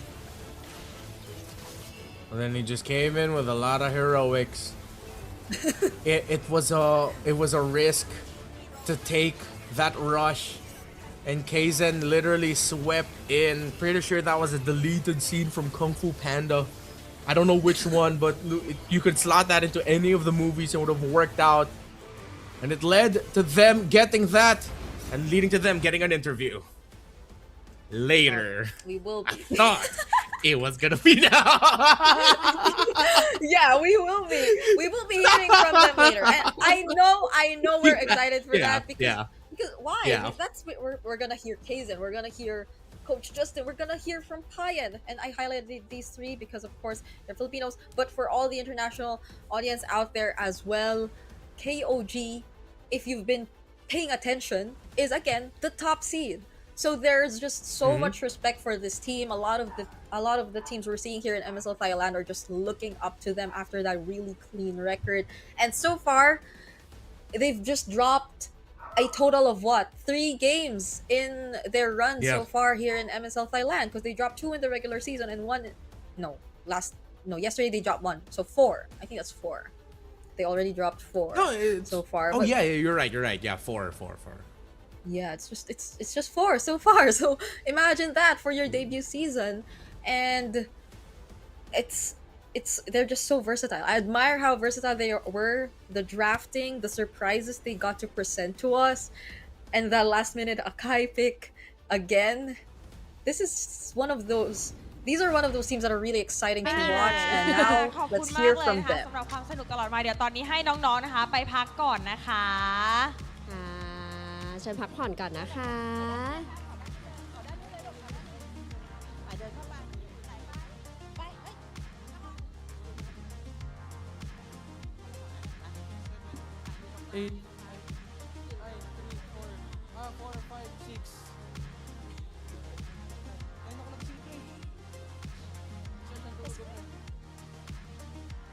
โอเคค่ะ ตอนนี้นะคะเราก็จะมาสัมภาษณ์ผู้ชนะของเรานะคะ KOG King of Gamer Club ไหนใครเป็นแฟนคลับฝั่งนี้ โอ้ แฟนคลับแน่นหนาอันนี้อาจจะต้องเปลี่ยนภาษาเนาะโอเคเดี๋ยวเรามาถามความรู้สึกก่อนแล้วกันเนาะเพราะว่าเมื่อวานเนี่ยเกมมันพลิกแล้ววันนี้ก็กลับมาได้เนาะ Okay, so how do you feel about today? Because yesterday you almost you lost yesterday, and how do you feel about beating them today? For me, I think we feel relieved because we still have a chance to get the championship. Yes. And feel so much happy right now. Happy right now. So you move on already about yesterday? Yeah. Me also. You also? How do you feel today? I feel relieved and super duper happy. Okay. ค่ะก็รู้สึกดีใจเนาะเพราะว่าเมื่อวานเนี่ยก็ Follow up. เมื่อวานก็เรียกว่าอะไรพ่ายแพ้ไป แต่เขา เนาะ ก็ยังมีความมั่นอกมั่นใจ ใช่ ว่าเขาจะต้องเป็นแชมป์แน่นอน ใช่บอกว่าวันนี้ก็รู้สึกโล่งใจ เพราะว่ารู้สึกว่าเฮ้ยยังสามารถที่จะเป็นแชมป์ได้อยู่ ถึงแม้ว่าวันนี้จะอยู่สายล่างก็ไม่เป็นไรเนาะ ค่ะ How did you make a comeback and win again today after yesterday? I just need sleep. Sorry? I just need sleep. Sleep? Yeah, sleep. A lot of sleep? Because last night I'm having hard time to sleep. So I think it's for me. I cannot guide my teammates to clean the game. But now I have full sleep. So yeah, just need sleep. ก็คือสำหรับเคเซนที่กลับมาได้ในวันนี้เพราะว่านอนเต็มอิ่มแล้ว นอนเต็มอิ่มทำให้มีแรงก็เลยกลับมาได้ในวันนี้แล้วก็ชนะได้ What about you, Kayen? I think just need some massage because my back and our body hurt easy. Easy? Yeah. Oh, you need a little bit massage? Yeah, because my back and my body hurt easy. Yeah. สำหรับผ้าเย็นนะคะก็คือที่กลับมาได้วันนี้เพราะว่าได้รับการนวด เพราะว่าปวดหลังเล่นเกมเยอะ ถ้างั้นต้องเป็นเก้าอี้ดีๆนะคะจากอันนี้เลยจะได้ไม่ปวดหลังเนาะพอ What about how you feel that tomorrow you're gonna have to do one more to go to another team? Like, you think you're gonna beat them or not tomorrow? Which team? Any of them. Any of them. Now your confidence is back. Yeah, we're not scared. We just need sleep. Okay, need a sleep and massage. Yeah, any Any team? Yeah, You any think you team. can beat them? Yeah, can confident. Do you want to say something about other team? What other team? Any team? Huh? 7 team. Yeah. Uh, Yeah. just come to the venue then watch tomorrow. ก็สำหรับสองคนนี้นะคะเขาก็บอกว่าตอนนี้เขากลับมาแล้วนะคะ เพียงแค่ต้องการการนอนแล้วก็การนวดที่ดีแล้วเขากลับมาแล้วค่ะ ก็เจอทีมไหนก็ได้เลยตอนนี้เพราะชนะแน่นอน ที่ไหนก็ได้มั่นใจแน่นอน ขอแค่มาผ่านมาพรุ่งนี้เจอกัน เจอกันเดี๋ยววันนี้ขอกลับไปนอนแล้วก็กลับไปนวดก่อนจะได้มีแรงเนาะพรุ่งนี้โอเคค่ะ เดี๋ยวให้น้องสองคนไปพักก่อนเนาะแล้วขออนุญาตส่งต่อให้กับพี่แคสเตอร์ทั้ง3คนได้เลยค่ะ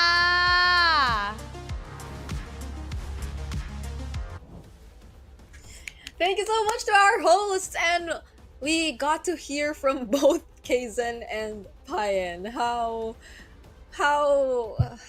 lucky are we to hear from these two players exactly for the winners interview? And so does this mean that Kaizen did not have enough sleep yesterday?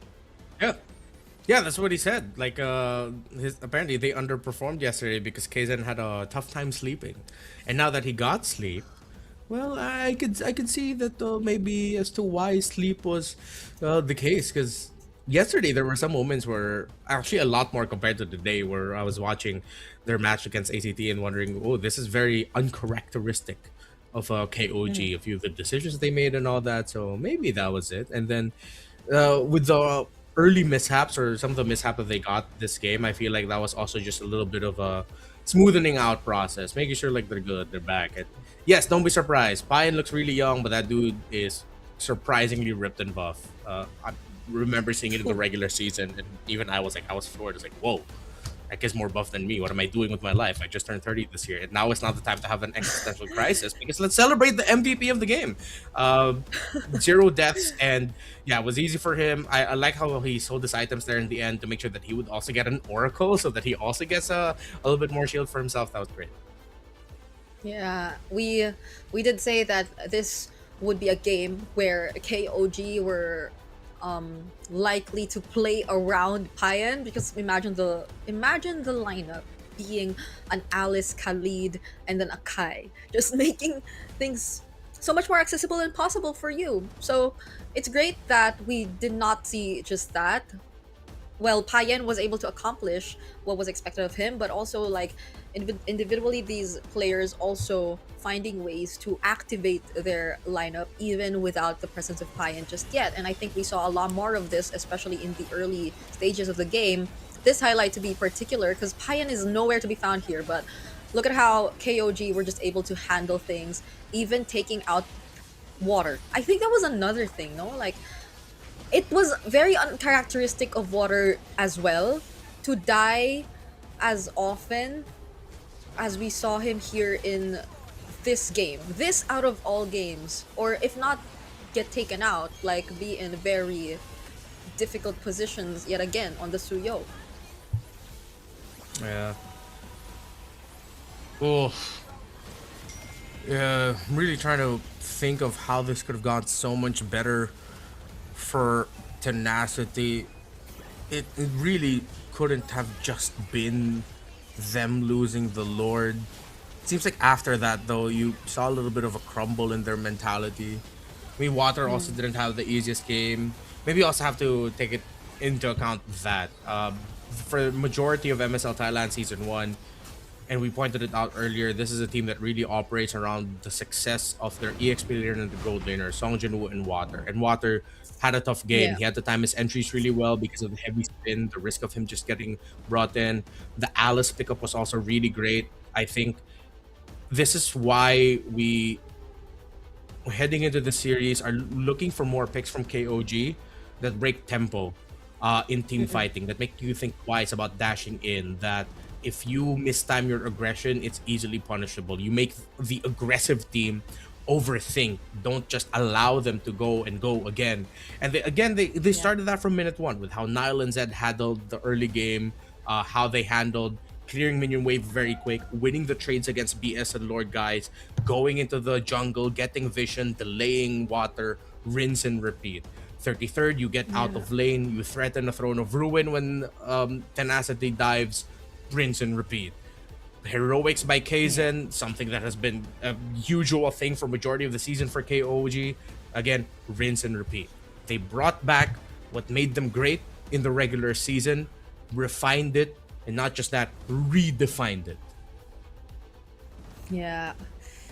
KOG here in this series showed us a much better form of what really put them in the top spot, and the way that they were just able to constantly shift their focus and show how they're a team that you just couldn't easily predict to know in terms of what the main play style is going to be, is something that, despite them probably showing a bit more of themselves compared to the other teams since they had to go through the lower bracket, teams that will go up against them, be it Bacon Time or be it ACT, I'll have to take note of that. And they will be free to take a break today as well, because I believe their lower bracket finals will be happening tomorrow. But that's, I guess, the only catch. It's the only catch of, again, being in the lower bracket in this format. You will, if ever you win tomorrow's lower bracket finals, have to play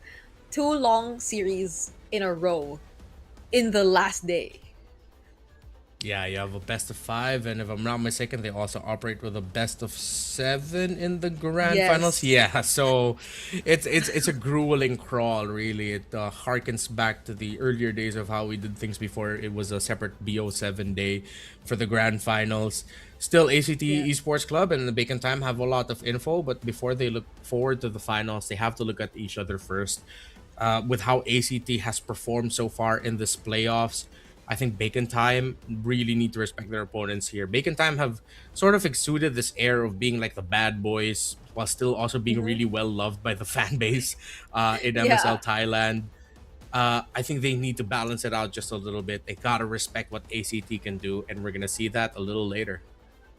Yeah, I can't wait. I honestly can't wait, because like after the Florine Benedetta games, like I can't help but think about how ACT is planning to respond to all this. Like, do they consider it as something they're willing to fight against, or do they really think of it as something that they just rather take out? There are a lot of questions. I feel like even the audience are just looking forward to see happen for our next series of the day. And don't you worry, guys, because we will be moments away from that. But of course, there will be a bit of a break before we head into that. We got to set up some things and of course take a moment for us to drink water after what we saw happen to Water and the gang. So this is Rita and Renmar joining you for the second day of the playoffs, and we'll be back after a short break to deliver the second series of the day.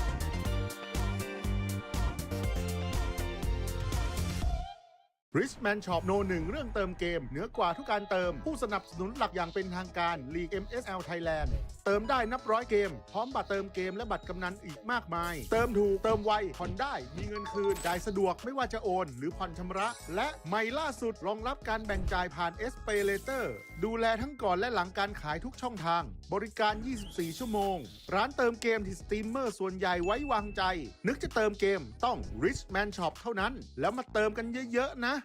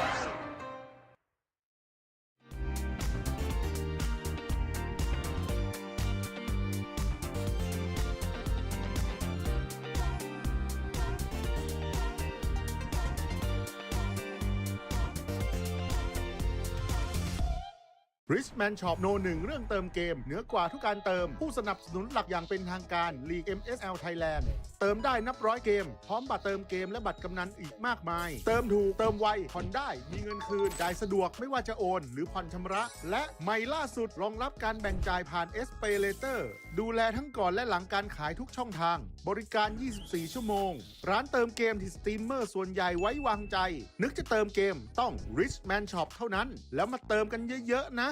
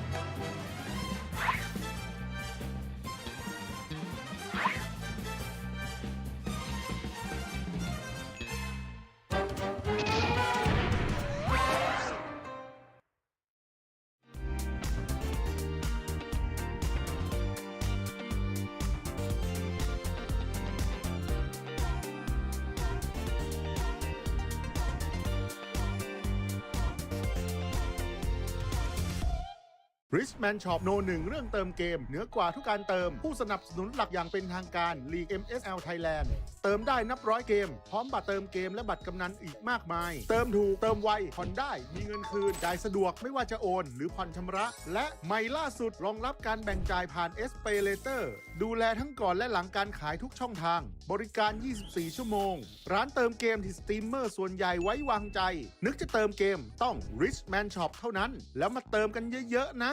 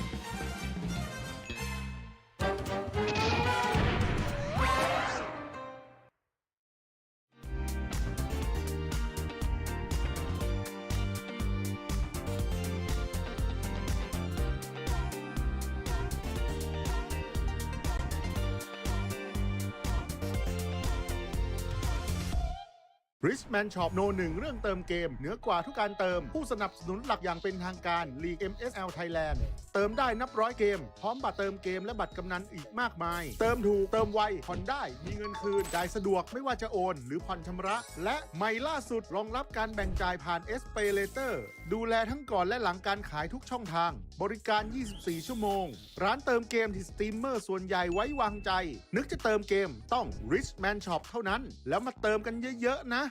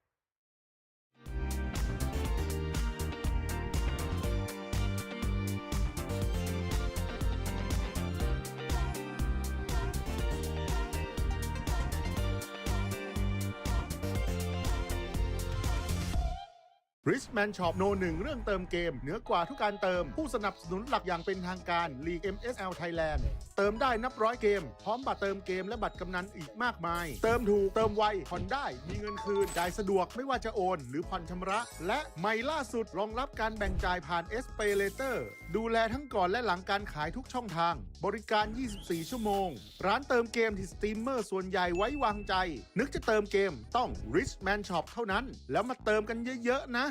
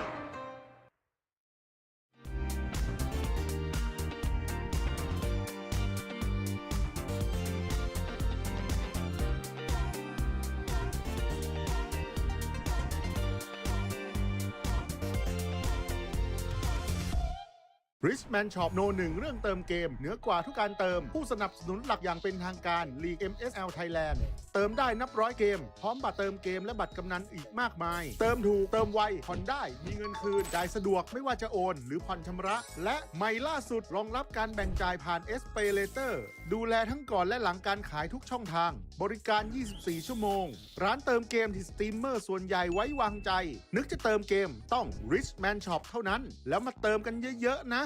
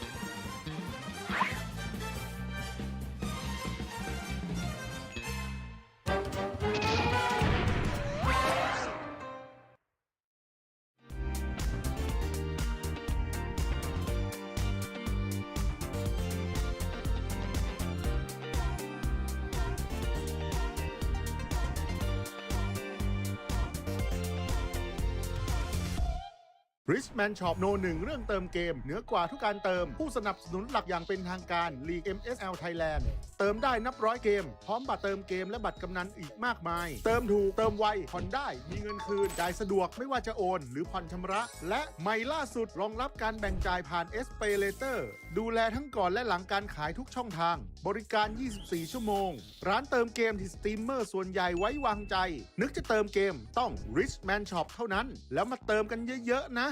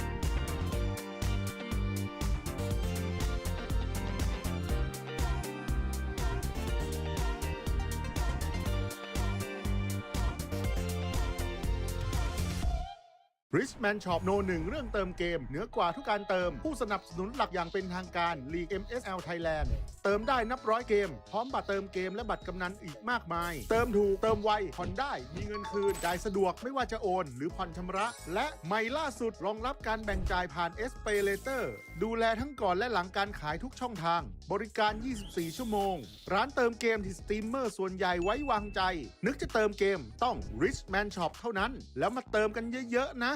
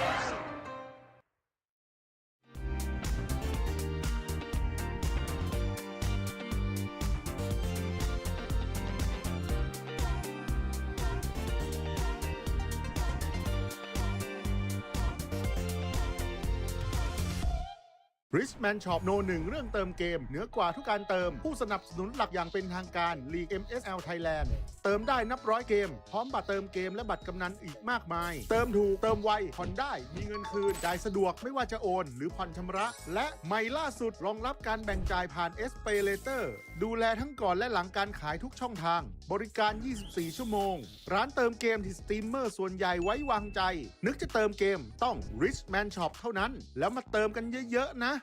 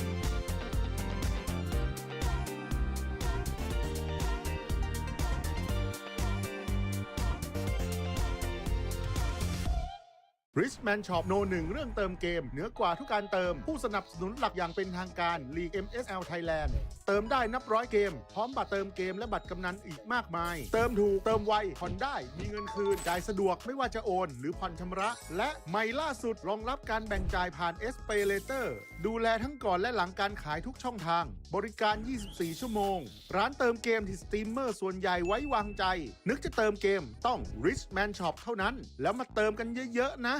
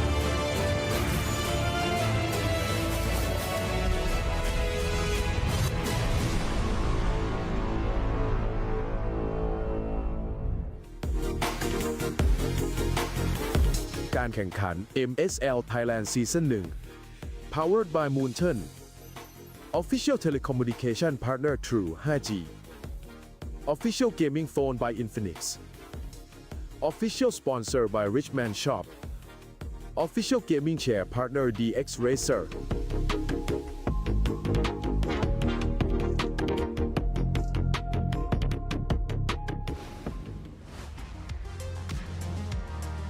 สวัสดีค่ะ เย้ กลับมาเจอ ดีใจ กับ มาก สองสาวพิธีกรอีกแล้วนะคะ แบบนี้ ค่ะ หมายความว่าไงคะพี่ปางเจอกับเราอีกแล้ว ไม่รู้ว่าแบบนี้คือยังไง แต่ถ้าอย่างนี้แปลว่าลงได้แล้ว ลงได้แล้วก็อยากดูแล้ว อยากขอเวลาแป๊บหนึ่ง ใช่ใช่ แป๊บ นิดหนึ่ง เยว นิดหนึ่งก็คือก็แปลว่าเราจะเข้าสู่การแข่งขันในแมตช์ที่ 2 ของวัน ซึ่งวันนี้แมตช์ที่ 2 ก็คือแมตช์สุดท้ายนะ ซึ่งเป็นแมตช์ที่ดุเดือดมาก แน่นอนเพราะว่า ใช่ แค่เราเดินออกมาจากห้องพักใช่ไหมคะ โอ้โห เยอะมากแฟนคลับเยอะมาก ถูกเสียงเชียร์แบบว่าดังมาก ใช่ ยังไม่ทันขอเสียงเลยเสียงมาแล้ว ใช่ไม่ได้เสียงเชียร์อะไรเสียงไล่เราลงเอง อยากเจอนักแข่ง ใช่ แล้ว ไม่ได้เขาไม่ได้เชียร์อะไรเรานะคะน้องมิ้นค่ะเขาไล่เราลง อย่าเข้าใจผิด ใช่อ่ะเพราะว่าคู่ที่ 2 จะเป็นการพบกันนะคะ ระหว่าง ACT Esport Club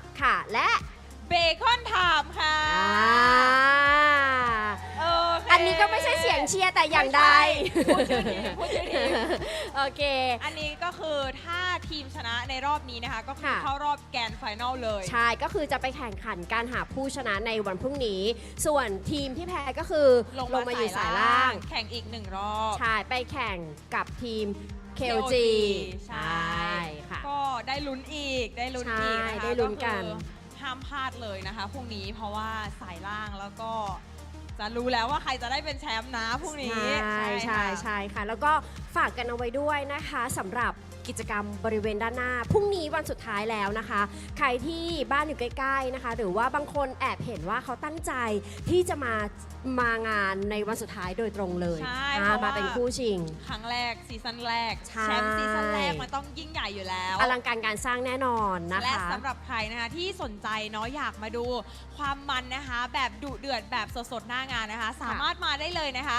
BCC Hall เซ็นทรัลลาดพร้าวชั้น 5 ค่ะ ใช่แล้วค่ะ ก็มาเจอกันนะคะวันสุดท้ายมาเขาได้อะไรมาสร้างความทรงจำดีๆ ในซีซั่นที่ 1 กันค่ะ แล้วก็ด้านหน้ามีกิจกรรมเป็นสแตนดี้น่ารักให้ถ่ายรูปภาพนะคะ แล้วก็มีเมิร์ดของทางค่ายมีสังกัดหลายอันเลย ใช่ และที่พลาดไม่ได้ก็คือมีเป็นป้ายให้กำลังใจนี่อย่างนี้อย่างนี้ นี่สามารถเขียนป้ายเป็นการ์ดให้กำลังใจได้นะคะ แล้วก็เอาเข้ามาชูตอน ใช่ แข่งขัน ให้กำลังใจนัก เนาะ แข่งใช่อ่ะตอนนี้ถามก่อน ขอ พร้อม เทสเสี ไหม ยงไหม ใช่ เทส ใช่ เสียง ใช่อันนี้อ่ะขอ เอา ACT ก่อนไหม ใช่ใช่ ขอเสียงแฟนคลับ ACT Esport ครับหน่อยได้ไหมคะ มีป้ายอยู่ด้านหน้า เยอะ มีชู เย ป้าย อะ ชูป้าย ใช่ อุ้ยอีกทีมนึงยังไม่ทันขอเสียง ยัง เลย ยัง ขาตรีมแล้ว ยังใจเย็นๆ เตรียมแล้ว ใจแล้วอ่ะเดี๋ยวพูดเอง ได้ เพราะดูเหมือนน้องมิ้นอ่ะอ่ะ ขอเสียงทางฝั่งเบคอนไทม์ค่ะ เอ๊ มีธงมีอะไร เฮ้ยทำไมฝั่งนี้พ็อปมันเยอะจังเลยอ่ะ เตรียมมาจากบ้าน เขารู้ว่าฮอหนาว อ๋อ ก็พกมา และอีกในหนึ่งธงอันนั้นน่ะ นอกจากจะโบกชัยชนะในอนาคตได้หรือเปล่า แต่ก็ไล่เราสองคน ไล่ ด้วย แบบพี่ไปแล้วค่ะ พี่ไปได้แล้ว โอเคอ่ะถ้าพร้อมแล้วนะ พร้อมแล้ว ตอนนี้พร้อมแล้ว เดี๋ยวขอส่งต่อเวทีนี้นะคะ ให้กับ 3 หนุ่มแคสเตอร์ด้วยค่ะ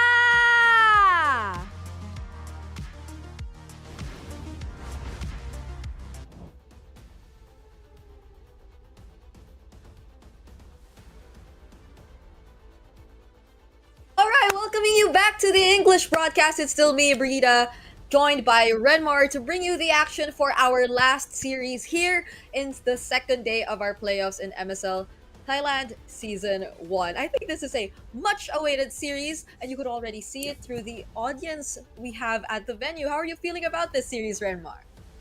Well, I am excited. I'm expecting this to be really top tier. I mean, I never wanna expect perfection from majority of matchups, but I feel like we're gonna get close to it on this one. ACT have been on an absolute tear so far, while Bacon Time, they were definitive with their sweep over Tenacity, despite it being challenging for different reasons. So very pumped for this one. Yep, these are two teams who I believe during the beginning, or when we were at least starting out here in MSL Thailand Season 1, had really strong reputations, I'd say, org-wise and player roster-wise, and they've been able to really introduce themselves as strong teams in the first week of the regular season, leading up to, I think, a couple more matches after that. But there have been some on and off moments for these two. Obviously, they don't have as perfect of a record as we've seen King of Gamers actually secure in the regular season, but it is during this time of the league, it is during the playoffs we've seen them really deliver their best performances, which is why I really understand why you were saying something along the lines of us getting close to what we were really looking for in terms of gameplay, or the Thailand gameplay from these two teams. Yeah, I want to start off first with ACT because I think that their season, there was one game that really stood out to me, and I'm not just saying it because that was like one of the first few games I casted, and I don't operate all of my thoughts and opinions on one team through one cast. Definitely not at all. But it was their series against Burram United. They got swept by them in May 3, and then watching that, they looked like they were a young team that was just beat out by veteran knowledge. So when they met up again for the first round match, or for the first match of the series, and to see their growth from how they faced off against BRU to how they defeated them here in the playoffs for the opening match really made me already start to shudder for KOG, because it was perfect drafting, perfect execution, outplay them at the center of the map, and that's what you want to do when you go up against KOG. Then when they went up against them, beat them too. So when they advanced and they took down KOG, as shocking as it was, Flukeo especially stepping up was such a very happy surprise for me. Meanwhile, on the side of Bacon Time, again, they were sort of like the bad boys of the season, with their aura, with their TPs, all of that. They got humbled early on, especially after their face-off against King of Gamers Club in week 3. It was definitively answered that KOG is the best team, because it was undefeated versus undefeated. But Bacon Time, how they beat Tenacity yesterday, it was a somewhat dominating game number 1 and 3, but game number 2 was where they were really tested, and I felt like a lot of the problems that they had in the regular season, for them to solve that and then show that by beating Tenacity the way they did, was important to their growth and their story for this playoffs. Yep, there's been a huge development in a very short amount of time, because again, compared to like the usual format that we're used to seeing, we've had like 5 weeks of action here in the regular season for MSL Thailand, and now we have like 3 days straight of playoffs, and it's a more familiar format for those who've been watching the older leagues, wherein the lower bracket finals and grand finals are actually in a single day. So, you know, it's a very long journey, and we actually got to quickly run through what really happened during the past day through that playoffs bracket update that we also flashed on our screens earlier. And yes, we are now down to our upper bracket finals, which I think is really significant for both of these teams, because yes, Bacon Time, I guess you could say it's a bit more expected. It's just that they had this really sudden improvement here in the playoffs. But ACT really worked their way to make it here, because again, they introduced themselves as a strong team, but they've had their moments, and now they're suddenly getting it together, made it through the play-ins, even taking down top 1 in the regular season just to make it here in the upper bracket finals. So definitely they've been through quite a lot more than Bacon Time, who have been sitting in the upper seed, but I'm worried for ACT in such a way that this mid duo we're looking at for Bacon Time is just really terrifying, in a sense that they're so unpredictable. It's like there's just so much you could just expect from these two, or at the same time not expect from these two, because they just are always ready to keep these surprises going. Yeah, of course, ACT being the top one team from the open qualifiers, it's going to be a huge statement win, even more so than their victory against KOG yesterday, if they can be the first team to make it to the grand finals of MSL Thailand Season 1. Again, making it to the grand finals secures you at least an appearance for M Series Cup Mekong Season 7, which, if I'm not mistaken, should also be a wild card qualification tournament. While top one, if you become champion of the whole tournament, means you go to the wild cards of MSC. And that's, if I'm not mistaken, that's going to be a nice trip to Paris for you. So for ACT and Bacon Time here, earlier they showed, a graphic between the two gold laners, Flukeo and Guns. And because of the performances they had in day number 1, that will be the matchup to watch out for. Guns on his Harith, Flukeo on Harith as well, but the Claude and pretty much any other marksman that you can think of, but I'm mainly looking at those two, are some things you have to watch out for both of them. But you can't get to the gold lane matchup unless you take care of the center, unless you take care of your roam, mid, and jungle. So Sylvie, Carnes, and Seros have to take a page from the teams that have beat Bacon Time this season. If you control the center of the map and you give B-Boss a difficult time to farm, Bacon Time's timers are gonna be very, very short, and it's gonna take a long time for them to be able to catch up. Yep, as you mentioned, it's such a huge feat if ever either of these two really get to secure that slot and make it all the way to taking that nice trip. But let's take a look at these player ชนะครั้งสำคัญ intros ที่สุด first. ในชีวิต ตลอดฤดูกาลที่ผ่านมา ผมมั่นใจว่าทีมเบคอนไทม์คือหนึ่งในทีมที่ดุดันที่สุดในลีก พวกเราจะไม่หยุดจนกว่าจะไปถึงแชมป์ พวกเราถูกคาดหวังให้ชนะตั้งแต่วันแรก และพวกเราไม่ได้มาที่นี่เพื่อเป็นรองใคร พวกเราจะไม่ทำให้แฟนๆผิดหวัง ตลอดฤดูกาลที่ผ่านมา พวกเราผ่านการแข่งขันมาหลายแมตช์และพวกเรารู้ดีว่าไม่มีอะไรได้มาง่ายๆ ถ้านี่คือโอกาสสุดท้าย พวกเราก็จะสู้ให้ถึงที่สุด พวกเราผ่านมาด้วยกันและจะไปต่อด้วยกันตราบใดที่ยังมีเกมไม่เล่น พวกเราจะไม่ยอมแพ้แน่นอน ทุกอย่างที่พวกเขาสร้างมาตลอดทั้งฤดูกาลเหลืออีกเพียงก้าวเดียวเพื่อเข้าสู่รอบแกรนด์ไฟนอลแมตช์ที่จะตัดสินว่าใครจะได้เข้าใกล้คำว่าแชมป์มากที่สุด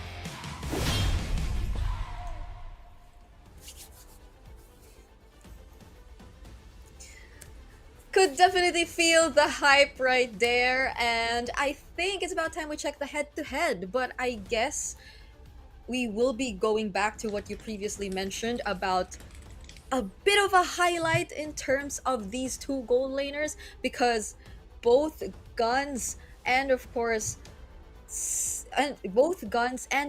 Supermanis, these are two players you definitely really have to pay attention to, and the stats also tell you how, despite what has been the record for ACT, I know they finished in 5th for the regular season, all of the games we saw from them during the playoffs, I think somehow pulled up these statistics to bring them close enough to Bacon Time.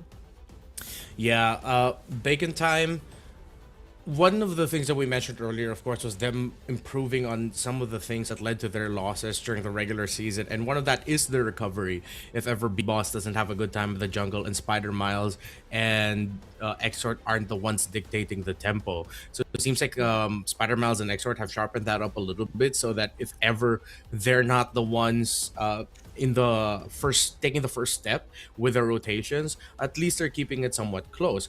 Flukeo, because of his performances yesterday against KOG and throughout the regular season, honestly has just been the consistently better player. In the earlier portions of the season, there were a lot of questionable plays made by Guns. I was pressing C translation in a lot of the comments that I could see, manually trying to translate, and there were a lot of people not me translating it, but putting it in the search engine and then translating it into English, and a lot of people really focused on Guns as the guy that needs to step up. If Bacon Time even wanted to make it to the playoffs at that time, but then consistently he's really grown up, he's really improved, and he can carry for the team when needed. That is, if he's on the Harith.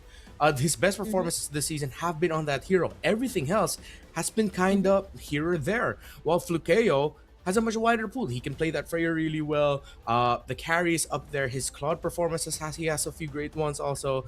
The Harith definitely going to be in contention for those two. Yeah. Which is interesting because maybe it just feels that way, but stats say that they have like both a hero pool of 6. So maybe it's just that there were more rare instances that Guns actually used heroes outside the Harith, Claude, or Carry. And it was like Flukeo occasionally getting his hands more often on the picks, which you wouldn't normally get your hands on, like the Freya, I feel. Which I think is also one thing we will be looking at, because this is a different series from the last series. I think there's a lot more element of surprise that we could definitely expect when we are looking at the drafts. And it's great that we're seeing it right now for the first time today. It's gonna be a Broken Walls map as well. Of course, I expect a team like ACT to make the most out of this more because of how aggressive they want to be.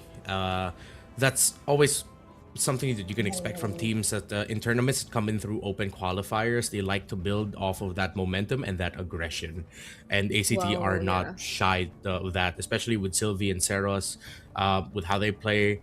It's in their blood, quite literally. They're twins, so hopefully they are. Hopefully they are twins. They are twins, right? Yeah. They're not just like cousins who look so much alike that maybe one of their parents need to explain something, but no, definitely twins. Okay, so of course, Bacon Time doesn't even want to pick up the Marcel. They take it away as an option for ACT. They take away the Khalid as well, a favorite pick of Sylvie. So you take away 2 heroes again that feed into that aggression, while ACT are taking out carries. And of course, with the experience of Bacon Time playing with Spider Miles and Exort, expect them to be a team that know how to make the most out of a Uranus.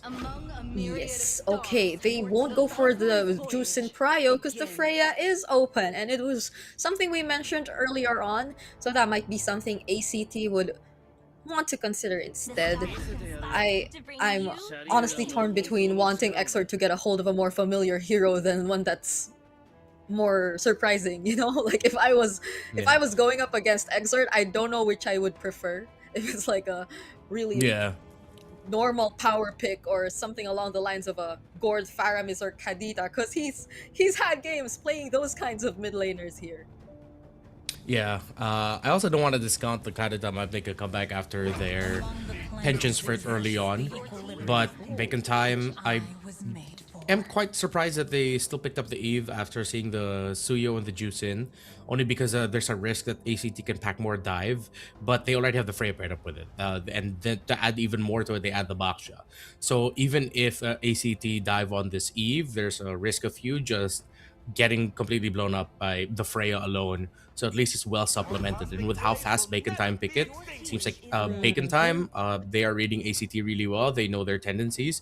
Even forgoing their gold laner pick. We're not fully sure if this Freya will go to the gold lane. There's still a chance Kang might show up with it suddenly in the EXP lane. They keep a flex option available. But with the Claude being the gold lane, there is a very good chance that this will go to the gold lane instead, only because you can just beat out the Claude as a Freya really easily. Yeah, so it is sort of like as expected. The dive is diving for ACT, but yeah, after what happened yesterday, they just probably would rather not try, because I think it's already somewhat setting up for that kind of roam. Like there's a chance you slot in a Florin considering the Baksha in, well, I assume the jungle, but there again is a chance you get to flex it now that they took out the Florin.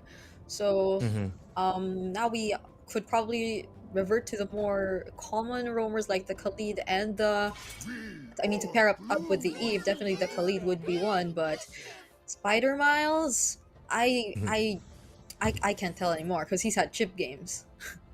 Yeah. I think Spider Miles ending up with a really wide pool of heroes is going to be the bane of a lot of teams' existence here in the playoffs.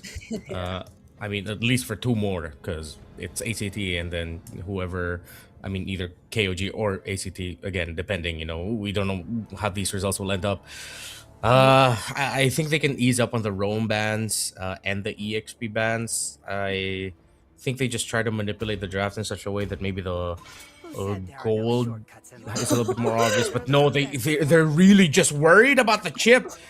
See, this Spider Miles and Bacon Time are inside of ACT's heads right now. Yeah, this changes so much in the normal way of drafting. It's like, Yeah. no, you gotta consider like Spider Miles. So it's literally them just forcing him to be on a more normal kind of roam for this game, and also Bacon Time taking out a bunch of XP lane picks for okay, Cairo, but then Cho. Look at the amount of dive. Yeah. They can still slot in Hilda, and Hilda would slot in with the draft for Bacon Time really well. Just one quick use of your power of wildness, it'll make even the Claude think twice. Or I mean, if you hold on to it, you think twice about entering as a Claude. So if they're just gonna go Hilda, they can afford it. They have the Frey in the Baksha anyway, and then maybe an EXP laner for Kang Kang. You could either go for something as crazy as the Benedetta, or something as stable and just going for raw burst again, such as the Lapu Lapu. Either of those extra crowd control would be great of options. But oh my god, he brought back the Estes. I really wish I considered this. I was thinking about it when I saw the Florin ban. I was like, I wonder how crazy Spider Miles is enough to bring back an Estes. Oh man. And they put a Frey in XP. Oh my, Bacon Time! Bacon Time! Okay. This is why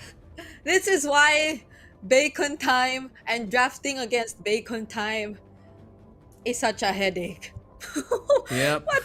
And it's not like they're just experimenting. Spider Miles is just that kind of roamer that he can either be pure utility or pure tank like the Grop or whatnot, but he makes it work. So okay, at least they somehow pick up an XP later, which could really answer well to that Estes. Yeah, I thought of them taking out the Glue and Terizla was just taking out like tempo breakers, strong fronts, all of that. But then it makes so much more sense now with the pickup on the Estes. I'm Filipino, y'all know I'm rooting for the lineup with Estes. Not because they're Filipino, but because it's an Estes. Yeah, we miss seeing the Estes, and my goodness, it's an all Purify lineup. Yep. Bacon Time. Oh, Bacon Time. I think I'm gonna this is so regret fun. predicting against them. Let's see. This Cho, who is he gonna pick off? Obviously, the target that doesn't have a Purify at that time. I think you're gonna have to use the CC as a means to force Purifies out, but then you waste a lot of great utility on the curtain call. This could go really bad, really quick for ACT, or it goes good for them until they can no longer kill the members of Bacon Time because of raw heal and sustain. Yeah, I can't say if there'll be an in-between or it's just either that or that. Because I know you as a pro player usually time all these battle spells and whenever they're down. But looks like you have to keep track of a lot more than usual because these are 4 players on a Purify. That's gonna be an early skirmish though. B-Boss actually found himself in danger right there. That's the jungler going down at the first minute of the game. Okay, B-Boss, what the heck? Man, that is not the start you want to have. No, just no. That's the analysis. Yeah. Why? That's why I was waiting for your reaction because of the way he just jumped in. The way he just jumped in without even knowing where Sylvie would come from. Yeah, you already had Sylvie show up in the mid just for a little bit. he locked in onto Karns, which is okay, but then you already use your shield unity to bump into someone. You can, you obviously didn't look at the state of the EXP lane, whether your Freya was the one shoving the CC back into the tower or if it was dead even, because if it's dead even, there's a chance CC could jump in. So Pivas really just looked like he didn't take any conditions, and that's hurting their early rotations even more. Yeah. I would have been okay with that if the roamer was a Khalid or something. Because the Estes and Eve could not really provide as much help. You know, even if you use the shield unity onto a target in the early game, even if it was Seros, okay, now it's gonna be Karns going in with the Crimson Beacon. That's a knockoff from Sylvie, but the Valkyrie Descent coming in from Kankao might just turn things around, but Flukeo says no. Seros finds the kill. It's actually gonna be Flukeo at that, but there was a huge chunk of damage coming in from Seros right there. I don't know if Bacon Time's just excited to be playing with an SS, but the SS isn't level 4 yet. Do all of this when the SS is level 4. Early on, just focus on getting items on the Freya. If you didn't lose, if you didn't get picked off early on, and Spider Mouse didn't suffer that death, definitely you could have fought. But at some point, they're just gonna have to let go of certain moments of aggression here. Here's the predictions, by the way, from our friends at the Thai broadcast. Bird 5-star is the only one who went Bacon Time, as Wawa and Dr. Marks all see this going towards ACT. Yeah, so you are the same as the other two. It's just me and Bird 5-star who thinks Bacon Time will be winning this. But the thing is, all of us except Bird 5-star think it's gonna go to game 5. Yeah. See, and this game 1, I feel like is very telling that there's a high chance we do that. Yeah.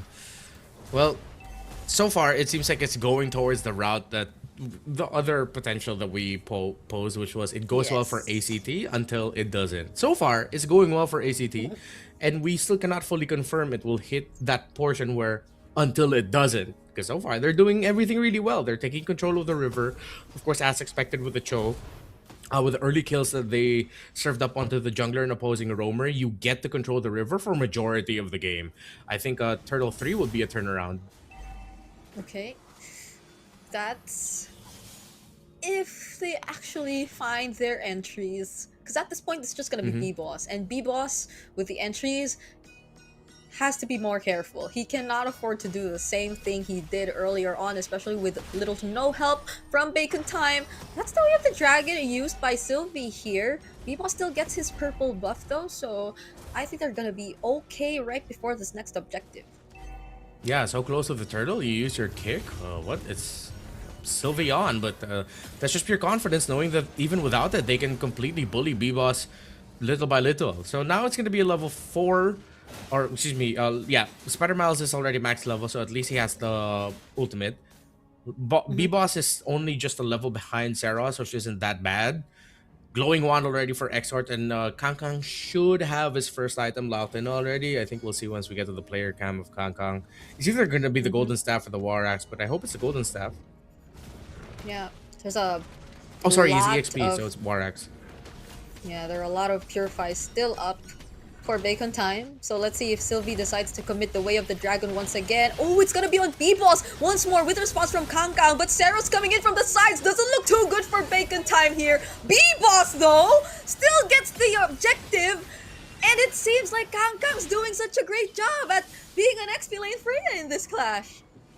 Yep, and Guns gets the tower in mid. ACT spent a long dance for that turtle, so they lose their tower real quick. So what I thought would be a Turtle 3 turnaround for Bacon Time, it's Turtle 2 plus a tower in mid very early on. They take out the CC in the EXP lane out of the tower, excuse me. Kangkang is now free, and now it has hit the point where it's until it doesn't.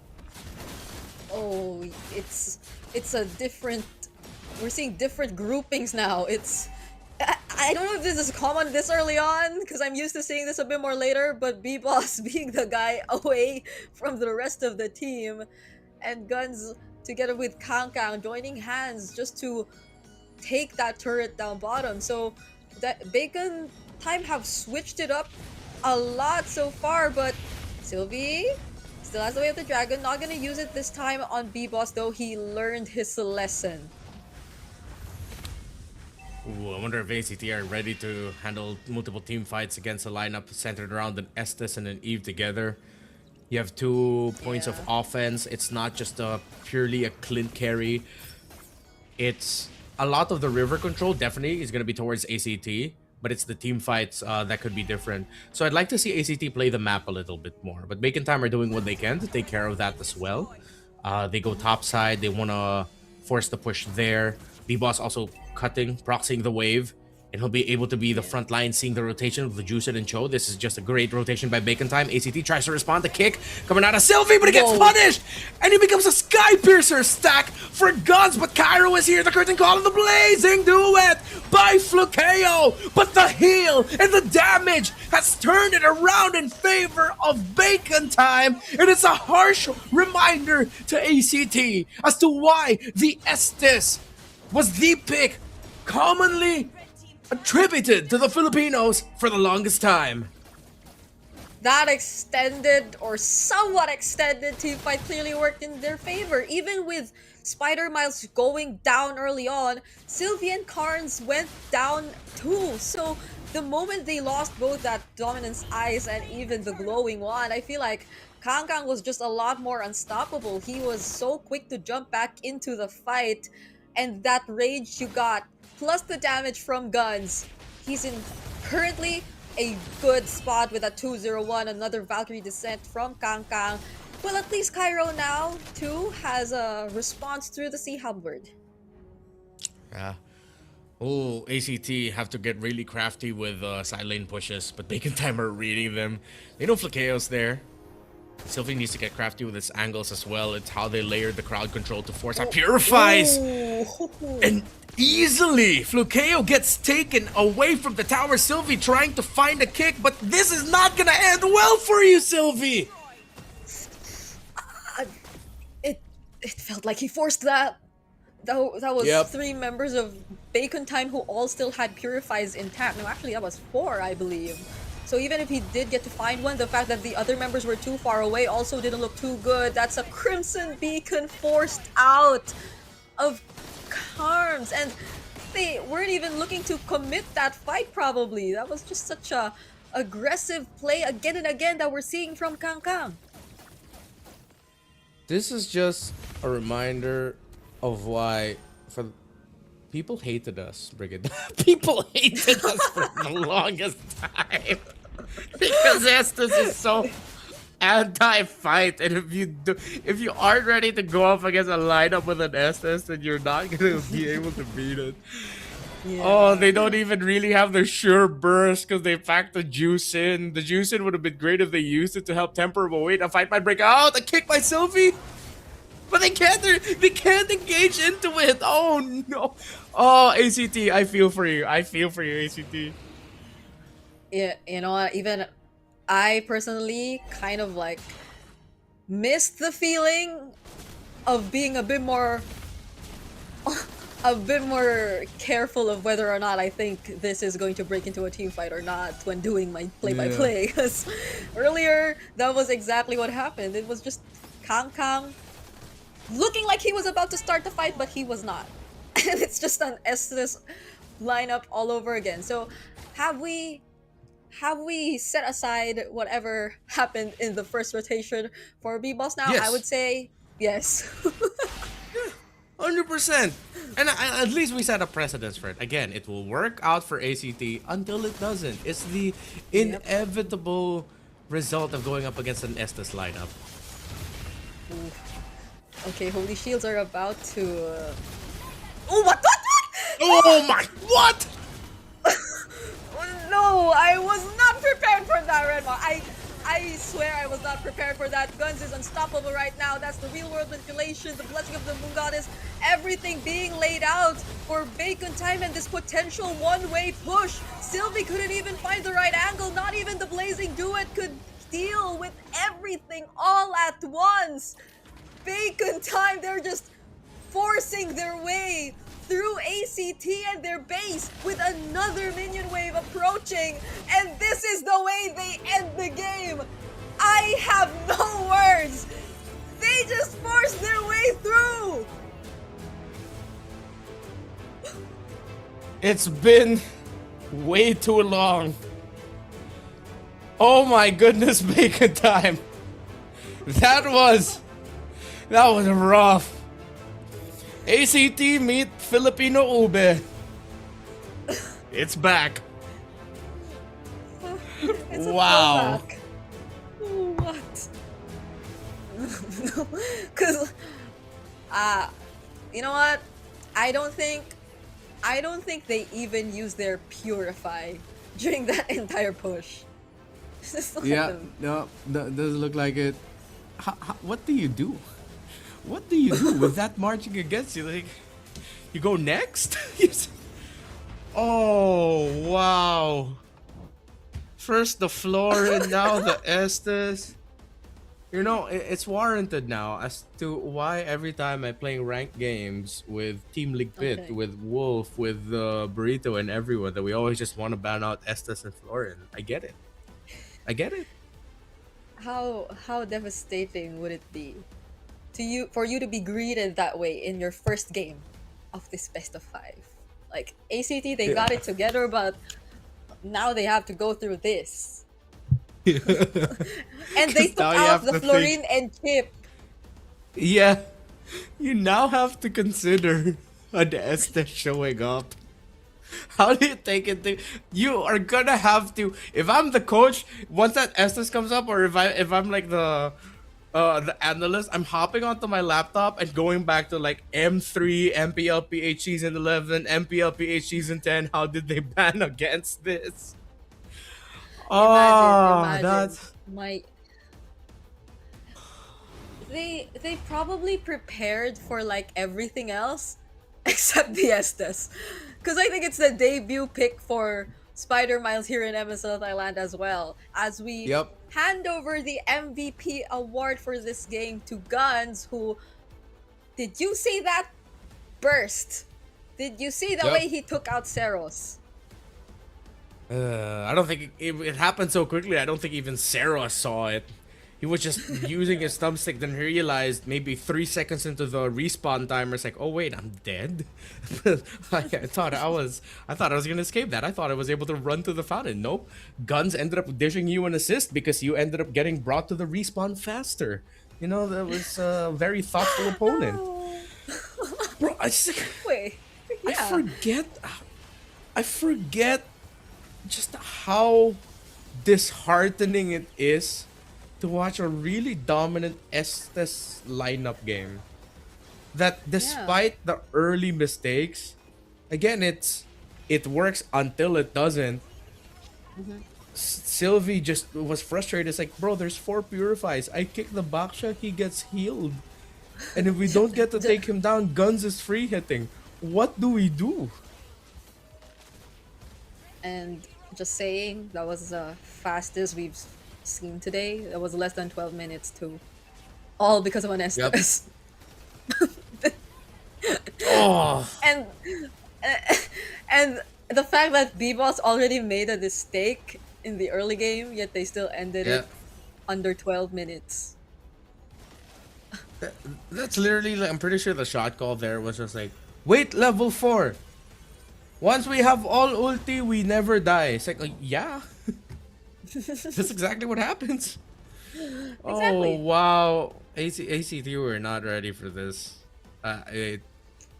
They now have to think about the Estes in the draft. I'm at a loss for words because my brain's already trying to rack how ACT might be handling this draft, knowing that they have to consider an Estes of all things. Bring it down. I would say, like, if this is inevitable either way, I just go all AoE. Yeah. Like, I would rather not go Cho. I would just pick a mage that, well, the Juicen I think sort of counts.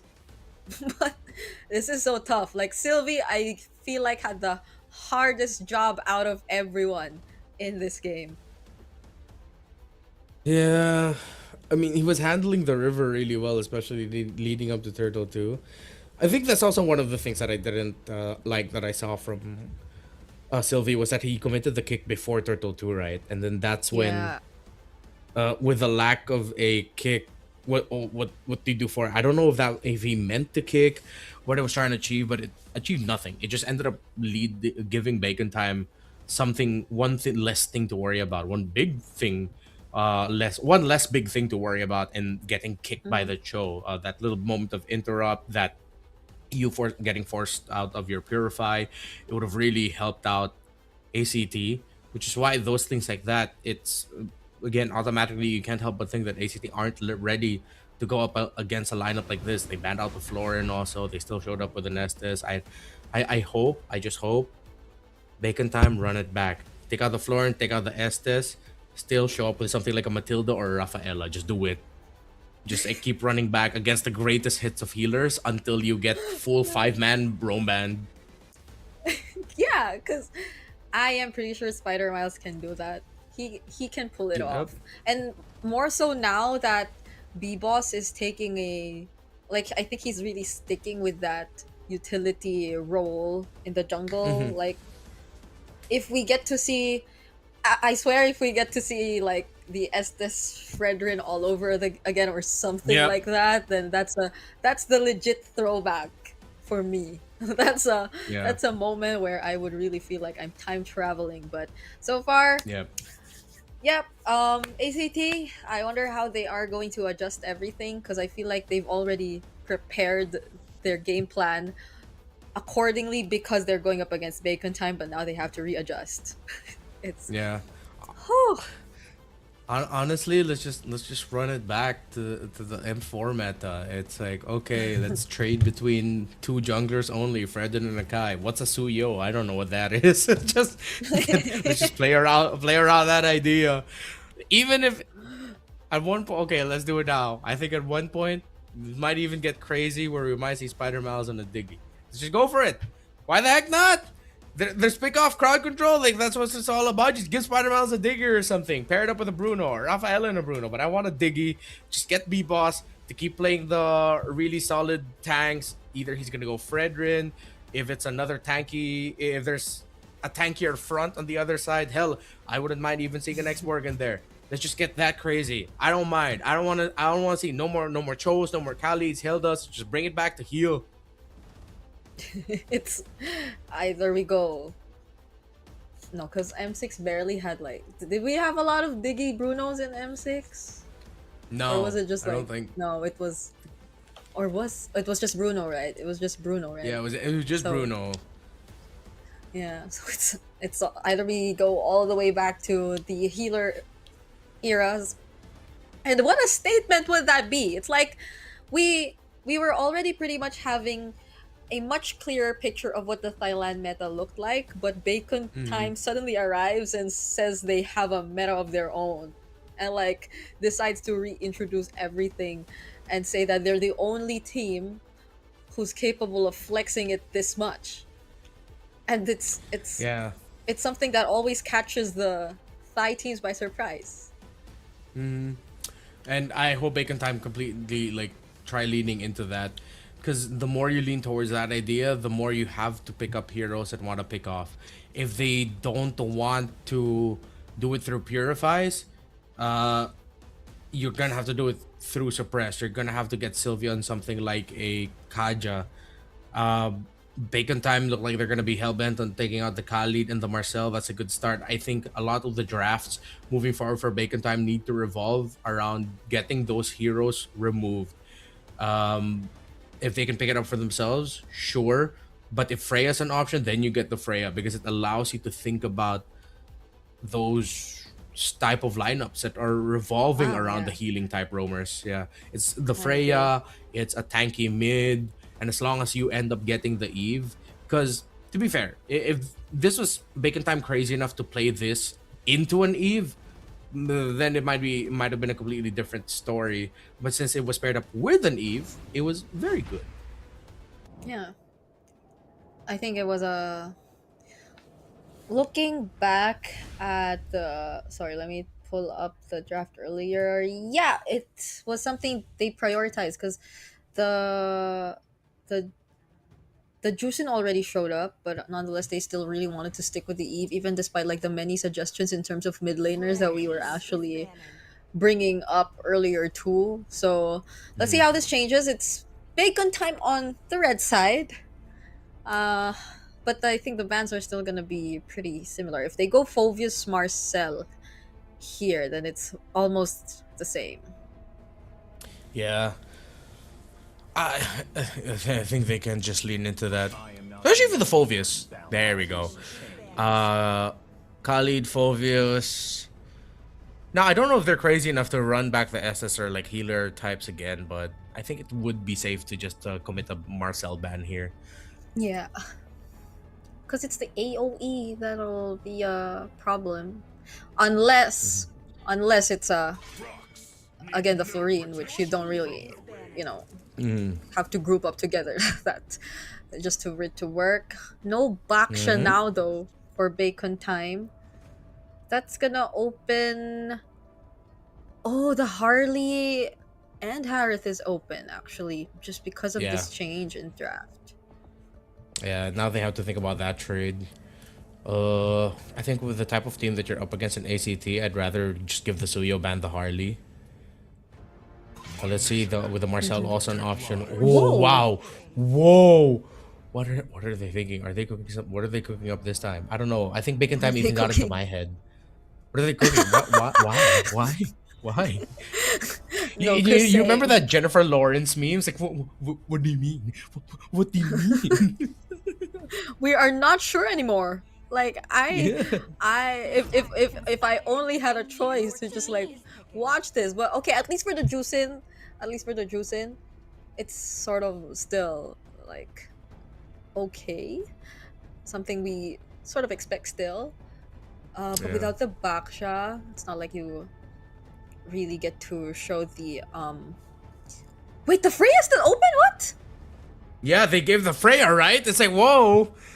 Out of all the picks, really? You're willing to give the Freya? Hell, you could just pick up Freya Harley now and it wouldn't be overly greedy. With the Khalid gone, just expect that Hilda's gonna show up on the other side, but they weren't even greedier. They went Freya Harith. Oh, man. They get two strong side laners. What do you mean, Flex? We're not doing that. We're revealing everything. It's Harith and Freya immediately in the first two picks of the red side. Folks, if you're wondering why Brigham and I are reacting like this, I'm sure you all know that we cast MPL Philippines on the regular. So seeing what we've seen so far in this series has been something akin to being forced to reevaluate our entire lives. And reevaluate our understanding of what MLBV, of how he is played. Thailand, thank you. Thank you. Spider Miles, thank you. Alright, so they pick up the Esmeralda here. It's been a while since I've seen Esmeralda, Freya, and the EXP lane. So this is where this is a bit of a blind spot to me, admittedly, of how this might go. Yeah, that's true. It's like I at this point don't know how extreme bacon time could get to just directly counter it out, but that would be too reactive if they reveal to us the Exhort hero to deal with it right now, because you can't really pick up a marksman that can shred anymore. see, okay, it's not. It might just be Fredrin Akai. I swear, they can just pick up a healer again. So ACT's gonna have to decide if they ban out both the Estes and the Florin. The Rafaela might show up, the Matilda might show up, and it's all gonna be good. But the thing is, at least the Esmeralda's there. And whatever hero that pumps out shields, it's gonna be fun for the Esme. So let's see how this is gonna go. At this point, I don't even want to predict anymore. I just want to blurt out the craziest heroes. Yeah.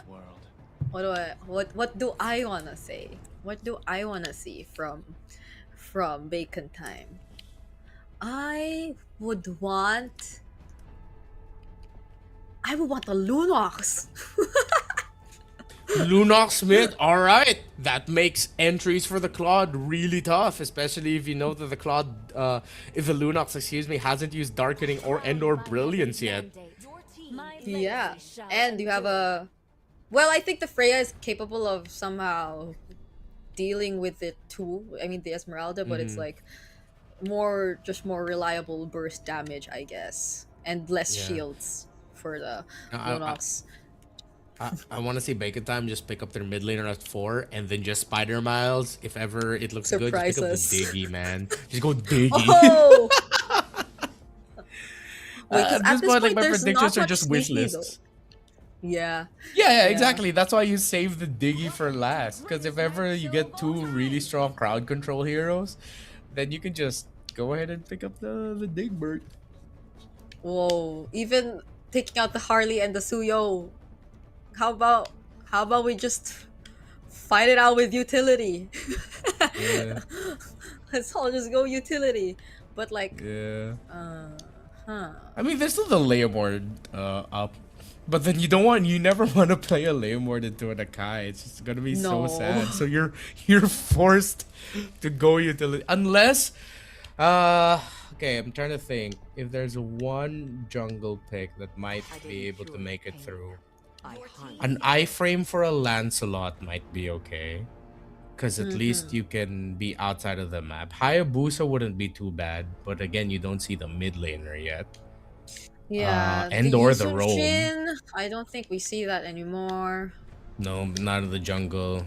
So a surprise in terms of raw speed would be the Nolan, but then that's greedy.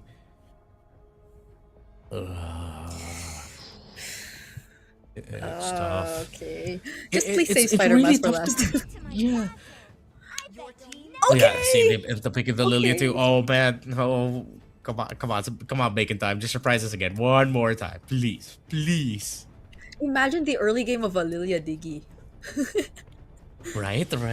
You see, I like how you're falling into this like pit of madness with me. Join me. Don't get baited into picking up a crowd control roamer. Yeah. Or you can. They might just go all purify anyway. Yeah. Plus the Diggy. Or maybe you don't need to. You have a Diggy. But like all other Spider Miles heroes are open, so it doesn't matter. Yeah. And it doesn't even need to be a crazy Spider Miles pick. It just, with how it looks like with the first 3 picks, they still end up getting YSS. Oh, and they get the Grok. Okay, I'm okay with the Grok. I like the Grok. I appreciate it. But trading against the Lilia might be sort of tough. It's gonna be a Grok taking a lot of damage and then Juicen carrying, like literally. Yeah. Ooh. Okay, it's a Claudius and Shin though. And you see the early potential from Bacon Time even without the roamer just yet. So Yeah. unless it's an Honestly, it might be tough to No. go. It must be tough to go to go like a healer type of roamer because Freya isn't a wall, and if you go something like a Matilda, Rafa, Estes, that might put pressure on the Akai. Oh, of course. They Why get did the we floor doubt in. him? Yeah, let's just. This is it. Bacon Time have broken the code in Thailand. We just ran it back with healers. I cannot recall the last time I heard that phrase. Yeah, Yep, it's Bacon Time International.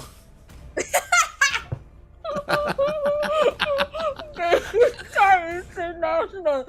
Okay, I have to see that on social media later on. I hope you guys heard that. It's another Spider-Man's Florine game all over again. My goodness. Oh, Bacon Time, what have you done? But let's see. Even the Florin games yesterday, it was just... There's a chance still that ACT can take control of the game through really great gameplay with the Grok and the Juicen together, or with really good control. But it will always, especially with healing type roams, the Florence, the Estes of the world, it will always hit that point of how the hell is the opposing team still alive? How did we take none of them down when we've used all our best abilities? The thing is, it's good now that ACT have two sources of continuous damage. Through the Yi Shin, through the Claude. They're not too burst focused that all of their burst can just get blown out. But I'd want to see a tweak timing by Flukeo with how he uses his Blazing Duet. If he can use it, maybe after you get to see the floor and use the ultimate, then that's gonna be better because you get through what the floor and help the team regain, and then you just continuously poke. Yeah, and a big difference from what we saw earlier too is that they're all on flicker. So if Sylvie, unlike the Cho game, actually finds a really good tech charge, then I think that'll be an okay timing as well. But only if, again, you have to consider the ultimate plus the black shoes for Exort. So maybe also just being overall picky with your targets for whatever team fights can happen, or just maybe waiting for the counter set even, because who could go for the engage when you look at Bacon Time's lineup? It's just mostly B-Boss and Kang Kang going in at the same time. Yeah, they also have to put their Harith in an awkward spot where initiations could even be started by the Zaman Force. Now looking at the EXP lane, you see here the idea behind the Esmeralda with the little shields that the Frey can build for herself. That's something that the Esmeralda can steal away. The boss will not get caught. He ends up on the other side of the wall, but the Mountain Shocker boat stunt has been used. Okay. Oh, even down bottom, so much is actually happening there. I think that was a flicker used by Guns. Who gets to win the 1v1? It's gonna be Guns taking out Flukeo. And now we look back here at the turtle pit. That's gonna be the Valkyrie descent coming in from Kangkang. Bevo securing the turtle for Bacon Time. And that's all they need. They're gonna go back. What an outplay by Guns. Flukeo thought he had it, but he didn't respect the damage reduction you could get, the little bit of shields that you can get as a Harith. And he ended up paying the price. A solo kill in the gold lane for Guns on the Harith. A victory in the turtle for Bacon Time.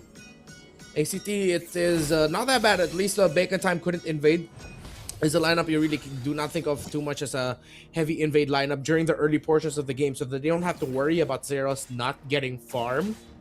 It's just that it's going to be the slow ROIs that you get with just getting the turtle over and over again if ACT can't stop Bacon Time from getting these early major objectives. Yep, especially now, because Spider Miles hit level 4.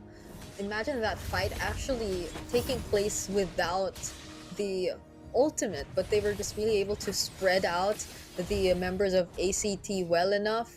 The way that Kang Kang just jumped in, and even Exort being able to throw out all those glooms and not using the black shoes up until the very last minute, where it seemed as if he was still trying to go for the chase. So Bacon Time clearly have shown us that they do have the upper hand in this game so far. But there is a chance, there still is a chance that we get to see ACT go for those setups. We are never going to take it away from them, even despite what happened in the lane for Flukeo.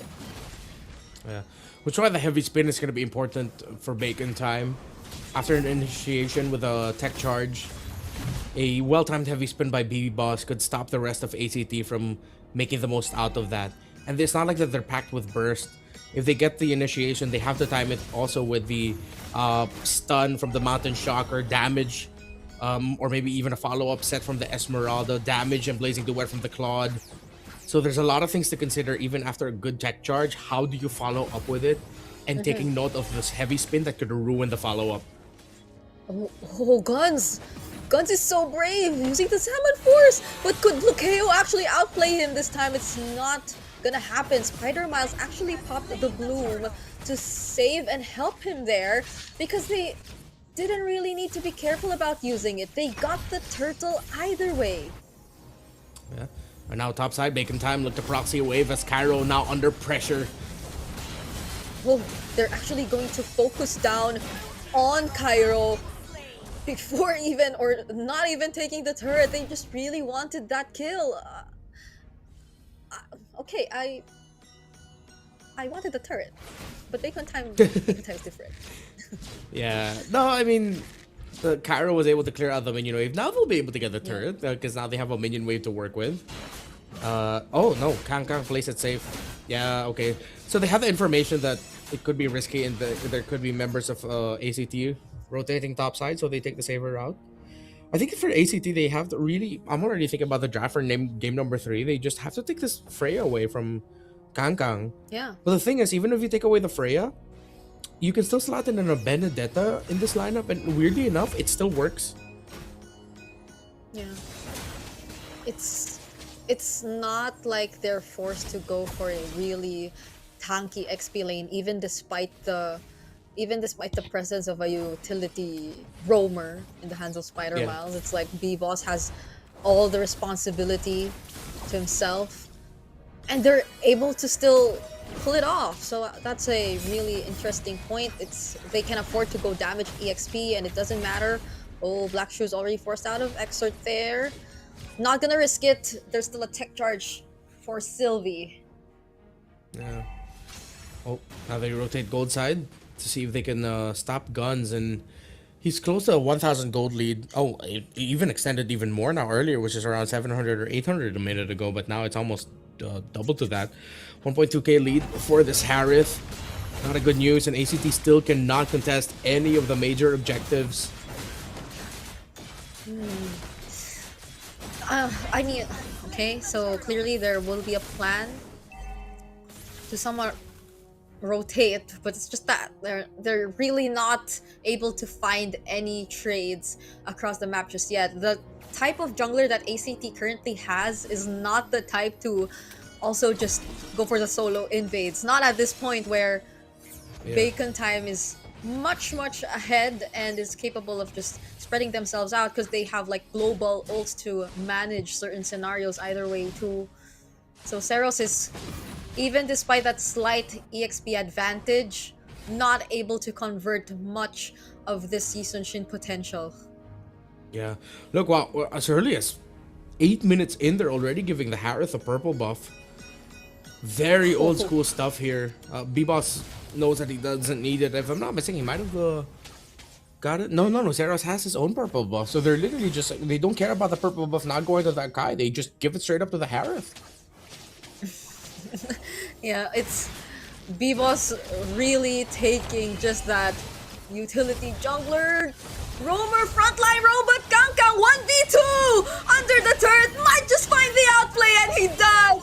Saros goes down, Cairo forced to flicker out because he gets brought under the turret.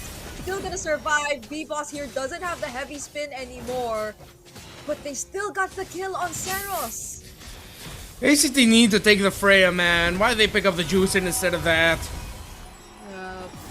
Okay, they get to defend this mid lane turret. Bacon Time are not able to take it down just yet, but that's all of their efforts of making sure Saros is just well farmed and not delayed, going to some sort of a waste because of that pickoff we got to see up there. It was a 1v2, but against the Freya of Kangkang, they've been using this in EXP 2 games in a row. They still have no answers, even with the Esmeralda. Yeah, they thought it would be the Esme, but in the long run, considering that the Freya build's damage, it will not be good. Still, this could be a turnaround moment for ACT. Let's see if they find an angle to finally take a major objective. Okay, Saros and Karns might just come in from the sides. That's a Mountain Shocker already used. The ship doesn't land on anyone. That's a flicker from Sylvie, finding 3, but they still go for the team fight. They just re-engage. Heavy spin from B-Boss, trying to focus on the objective. He finally secures it yet again. And Cairo is starting to become a problem. He's able to out-sustain so many players from Bacon Time and force them to run back. Karns too with the knock-up, and Saros taking out B-Boss. The Lord goes to Bacon Time, but ACT have finally gotten a big win for themselves. They got some kills on the board, will get some towers. They will not be able to break down the tower in mid unless Saros has a different plan here, but guns on the Harith that wasn't respected yesterday. yesterday is disrespecting ACT in their faces, but he needs to get away from this as Cairo will commit the chase alongside Sylvie. The rampart goes up and he gets punished. Flakeo with a blazing duet forces Kangkang to go in, but this is bad for Bacon Time as ACT are back in this. Okay, the Esmeralda now might just be an answer, but not necessarily towards Kangkang, maybe more so on Guns. Once we got to see Cairo really close in and not let Guns out of sight, not even the Bloom ultimate from Spider Miles was able to help him in that scenario, because it might have even helped Cairo get to finish his job faster rather than it helped the Guns escape. So Guns, I get it, you were talking about him just now, like they were not really able to respect this guy, the Harith that he has in his hands, but during that exact same moment, I think he got a bit too aggressive, just going for the chase, when in fact he could have probably survived that by just walking back, because you already see multiple members of ACT ready to take you on at that moment. Yeah, he got way too greedy trying to get that kill. And now it's a different story this time. It's Bacon Time, who have seemingly been shouldered and bodied out of their own time zone, out of their own comforts, as ACT now control the river and have priority in the center of the map. They break the mid tower first. ACT just needed to hold on and they needed to get farm. Bacon Time, again, they aren't a high invade lineup, so they can delay somewhat, but they cannot stop the farm that ACT will eventually get. Okay. This is something that sort of reminds me of what happened yesterday. Those Florine games, which took a while. The first two games for Bacon Time yesterday took a while. There were 20 plus minutes and of back and forth, and again, just utilizing the sustain to prolong things a bit more, and I guess that's also what they're aiming to go for at this point. But ACT, there's no stopping them from getting the better control of the map as of the moment. Now there's a Lord spawning up top. Bacon Time, they gotta be careful with the way they approach this. Yeah, it's going to be one of those games where Guns has to really end up being the bailout for the team, alongside a well-timed Bloom from the Florina Spider Miles. So let's see if they can get to that point. Definitely it's going to be an easier time around for ACT, because they already have the resources to take down the Freya long enough. And one of the important parts of the lineup of Bacon Time is the Freya survives. And with the Freya going down much quicker, that means you can get to access Guns a little bit quicker also. And Guns can only target on one. As long as Seros is watching their positioning, the Guns won't be able to take down the YSS and the Claude one after the other or together. That's how difficult it is with these basic attack type heroes going up against the Harith. And now with Flakeo even building up the Winter Crown, oh, we could be seeing ACT taking this game number 2 maybe after Lord 2, Lord 3. Yeah. The way things are going, I mean, just look at where Seros and Flakeo decided to really focus on. Even stealing away that purple buff that Bacon Time have been handing over to Guns. So this is such a huge win for them. Oh, heavy spin already committed. Tech charge as a response to Bloom already dished out. Kangkang is yet to join this fight, but Cairo's already here, zoning out Exort, making sure Bacon Time have no other choice but to run away. Yeah, very awkward initiation there by Bacon Time, honestly. I myself was surprised why they decided to commit that. Once that heavy spin came out, you just knew that he was gonna get taken out by Guns! Oh my god, the damage! Oh, I don't think that was how you wanted to use your winner crown, but it was still a 1-for-1 trade. Kangkang also had to go down in that sequence, and without B-Boss, how does Bacon Time actually approach this? They're still going to try and get into the Lord Pit. There is no ultimate for Sylvie right here, but they do find it just in time to get that knock-up. Exort will go down. Zeros is getting really brought down low by the Lord. They're trying to get the Lord and the Zeros. He's going to be able to dodge the damage, but Zeros gets there. B-Boss was there, but he didn't use the retribution. Bacon Time an unfortunate result of that. Seros held on and still secured the Lord. We saw one Akai actually make it to steal away the objective, but in this case, it did not happen. B-Boss wasn't even able to press his retribution. And even though it seemed like such a dangerous situation for Seros, they still got to finish the job. Now it is gonna be Bacon time once again on the defense.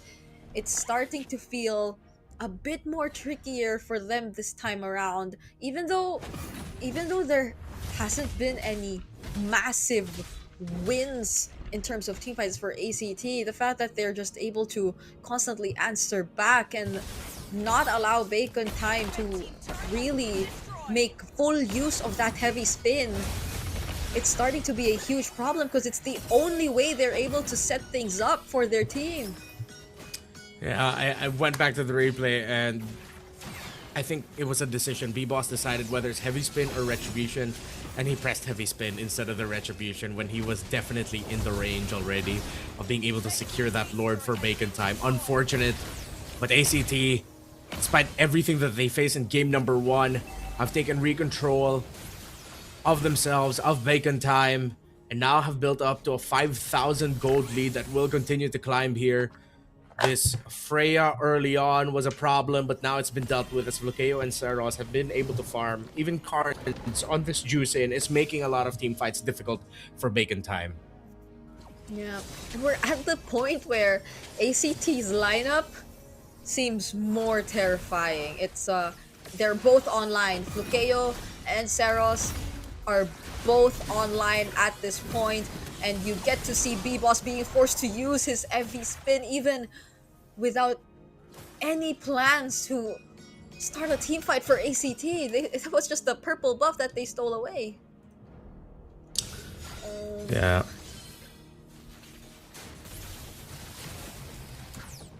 Okay. Now we are going to take a look at how Bacon time will actually try and go recover from the situation. Especially because ACT have full control over their map right now! An unfortunate pickoff on gun! Spider Miles forced to flicker out as well just to survive that engage that we got to see from ACT, but very untimely.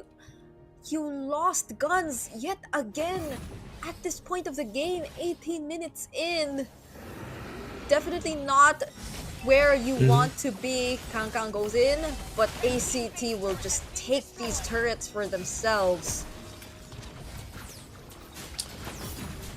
Bacon time, the comeback for this is going to be really tough, honestly. When you already have the 2 carries of the opposing team carried up, they have their items. Cairo can do this and just dance in front. It's tough even for XR to deal consistent damage onto Karns. The risk of getting hit by the tech charge. Earlier, there was a question of, can you layer the tech charge entry really well? With there not being any other really solid frontliner, and with the Florin working very differently from an Estes, it puts so much pressure onto Guns to blast everyone down before B-Boss can get taken out, or if ACT have misused their resources, won't have enough to get away from Guns and his Zaman Force and his Harith combos. Still, it looks like we are going to see ACT take this game number 2. All according to plan, at least for ACT.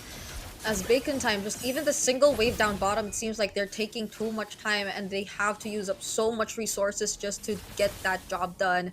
They will get to or have to focus on this incoming Lord for now, but it depends if Sylvie actually wants to go for the setup as well. Mountain Shocker already committed. They find a way to clear out the Lord, and that's the heavy spin already forced out of B-Boss as he just tries to get back to the base to regain the HP that he's lost. Minions already inside. They can't go for the tower just yet. Bacon time are trying their best to clear out these minions, and they successfully work their way through this defense.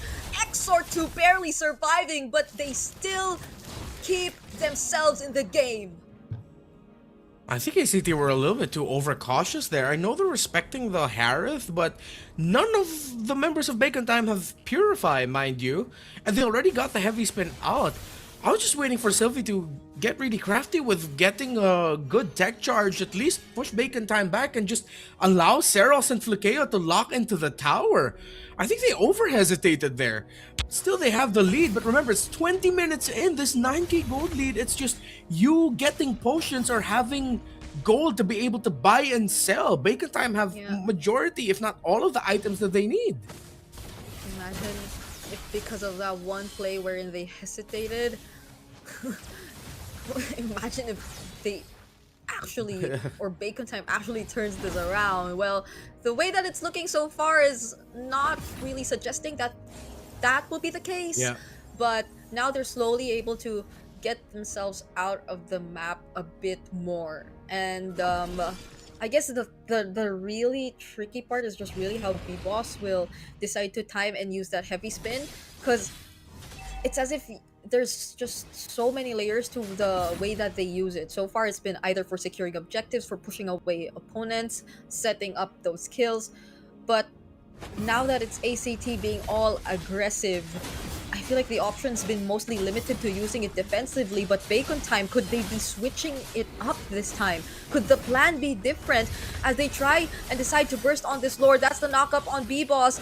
There goes another attempt from Cairo to just surprise them from the backlines, and he does! Falling Starboard and the knock-up from the tech charge once again. Exort is the first to fall. B-Boss is trying to escape to the best of his capability, but they will probably lose guns in the process, and it's gonna be 2 members down. Mistimed, misplayed by Bacon Time and ACT. They are now definitely going to win this game number 2. It's going to take an insane amount of wave clear, maybe a little bit of luck. But time has run out for Bacon Time. No heavy spin that they could utilize, and B-Boss is down as well. ACT with his 10k gold lead tie the series 1-1. It's an awkward spot for Bacon Time. They can win majority of the early objectives, but if they're not putting pressure on the Yi Sun Shin, if they're not putting enough pressure on that Claude as a team, then there is a good chance ACT can just rock it out until the late game, get the farm that they need, get the items that they need, and win it through.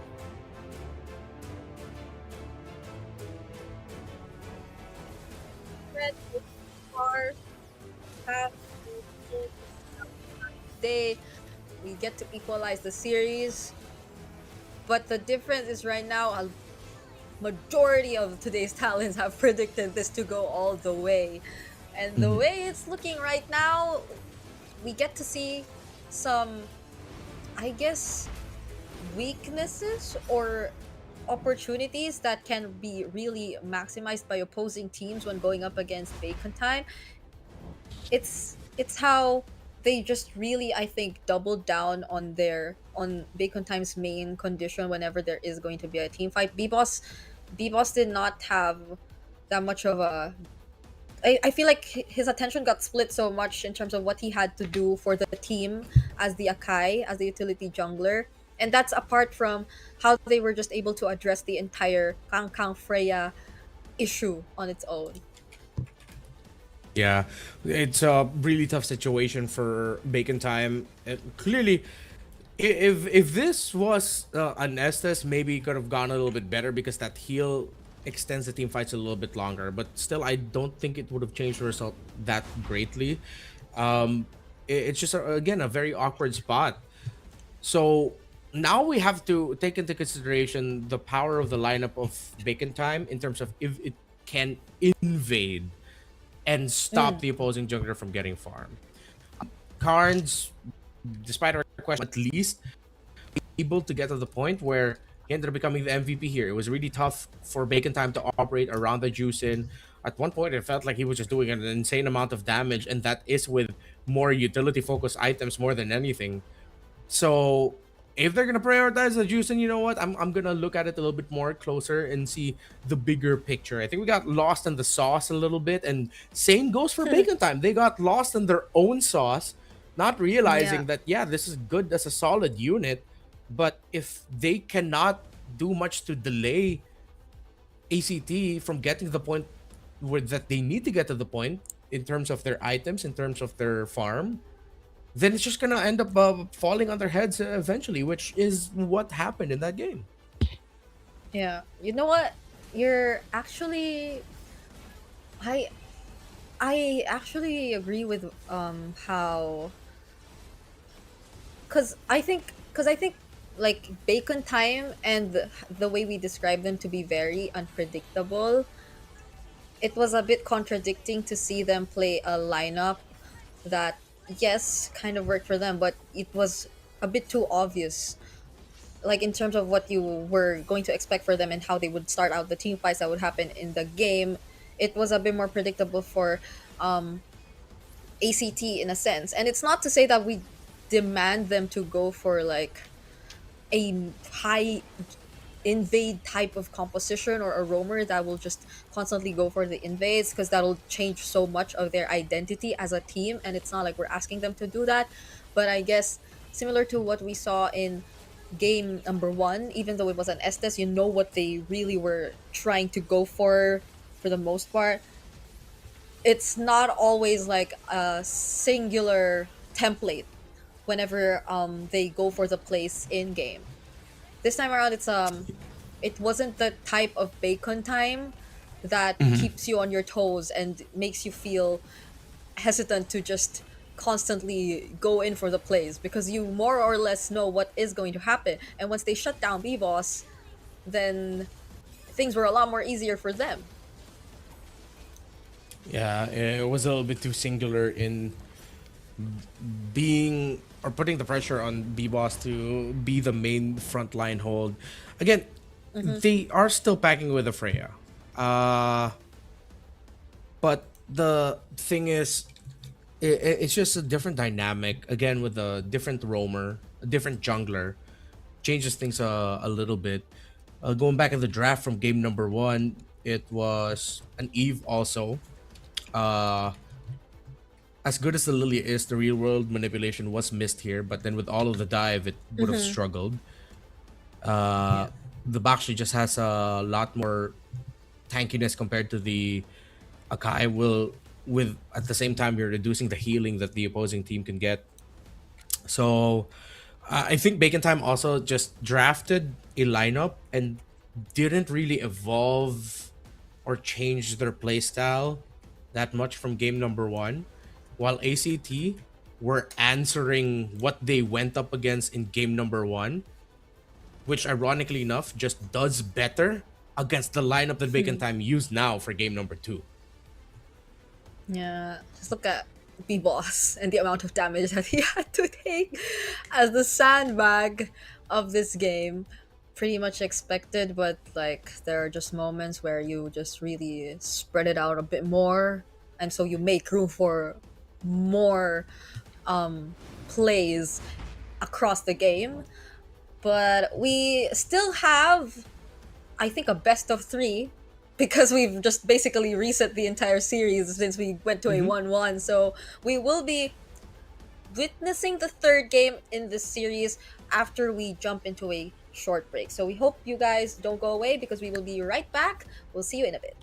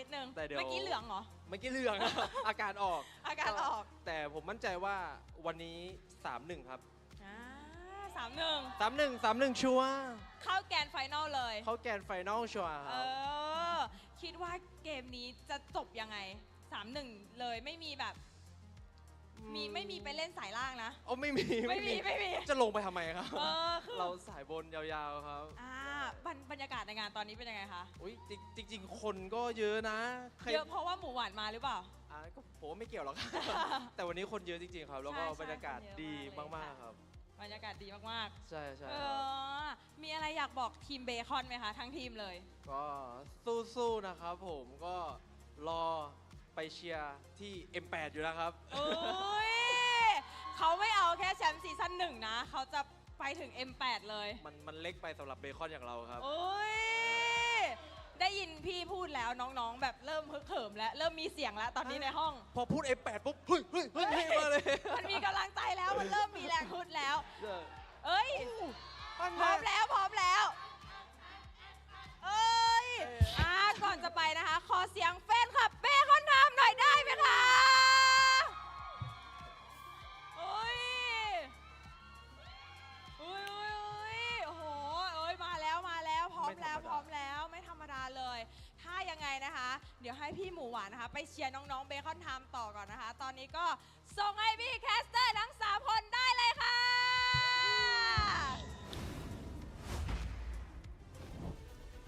Loving the hype we have at the arena from the Philippines. At least they are 1 hour behind, so I think it's about 6:00 p.m. currently in Thailand. So shout outs to everyone in the arena. Hopefully they've been able to grab dinner during that quick break we also had earlier, because we never know. We never know what to expect here in this series, especially now that we're at a 1-1. Yeah. Hopefully we get to see a recovery from the side of Bacon Time this time, because ACT clearly recovered from whatever they went through in game number 1. In game number 2 now, it's let's see if Bacon Time can balance the sauce a little bit. Now, if they're still gonna lean towards playing around the floor, and then they have to rethink how they're gonna balance things out in the XP, how they're gonna balance things out with their jungler as well, because it's 2 games now we've seen today, but the Esmeralda has shown up to be just a really good response against lineups that can generate a lot of shields, or for just canceling out the strengths of an opposing team in their lineup. Still, we did get to see that it was a tough climb for ACT, wherein they had to give up a lot of the early major objectives or couldn't win them. But again, it got to the point where they just got their farm. They know that their power spike is until Claude gets Eternity, until even the YSS is comfortable in the farm. Once it gets to that point, as this game goes on, then it gets way too tough for Bacon Time, because they're all on the Harith basket. Even the Freya basket at that point won't be online anymore. It just gets taken down way too quick, because even though you have high damage, you can regen just from sheer brute force, you don't have someone else with you that can share those responsibilities. Akai falls down way too quick. Yeah, it's been very tricky for both sides, but it's interesting in the sense that they're able to pull off their unique strategies. Each game we saw it happen. Like for game number 1, that Estes lineup, and in game number 2, although we did not really encourage the Yi Sun Shin as an option for the jungle, they were also still able to make it happen. But of course, it was also hand in hand with them again punishing a lot of what we saw as, I think, the lapses that Bacon Time had in terms of their lineup. It still reminds me of what we saw earlier today between King of Gamers and Tenacity, when they were just constantly able to punish each other's XP laners and the picks that they decided to go for in the EXP lane. This time it's seemingly more evident, yes, in the EXP, but also in the jungle, just because of how specific these two were. Because I don't really want to like take into account the Spider Miles pick anymore, because it's been a signature for Bacon Time. They've always stuck with that kind of play style, so it's more on like how they complement it with especially the kind of jungler that they go for. Yeah, good complementary pieces for one another would be a great. And I still think that there could have been a window where Bacon Time could have afforded to be a little bit more aggressive, maybe gone into the jungle a little bit more to get some resources out, delay that Yi Sun Shin. But then, because of the MVP performance that we saw earlier from Cards, if I'm not mistaken, of that Juicin, it also stopped a lot of the aggressive moves that potentially Bacon Time wanted to have done. So, as much as it was a great draft result, you could also definitely say that execution wise, ACT really just locked in. It's it's been ACT locking in since day one of the playoffs. After that 2-0 against Buriram, and after that 3-1 against our top seed in the regular season, ACT has been on fire. And now that they've unlocked their potential yet again after that second game, Bacon Time might not afford to show us another draft that really doesn't go well together like that. I think it does. I still think it does. But again, there were pieces from ACT's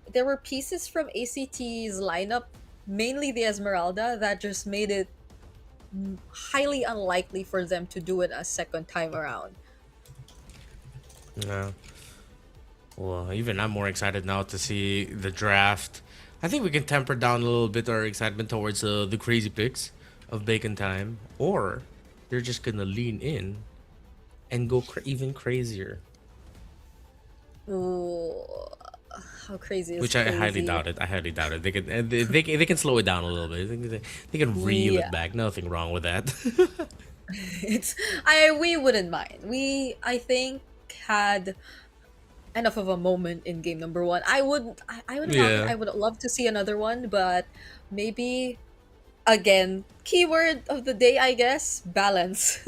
Balancing it out a bit more. Yeah. Now that we got to see or expose a bit of their weaknesses in terms of that. So, yep, whoever wait, let me see who do they consider as the captain here for Bacon Time? It's Spider Miles, right? Yeah, it's Spider Miles. Yeah. Yeah, I think it's like shared duties between like Spider Miles and Exort, with them controlling the center. They're the ones much more vocal. Yeah. Sir Spider Miles. Let's see if what the call is gonna be. Okay, it's another head to head between our junglers this time. Very similar. Another shared hero pool, I guess. It's I I'm I think these are already the most unique junglers in terms of hero pool that we have in MSL Thailand. There was just one earlier today, I think Water, who used the Aulus. So we're down to the last few teams being the more flexible jungler players Yeah. overall. Yeah. I don't think in terms of the jungle we are gonna see any more like crazy surprises. They're just gonna be like, Yeah. all right, cool, type of picks. If there's one thing maybe that they could adjust for Bacon Time is, I understand why they want to just pick up the Freya available for them, but I want to see them if they could go up against the Freya, if they could be okay against that. Because if they want to keep doubling down on this idea of playing around the healing style roamers, then yeah, make sure you have a much stronger set with really good damage EXP laner like the Sora, or just really too slippery to take down and has a big impact in a team fight like the Benedetta. If you want to go with those kinds of picks, still it's a wide pool. You can still definitely slot in something like a Terizla, but just as we said, balance is the key word now for the rest of the series. Yeah. I love how every time we just pan the camera towards the audience, they're playing MLBB while watching MLBB. Yeah. That's how dedicated our viewers are, especially now that we're just awaiting the draft. So yeah, it's again something we mentioned time and time. Hopefully we do see it right now. I would love for again these two teams to bring out their fullest potential and not just us constantly like pointing on a certain decision that they made or something lacking that they weren't able to accomplish. So they're so then we actually feel that they were able to give it their all during this series, because it's not the stakes aren't the same as what we saw for the previous series. It's not like the loser gets eliminated, but I don't think you want to go up against the top seed again in the lower bracket finals. I love that side. Look at that. It's simple. It's something anyone can copy. Anyone can write ACT on a piece of paper, and that is just the beauty of it. You know what? I think Bacon Time can learn something from her. There's a beauty What? in simplicity. Simplicity. Yeah. uh, okay. Okay. I I hope so. I hope they do learn a thing or two now that they're back in blue side. Um, this is exactly where they were in game number 1, only lacking the Marcel ban. I'm trying to recall because I think there was a time that B-Boss was really just spamming the Harley as well. So if ever it Yeah. does get open, I'm wondering if they could finally decide to change up the priorities, or they just really want to stick with, yeah, we're going utility all the way. Yeah, it's crazy because my early notes for B-Boss was he is flashy mechanics assassin guy. Now Yeah. this late into the season, and even in a few games heading into this point of the season, he ended up becoming essentially wise. So now I'm just like, oh, did Bacon Time just like completely like, I wouldn't say brainwash, but like transform B-Boss. It's like, hey B-Boss, you're such a king in assassins. All right, show us how you can Akai. If you can do it on a Suyo, you can do it on an Akai. And then B-Boss is just like, I got no way to say no to that. I guess I'm forced to play Akai now. I am so not over Bacon Time International if that were to be the case. And now it's open. It's open, okay? So this is where we find the answer. Is it really B-Boss sticking with the plan of just using utility all throughout, or do they have room here, for they take the juice Harley? in. Oh, They take juice in. I think just steal it away from Karns, worthy enough to steal away. That's true. That too. Oh, there are just so many things to consider. But since the Harley's open, then that means Oh, none of the never above. mind. How about that? I thought they'd be willing to give it, but I guess they're just gonna try to adjust. And ACT knew they were ready for it. They rush pick that juice in the Baksha. And now there's no Baksha that you can play with. If he wants to go Fredrin, he has to go Fredrin now. If he wants to go damage, I think better the Harley at this point. But then you get Yeah. invaded a lot, so you have to consider the Leomord. It's tough. I think Bacon just needs to lean in towards one very specific idea and live and die by it. Yeah. And you can't even deny the Esmeralda because, there's a Baksha on the other side too. It's like everything just being so tough for There we Bacon go. Time. Okay, they changed the script. Yeah. Get the Suyo and the Glue. Glue very flexible still. Can show up in the EXP lane, put the Frey in the gold. Lots of avenues Bacon Time can work with.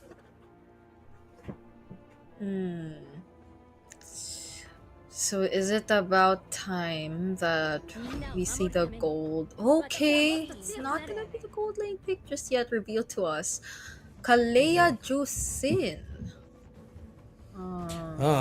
If that's the case, then they might be eyeing out the carry for later with the Claude and Harith gone. As long as it's with any burst, really. Carry, Beatrix is okay too. Clint wouldn't be too crazy. Yeah. Yeah. And so I guess this is also like there's room for a more active EXP laner as well. Yep. It's something you really have to be careful about, since again you don't know where the glue is going just yet, but either way you could just secure yourself the upper hand, because I think that's going to help a lot if it's after or they're after like a fast rotating lineup overall, considering the way they built it. Oh, Bacon Time senses the carry. Now it Yeah. gets denied as well. Yeah, makes a lot of sense really to just take it out. It's one of the last best options here. Help, ACT, if you have it in you, just show up the Beatrix. I've already seen one of my favorite picks. Show me another one, please. What else actually are Yeah. marksmen out there? If it's not, well, the Bruno is gonna take time. Yeah, and the Bruno's more like matchup specific. Yep. They take out the Zetian. Granger would still be okay for ACT if they want the burst type. They don't have a Sky Piercer holder. If they can't decide between is it gonna go into the Juicin or is it gonna go into the Granger, so the Granger's still gonna be okay for them if ever. ACT. Okay, if they're capable. They were capable enough of playing the Yisunshin in the jungle, I wonder. But yeah, I guess a Sky Piercer hero that has more range rather than that, because it's more on the juice in the Kalea that they have as of the moment. Last man for Bacon Time, though, it's the Moscow, so majority of the suggestions you brought up are actually still up for grabs. But if they because I might rather go gold and see where the glue goes. Yeah, I think they took out the Moskov because Bacon Time realized that if ever ACT went Moskov, then they really don't have a lineup that takes care of the map really well. With a Claude gone, they already show their jungler, so they can't play something like the Fanny to help take care of the map. They're not playing through a Hayabusa. So they needed to take away the best option in terms of macro. As Bacon Time, they might have just folded and have already shown to ACT that they're going to be thinking more about the team fights. They will live and die by that. Oh, the Obsidia. Picked 3 times so far this season, but doesn't have a win just yet. Ooh, well, they need the burst to take this down. Honestly, if it's time for them to bring it back, you can bring back the Kadita or just play it safe and pick something like the Farsa. They just need that long range burst. Right. Yeah, actually. And you don't want to really get close enough. So, okay, let's see what the mid lane option is gonna be for Exort, and where the glue is actually gonna go for Bacon Time, because it still can be flexed either in the Roam or EXP. So, that's not good. Oh, solid. Very solid lineup here for Bacon Time. They don't have a traditional marksman, but this is one of those lineups that can take control of the game fast before the Obsidian can get farm. So they need an EXP laner that can dive. Honestly, if you want to temper this, you go either Yuzhong or Lapu Lapu. Sora, I don't know. I don't know why I'm kind of iffy on the Sora. I would rather see the Yuzhong or Lapu in this scenario. Although the Sora has risen up early, especially early on, it was the answer to the Gourd with the static nature of it. Very easy set and you get to interrupt, but I think a longer, more engaged team fight would be good. More uptime perhaps. Okay. They're still gonna go for the more common response, the way to deal with the Gourd. I guess I think it's mostly just really what the role of the Sora is gonna be anyway. It applies for any kind of mid laner that really has to stay behind, such as I think I've seen it a couple of times even against the likes of the Eve and stuff like that. So all right, at least I think it's a much more well-rounded draft that we're seeing from both teams this time, especially Bacon Time switching it up a bit. Spider Miles on a glue instead of Florine to pair up with the aggression. B-Boss doesn't have that big of a responsibility on his shoulders that he has to do alone this time around. Exactly. And that's what they needed to change the most. At least now, instead of putting a lot of pressure onto B-Boss, you play around B-Boss in the sense where you just want to make sure that you're handling the map so that he can farm. Instead of him playing the more utility, I'm the main frontliner role, you allow him to be the carry, and this might turn out better for them. Could be a similar result, similar to game number 1, honestly, like a quick one, maybe around 12 to 14, 15 minutes. But it all boils down to how they handle Lord 1 or Lord Turtle 3 specifically. Turtle 1 and 2 can go either way. It's with Lord 3 and Turtle 1 where the window for Bacon Time to take a considerable lead actually lies. Yeah, more so because I feel you gotta be careful of the twins, like with both Sylvie and Flukeo later on, especially if you're B-Boss, because what are the chances that they just really focus down on using their combo towards Oh, you mean Saros? Isn't it Sylvie and Saros? Oh yeah, it was Sylvie and Saros. So I mean, it's Sylvie and Flukeo and the combo that they could potentially do, because it's either they just really focus down on B-Boss, you don't really get to dash out once you get caught by the Obsidia, either way, but same can go for Exort. So either of these two, there's a threat, there's a combo that you could expect from ACT. Yeah, after the craziness that we've seen so far, it's good to see things finally tempered down into something a little bit more familiar. Of course, ACT are going to want to play for time here for their Obsidia. Or if they can speed up the Obsidia's farming process, that would be even better. So they see they threaten a little bit of pokes topside, just to show that Guns isn't going to have that easy of a time trying to win lane. Spider-Miles is going to be level 3. Sylvie just past level 3. No Roamer's going to be hitting level 4 before this first turtle. Yeah, not really a failed attempt to rotate. They didn't really spend anything for that. It was just a threat and a reaction out of Guns, who, by the way, is also going to be joining this upcoming fight here. This is a 5-man Bacon Time turtle take we're seeing, and as early as Turtle 1, what can Sylvie actually do to find a way back into this? Nothing. ACT will not contest that and might just go for a kill here in mid, finding Carnes as first blood. All lockdown, and it's good that ACT respected that they could not fight into that. It would have been a very big loss that would speed up the farm process, especially for this Freya. So they just needed to give that up. Them losing Carnes in the mid was just a result of great play by Exort. Honestly, that missile projectile landed perfectly. Spider-Miles was right beside him too, to add a bit more to the control, and it was an easy pick by Bacon Time. Yeah. Not what we expected for...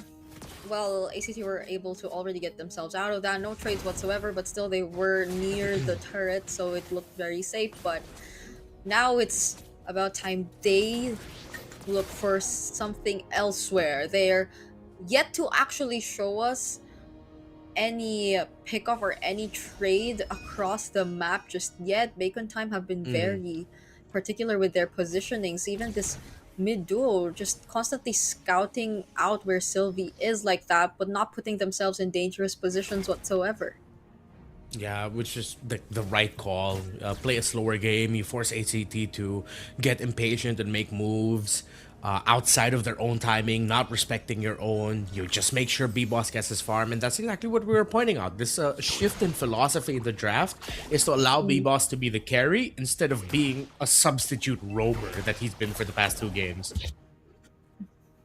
Okay, now it's just Sylvie really watching for B-Boss and his rotation so far. They've been not really camping, but mostly rotating towards the top lane, but it's a great job that we're seeing from Guns, that he's always able to stay safe. Saros though, does he get to find someone here? Uses the shield unity on Spider-Miles, but that's gonna be Spider-Miles. The Tsunami Slam gets committed as well, but Sylvie gets taken out first. That's a Thunder Form coming in from Cairo. Kang gets traded out even before they get to follow up. But Exort, he finds a double kill. That's an early 3-0.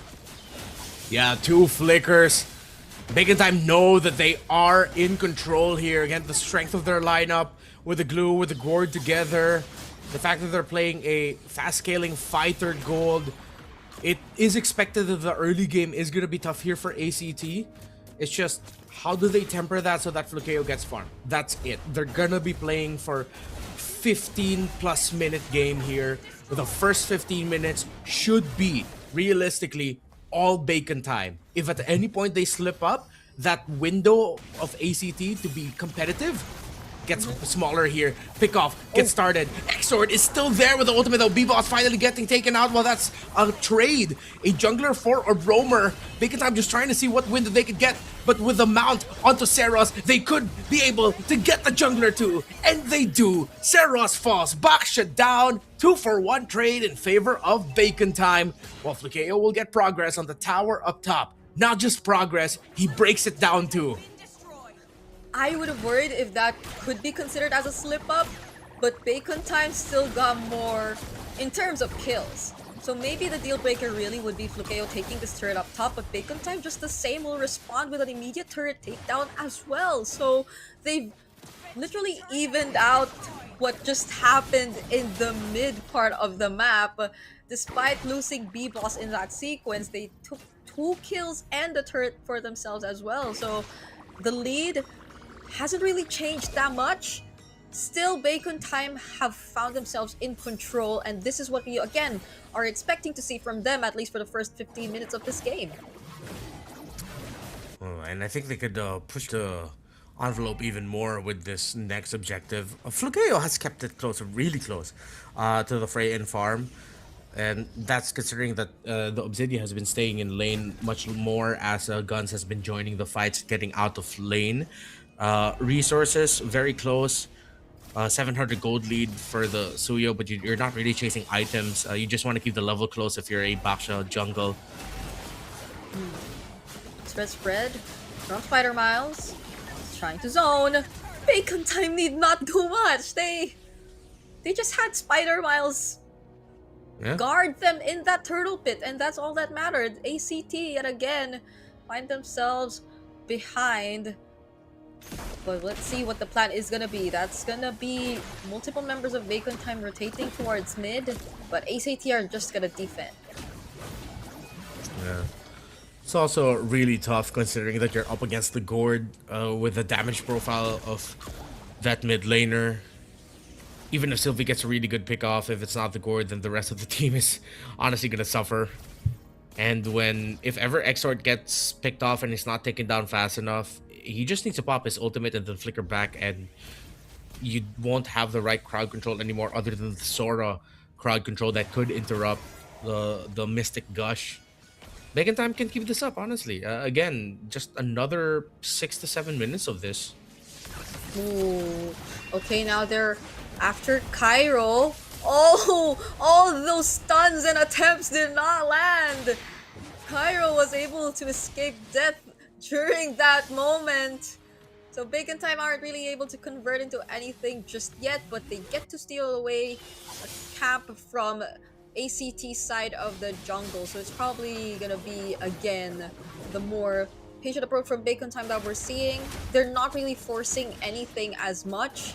Oh, but ACT, they will find Guns, still has the battery descent.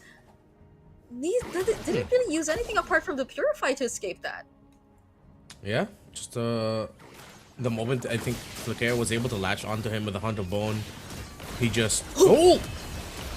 Two-man penalty zone that we got to see from Kangkang, and this is the moment that Bacon Time wanted to finally get a hold of that tier 1 in mid, but ACT want much more.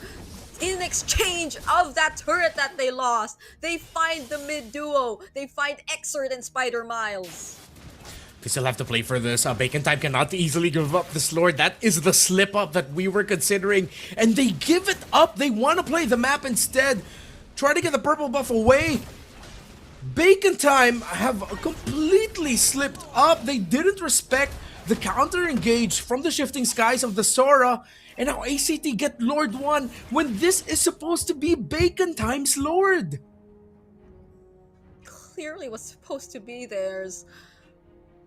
And with this lore that ACT were able to secure, that 2k gold lead that has been in the hands of Bacon Time for the longest time, as now less than 1,000, no longer matters at this point. Karms gets brought down to half HP, but there's a lore that Bacon Time still has to manage, and they are just about to lose more of their outer turrets, specifically that one turret down bottom. Multiple flickers used aggressively just to go in for the dive. Maybe Exort also shouldn't have been part of that play. Yeah, They found he themselves in a flickered very forward. tight spot. That was just a disrespect coming in from Bacon Time. And now they've lost their lead. One slip up like that. Again, this is supposed to be their game all the way up until 15 minutes. Maybe even at least Lord 2 but Lord 1, that was supposed to be theirs. But then they all committed flickers aggressively. That has to be a sign for Bacon Time that now, especially since with ACT has been fully caught up, there wasn't even that big of a lead anyways. You're really gonna have to utilize those flickers to escape counter sets. Get away from the Sora, use the Purify if your guns to cleanse out the ultimate of the Obsidia, get away from the Crimson Beacon forward, coming in from the Juicin. And they've lost control. They can't be aggressive anymore. They have to be more calculated. Yeah, it's not like it was a guaranteed win in the T fight or anything, because the turret was still up, ACT were still full HP. As promising as the two-man penalty zone did look like, there were a lot more things to consider more than just that. So, Bacon Time, now that they have all their battle skills back, hopefully learned a thing or two from what just happened in that previous sequence, because they clearly lost a lot. They lost the majority of control in this game. They lost turrets. Now they're slowly getting back as they're taking down this tier 2 down bottom as well. But look at the way Kairo's also just pushing up that wave. Up top, no one's there to really pay attention to it. So it seems as if ACT were also able to deal with it in their own way, even without putting in too much resources themselves. Yeah. If they play the map a little bit more, but ACT are protecting it, they're doing a good job of taking care of the macro. Topside minion wave is also leaning in favor of them. Guns tries to clean it up, but he risks getting picked off. So ACT were using the minion wave at bot as bait. They're going to be able to push that out, leaving Guns a step behind. Kairo's going to be getting to the Lord Pit first to position alongside Karns. Great use of the minion waves by ACT. Yeah, that was a Purify that they got out of Guns as well. So, huge for ACT, especially as we approach this upcoming Lord fight that's about to take place. They spot out Cairo. Karm's just using those lantern flares, but it's Seros who secures the objective, and now just look at how Cairo's zoning out Exor all by himself in exchange of Spider Miles on the other side of the map. The Winter Crown keeps him safe, penalty zone gets cancelled, and Flukeo with a double kill taking out Gang Gang. B-Boss, I don't know if Bacon Time just decided that their Lord is not gonna go towards their side as Guns were left to the bot. I think it was one of those rare scenarios that maybe Bacon Time overthought the macro too much. ACT might go match point. Oh, could this be revenge? A one-way push just the same from ACT this time. They have a single minion left. Bacon Time might just get to clear this anyway. But the Lord is approaching down bottom. And that's another opportunity ACT could capitalize on. That's the jump coming in from Sylvie to Nami Slam onto B-Boss. They lose their jungler, but the counter penalty zone from Bacon Time keeping them alive.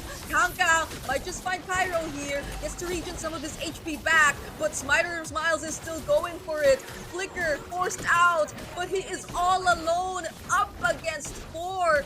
Can he get the kill? The damage is not enough. Now Spider Miles will likely fall in the hands of ACT just the same. Buys enough time for Bacon Time to at least defend the base.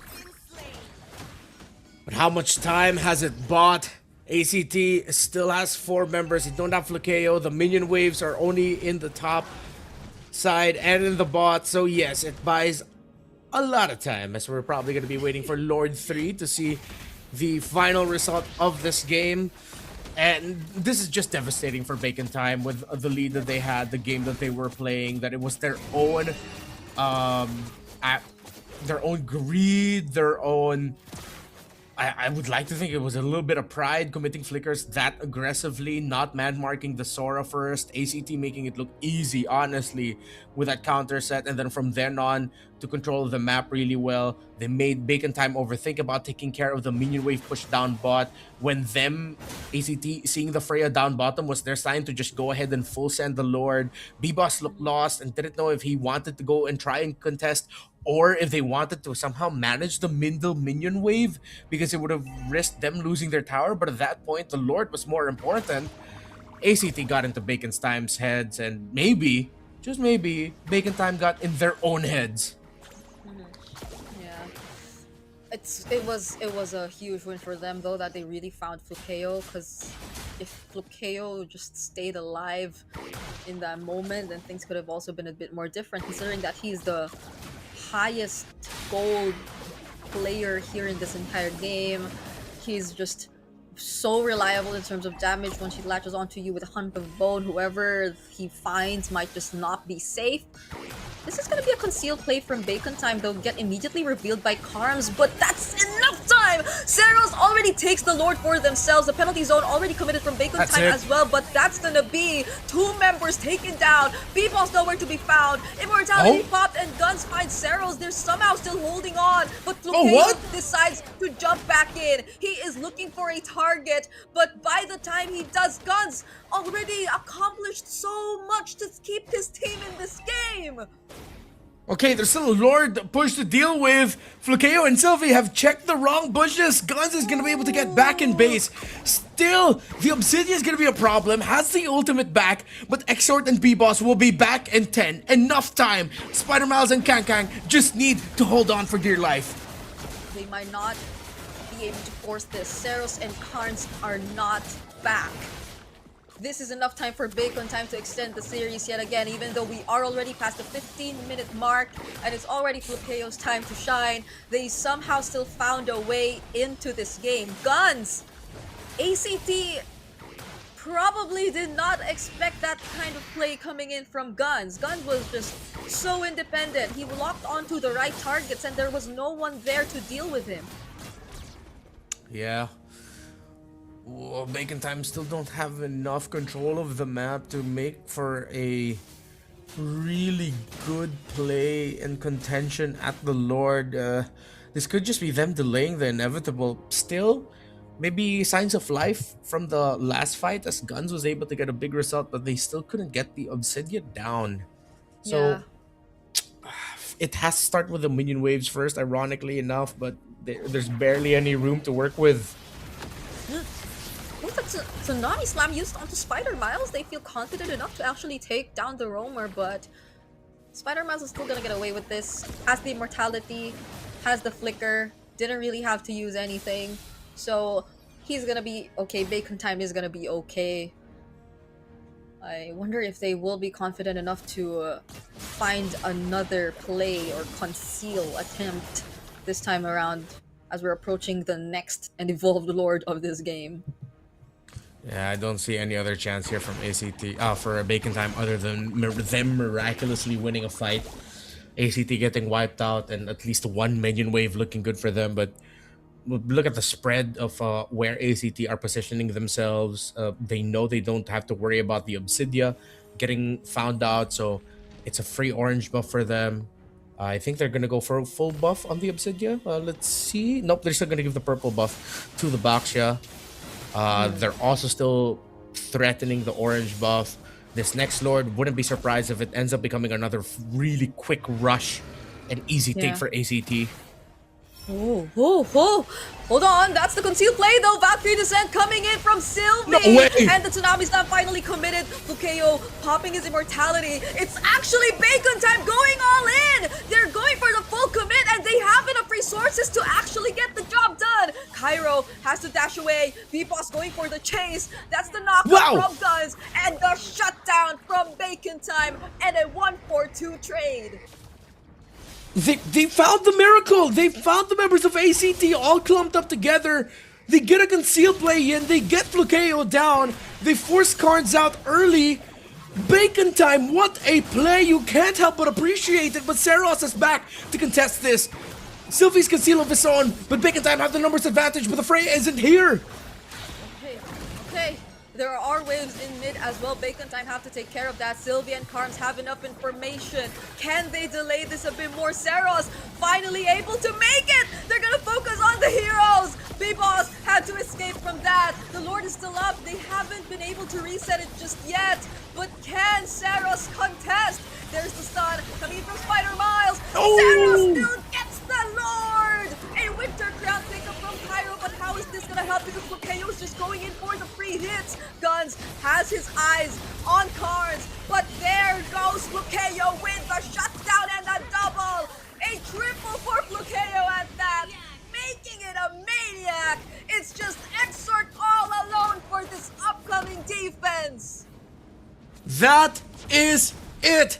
Seros gets the stun on Exort. They know they want to try and get it for Flukeo, but he gets shut down! Still though, the Lord and the numbers and the minions are with ACT match point for the team that went #1 in the open qualifiers. They look poised to be the first team to make it to the first ever season Grand Finals of MSL. Such a highlight play we got to see from Exort right there before we put an end to this game, but it was not enough. He still got to find the kill on Flukeo, but they had what was necessary to put an end to this game. Now match point for ACT as we take a quick look at the highlights for that 21-minute game, the longest we've had in the series so far. And admittedly, there were slip-ups, but there were also really good recoveries that we got to see from Bacon Time, because we had so much expectations in terms of how the way things would go for Bacon Time. It should have been theirs, but it didn't. And then when it shouldn't have been theirs, they found a way to get back in it with that 1-4-2 trade that we got to saw towards the end. But AZT, I think there were no answers to Flukeo specifically in that moment, or for a majority of the game. The fights were breaking out, but it wasn't really Flukeo that was prioritized. Yeah, he really locked in here. I'm trying to go back to that last Lord fight. I know it got extended because they decided to turn and lock on the heroes, but that retry battle still looks somewhat good for B-Boss. I'm just really heading back to the replay here of how they missed it. Yeah. Did B-Boss not press retry? No way. Or was it early? Wait, I'm looking at it right now. Yeah, okay, wait, no, this is the one from very early on in the fight. Yeah. MVP of the game, though, as we try to scour through, it's Seros. Yeah. He did press it, but it was a bit too early. It was a bit too early. Which I think is something that you see commonly happen nowadays. They just fight for the last hit, but in this scenario, it was a bit too risky, I guess. And Seros had the much better timed retribution in that sequence. And overall, such great movement, because we were just keeping an eye out on whether or not he would be in position by the time the Lord was already within retribution range, but the way he just prioritized to use the shield unity on who was that they actually tried to go for the sandwich play against. I think it was Kangkang. Yeah, he decided to go for Kangkang first, and then everything else just followed after that. Where there was really great prioritization that we got to see from Seros throughout this game. A whole second too early. Yeah. When B-Boss used the retribution on the Lord, there was still 1,486 health left. Seros was airborne, so he couldn't use his retribution. So he was airborne for a second, and still was the one who got the retry on the Lord. That frustrating. It is. And incredibly unfortunate. So Zeros getting the MVP here with everything that's happened in this game.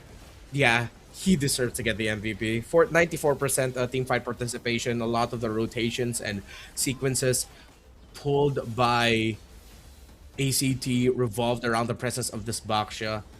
Again, Bacon Time. That's such an Yeah, you unfortunate see it. moment. It's painful, Brigida. It's painful. It is. And a maniac happens right after that. So how painful could it get? You leave Exert all alone to defend a Lord and 4 members of ACT. So it was a near impossible task for him, though he did still get a kill, pick up on immortality too.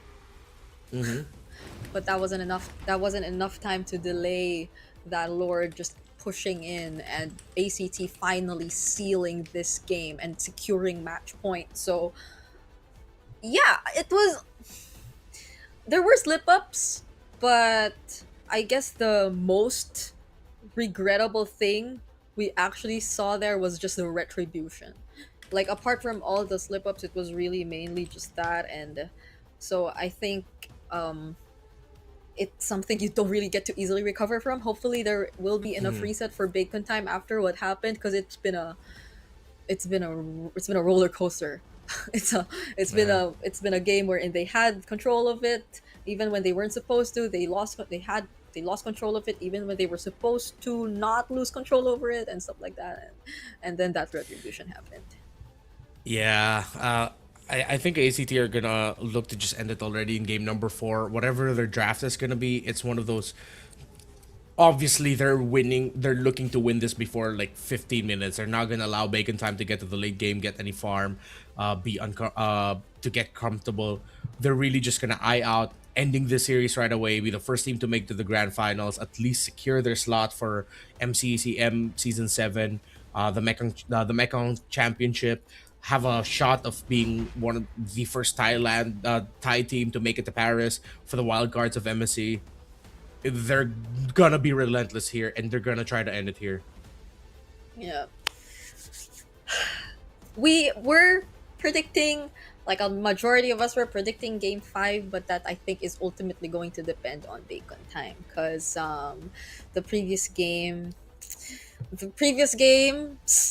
I think there were very clear lapses from their end, and so we have a quick interview once again. So in the meantime, let's check out what's going on at the arena.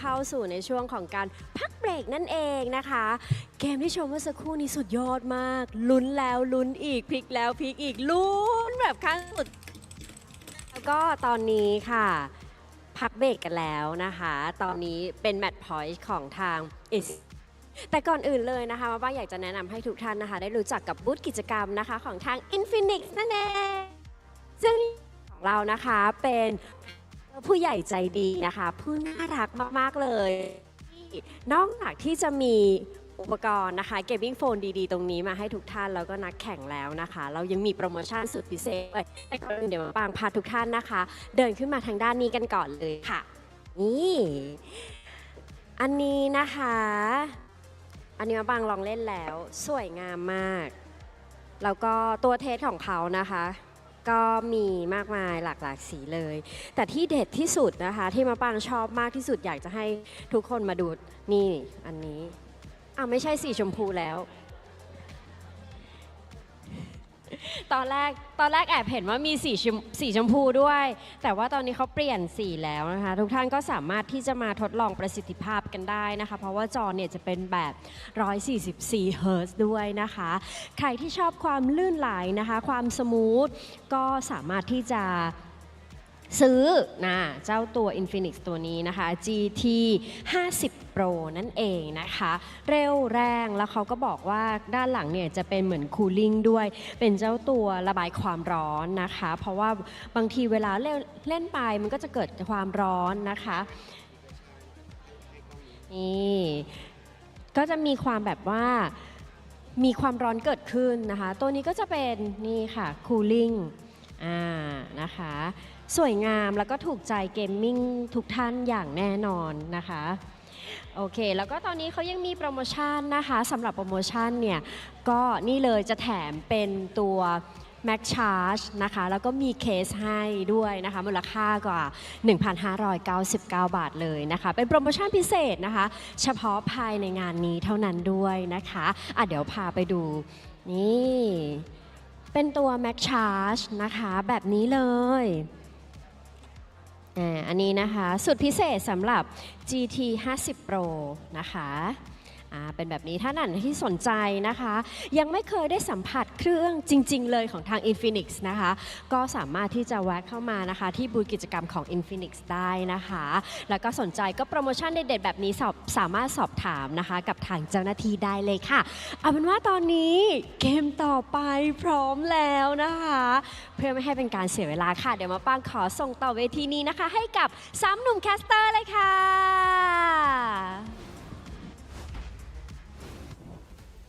And we're back to potentially witness, not potentially, we will definitely witness the next upcoming game here in the series, which is again match point already. And it depends on whether or not Bacon Time are able to find a way back in this series after what's been happening to them for the past 2 games. ACT though, after figuring out whatever they had to figure out yesterday, they've been on a streak, they've been on a roll. Yeah, really, it really feels like we're just seeing the birth of what it could mean to be a professional MLBB team in Thailand. It feels like their story is the best. I wouldn't even say that they're underdogs, but in a way, compared to like the Giants and KOG and Bacon Time, if they go all the way, if they end up getting the grand finals first, and maybe even if they end up becoming the first champions, remember, this is a team that went through open qualifiers. They weren't invited. They had to grit and grind for it to get to that point. Still, we can't get ahead of ourselves. We cannot take out the possibility that maybe Bacon Time will be able to force this game number 5, will be able to rediscover their sauce, temper their own aggression, not be too lost in their own leads, and just play the type of game that you need to play, stick to the fundamentals, your checklist of what you need to do first before you commit to play, and then they go for it. Still though, it's just tough, you know. Maybe it's because of the nature of how we see like underdog stories as Filipinos, but I just can't help but think that we may be seeing ACT just take it here in this game number 4. Yeah, well, honestly, I might just be with you when it comes to that one, because I can't also help but feel excited to see like them really make it all the way through. Like if they go further from here and who knows actually makes it to the international debut, that's something I would be so hyped to see. Like the twins making it to that stage, this all Thai team really making it that far. It's just such a great story overall. But I'm also still gonna keep an eye out for Bacon Time, because just the same, like Bacon Time and their reputation in their region is definitely also something else. And the way that Spider Miles and Exor 2 as players have made it this far as a mid duo, and again taking that shared captain role or leadership role for Bacon Time to make it all the way here, and also being like a statement team themselves, because they're not the typical team when it comes to the playstyles. They really have their own flavor, which is something really familiar to us and reintroduced in a sense for Thailand and Bacon Time through them. But whatever happens, it's just that we're really hoping they're able to give it their all, because it's been a really beautiful series so far, despite everything that we saw. That's why it pains us to see those kinds of mishaps, those kinds of mistimed presses on buttons, like that retribution earlier on. Yeah, like think about it. If ever Bacon Time lose this one, it's gonna be the top 1 and top 2 teams of the regular season, fighting it out to see who's gonna face the team that placed 5th. They are smack dab in the middle of the standings between a 3-way 6-point tie between Tenacity, Buriram, and United. Tenacity Yeah. just edged it out because their point differential is 1 over Buriram and ACT. Buriram just edged out over ACT because they got to sweep ACT on May 3. ACT have already gone through Buriram United. They've gone through KOG. They might just finish out Bacon Time here. And Yeah. they didn't even need to face off Tenacity. So the remaining teams in the playoffs, if ever, ACT have already beat everyone that was placed on top of them in the standings. That's right.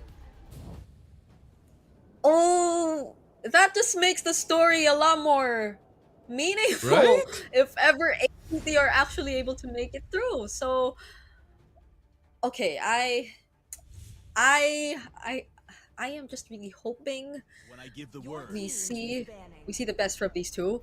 It's gonna be expanding Rivers and ACT on the blue side yet again. Let me pull up the previous draft that we got to see from these two teams. Okay, they just switched up their sides. It's still the same. They never really want to let go of this Valir for some reason. Yeah. It was a really strong pick for Exort, and it makes trading in the center of the map difficult. ACT are locked in. They don't want to pick up the Baksha. They will just not give it to B-Boss. I think at this point, ACT don't mind if B-Boss end up with something like either like Harley or Suyo.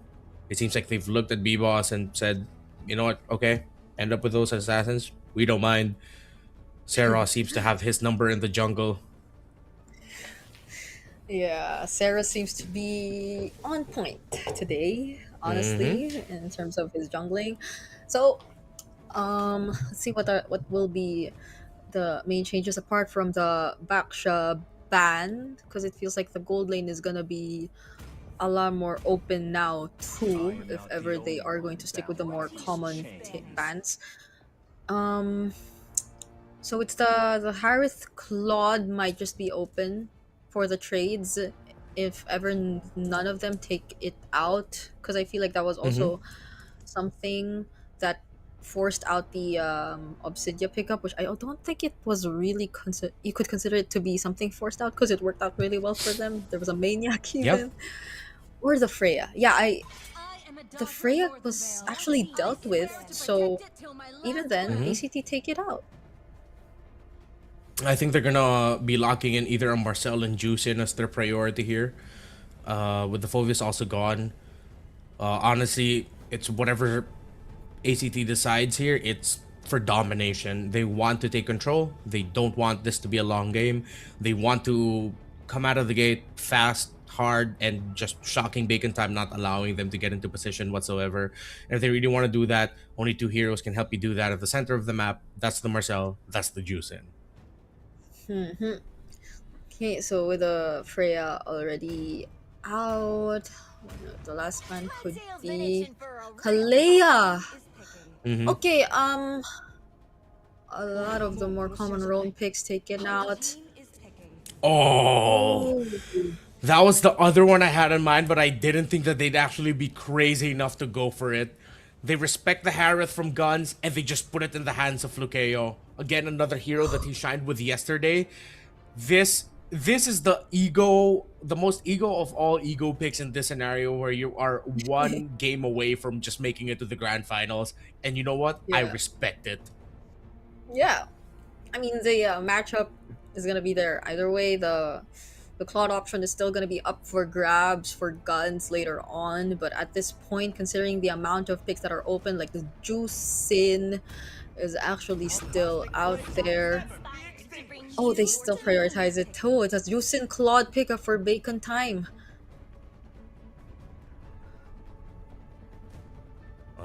They're going to be playing the longer game here. Still get the Juicin. At least they take that away. With Khalid gone, honestly, just pack the Marcel or the Hilda. Either of those two would be great. You get your jungler now also. If you're Seros, the Harley Suyo trade is still active. At this point, it's tough for me to really decide what to go for. If they want to be absolutely sure with it without the Boxer, they can just pick up the Harley. Yeah, it's just that I already have the Harith, so it's gonna be mostly magic if ever you do lock in the Harley here. So there you go for the Sora Prio and the Harley. So there we. Oh, Oxford smiling even with the juice in. Okay. Could be the option here for bacon time before we. Do they also lock in their jungler? For B boss. Suyo still active. Yeah, they might just have to. It's always tough to lay more when there's a Sora around. Or maybe save their jungle for later and then. I don't know if B-Boss has it in him to play the Lancelot. Oh, they go back to the Akai. Are they gonna try to run it back with an Estes or something despite it being in a Harith or Sora lineup? Let's see. An Estes Akai. That seems quite hard to manage though, but like if it's a bit too far from everything. Plus it's a Claude, so you would expect the BMI to also put him out of range if ever things get really messy. So maybe the other support roamers would be more of an option for bacon time. It's funny though. It's funny how ACT no longer just care about the roam picks. They just decide to completely snub banning out Spider Miles heroes ever since game 2. Probably accepting how he's never gonna run out of options anyway. So it's just Yeah. really XP picks that they're taking out at this point. I think the Florin won't even cut it. They also need more damage sustainability in EXP, so either the Yuzhong Lapu is fine, you don't need to worry about the Valentina. Some extra bits of lockdown. Arlot would have been quite awkward for me, so kind of surprising to me that they decided to ban it out, but well, we know how devastating a really good Arlot game could be, honestly, so maybe that's what they're thinking. Yeah, I may, or even the combo between the Arlot Akai, maybe it's like it's so way back, but it was once a thing. So Spider Miles still has all his options laid out for him. If ever he does want to go up for a utility roamer type of plan, still. But you already know what your XP matchup is gonna be, so let's see if they prioritize that. Okay. There, It's gonna be Yuzhong. the Yuzhong. Yeah, this balances it out a little bit better. As long as they time it really well, then could be a lot of space for the Akai. I think the room for ACT just even packing in a high loss is gonna be tough because of the Akai and Yuzhong, but you just need that revitalize. You need that extra bit of healing and a slight bit of crowd control. Gatot's gonna be tough. No. I really feel like high loss is gonna be the safest bet here. Not even a Cho would be that great unless you're really just gonna use it to force out the heavy spin of the Akai. Hilda, you put too much pressure on the Sora to be able to hold down the front, so yeah, tough to go pick off. We mentioned the Marcel earlier and they still end up getting it just the long way around, and they get the Marcel and the Zetian combo together, which is funny in the sense that it's not the easiest combo to pull off, but if you time it, it's good. If you don't, then you completely waste it. Oh, the Matilda makes a comeback! One of the picks that we thought would show up earlier shows up now! Okay. This is one of the most interesting games draft wise that we will probably see. Matilda Akai. Okay, maybe you know what? Like whoever they decide to pair up the Matilda with, I will just watch and wait for whatever the plan is gonna be for Spider Miles here. At least they have a lot of ways to just help each other. Because I think even like especially without the presence of an Esmeralda now, you would need all those clutch shields to keep you alive, considering the pressure that you would expect from this draft that ACT decides to pull off. It's still a Harley. There are global ults everywhere. There's a golden R. So let's see how they utilize this Mathilda as it makes its comeback here in MSL Thailand. Yeah. Huh.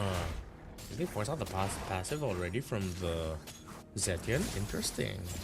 Or does she not get that until later? I know she has that early. Yeah, they just forced it out much earlier. I think Exor just Spider-Man just flew into the Zetian and took it out immediately. So that's gonna be an opening. Orange start for B-Boss. We'll play around for the Little Wanderer. So will Seros, who started with purple. So it's a mirror start.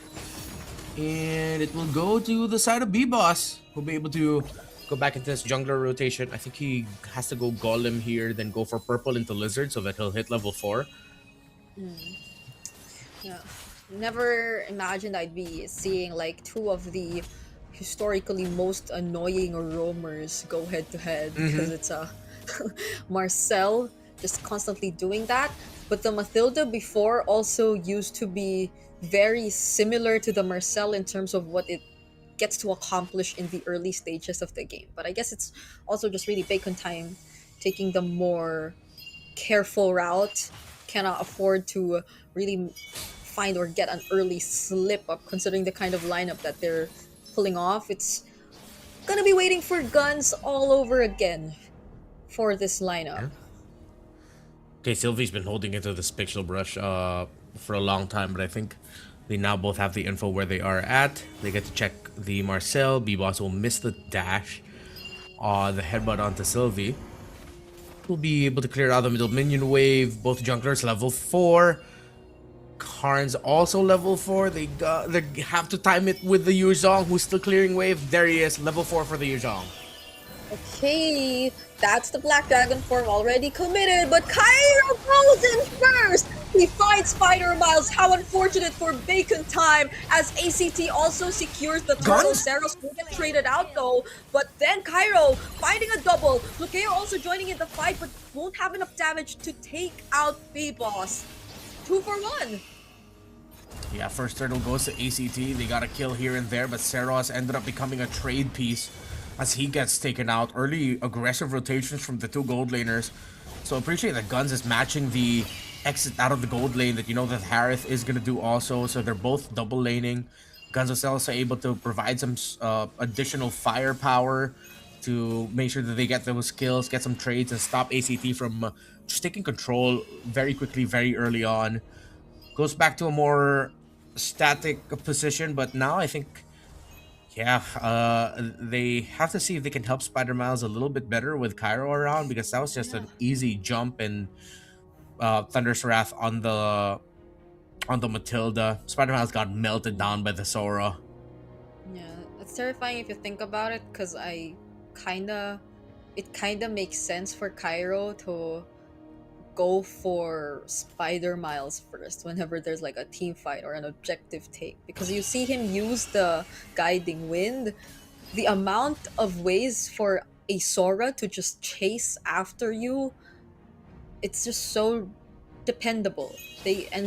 Considering how a Mathilda could be an easier target too, it's been very rewarding for them to go for that choice, because Exort I think was also a really decent option, but the fact that there still could be like those Crimson Beacon plays also, it's basically the same. It's just depending on who you see more fitting to be a priority target, I guess, for ACT. But nonetheless, Cairo is a huge threat, especially as we saw Kang right now forced to use that Black Dragon form yet again. There will be a bit of a help now from Spider Miles, and they find Seros in exchange of Kang. I think that will be pretty decent, but a Cairo is on a roll. 4-0 early on the Sora. B-Boss though. Yeah. Okay. Turtle's gonna go to the side of Bacon time though. Still ACT. They know the weight of the Yuzhong in terms of the execution game plan of Bacon time, so they waited for his rotation and actually picked him off. Still a really crazy combo with the tail sweep coming in from the Yuzhong plus the Guiding Wind to help secure that kill, and I believe extra shot stack that they just needed onto Seros before they could finally take him down. So if they're gonna disengage, I think they play it mainly for the Yu Zhong. And disengage if ever, you just need to save B-Boss. I am now starting to see how maybe what could be one of the biggest like roles for the Mathilda in this game might just be the lockdown capability. Kong! Okay, what a dive. What a dive we got to see from ACT right there. Saros immediately gets out of it. Sword and Spider Miles get spotted here in the mid by Sylvie. Okay, going back. Yeah, because Mathilda still has that lockdown capability. So Saros, so far, those 2 deaths were all mainly because Spider Miles was able to somehow lock him down. It looks like we could be seeing an MVP performance here for Cairo. Oh, he's going at it again. If he gets this with the Petrify, the tail sweep, the counter by Kangkang, but he cannot commit the fight. But here comes B-Boss. Saros and Cairo back off. Exort there for the cut alongside B-Boss. They're not going to commit it. Could have been disastrous for both. Oh, Cairo's still alive. That could have been a shutdown for Kangkang. A small shutdown, also using the Petrify right there, but Cairo too quick to adjust. He's also 1,000 gold ahead, more or less, so that just shows you something in terms of how trickier it might be to take him down. Okay, that's a Xanforce use up top. Guns goes back in with the blazing duet, and now he gets caught by Flukeo and Sylvie. In exchange of that turtle, Bacon Time were able to secure down bot. Cross map trades. Past 2 turtles have gone to Bacon Time, with ACT trading it out on the opposite side of the map instead. In the long run, this might actually turn out better for them, but oh, with the return, Spider Miles still locked there on the Saros, but the golden hour saves them. The heavy spin animation continues. Flukeo goes in with the Zaman Force, dancing on B-Boss. No one falls. Saros walked around possibly one of the most dangerous routes, but still survives. Cairo 1v1 again with Kangkang. Are they gonna push through? Cairo might not want to fight Kangkang at this point, but going back, yeah, Saros, he did not go through a shortcut. He was literally walking around that turret, but still made it out alive thanks to the golden hour. Now Kangkang will go down as Saros finds him with the deadly magic. There is... Oh, a lot of damage coming out from this Harith. Oh my. Still, Bacon Time are just... It feels like they're trying to put out fires across the map, and one big fire on the opposite side has been that Sora. Cairo took a fair bit of damage there, but he's stopping B-Boss. No flow towards the bot side minion wave. Looking at the items, Kangkang needs to go for that Radiant Armor because of the damage coming out already from the main magic damage sources of ACT. Which puts them in an awkward spot because of the heavy physical damage getting dished out by Cairo as the Sora. I appreciate though that Karns also rushed the Divine Glaive, knowing that instead of trying to slow things down and play for utility with the Zetian, you play for just getting your damage much quicker, much early on. Again, ACT are operating with that mindset of just pure aggression. Cairo finding Kangkang again. He keeps having to use his Black Dragon form to just try and stop. Saros survives, but not any longer. Heavy spin. Here comes the counter from Bacon Time, as that is a shutdown on the Sora. Heading into this Lord, no Saros, and ACT might have just been too overzealous. Bacon Time look to get this Lord unless Sylvie gets the delay alongside Karns. Oh, that was such a great attempt from Karns. He nearly saved him right there. Oh, but ACT are still going for the fight. Golden R freezes the Lord. Sylvie once again going in, and it's Flukeo who actually gets to secure the objective. What a play from ACT. How do you recover from that? How do you recover from that? B-Boss was there. Was he still caught in the golden hour? I'm sorry, I have to go back and watch the replay on a separate screen here. Did he just not press Retribution again? No way. He just... Oh, it was on cooldown. It was on cooldown. 2 seconds. The golden R was just too perfect. Sylvie was able to extend so much of that Lord fight. I am at a loss for words. That was a golden hour that really turned things around for ACT. Another golden hour committed here just to keep the Lord up for a bit longer. Immobilize 4 guns. That's a blazing 2 and already cancelled out. Oh my goodness, Saros was ready. Fortunately, the guiding wind and the heal will keep guns alive. But ACT, they're taking as much as they can. And they will keep this up because they know what is at stake. The first slot in the grand finals. Cairo, he's been taken down once, but he's been unstoppable for majority of the series. Kang has been effectively taking out a lot of major sequences because he's been too busy in lane trying to deal with the Sora. And without the Black Dragon form, the similar problems that Bacon Time had in game number 2 will arise.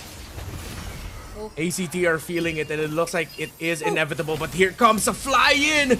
But the golden hour is perfect! Just slightly off timing, but it still hits X-Sword! ACT! Remember the names and remember the letters as they might be on their way to cementing themselves as grand finalists. There are still Holy Shields to work through, minion waves to work through, but that is a dagger in the game if I've ever seen one. With a flicker committed by Spider Miles, it was just a quick punish shown to us by ACT. A single golden hour enough to turn things around. Another deadly magic onto Kang. The Holy Shields actually going down just in time, so ACT could access these 2 base turrets. Everything is just favoring ACT so far, seconds away from this next Lord. If Bacon Time eke this out and is still miraculously able to secure the Lord, back off and minimize losses, then that would be one for the books. But they find Sora, they find Cairo, they force out an ultimate already. Guns with the free hits, but Guns gets saved. But the Fury of the Phoenix just stuns him just enough in time. The golden hour, a snapshot to be immortalized in Thailand as Kang falls. But Guns with a blazing to it gets blasted by ACT. B-Boss, he tried his best to at least clear out a bit more of the minion waves in mid, but he has to recall, he has to provide help, but with no heavy spin, what can they do? Spider Miles trying his best, circling Eagle already committed, but ACT are just moments away. They take down B-Boss and they take the win on towards the grand finals for the first ever MSL Thailand. Sylvie, Carnes, Piper, Sheros, and Flukeo etch their name in the history books. The first team to make it to the grand finals in the first ever season of MSL Thailand. Number 1 from the open qualifiers. Legacy made, bar set, ACT. It's been such a beautiful journey and story for ACT.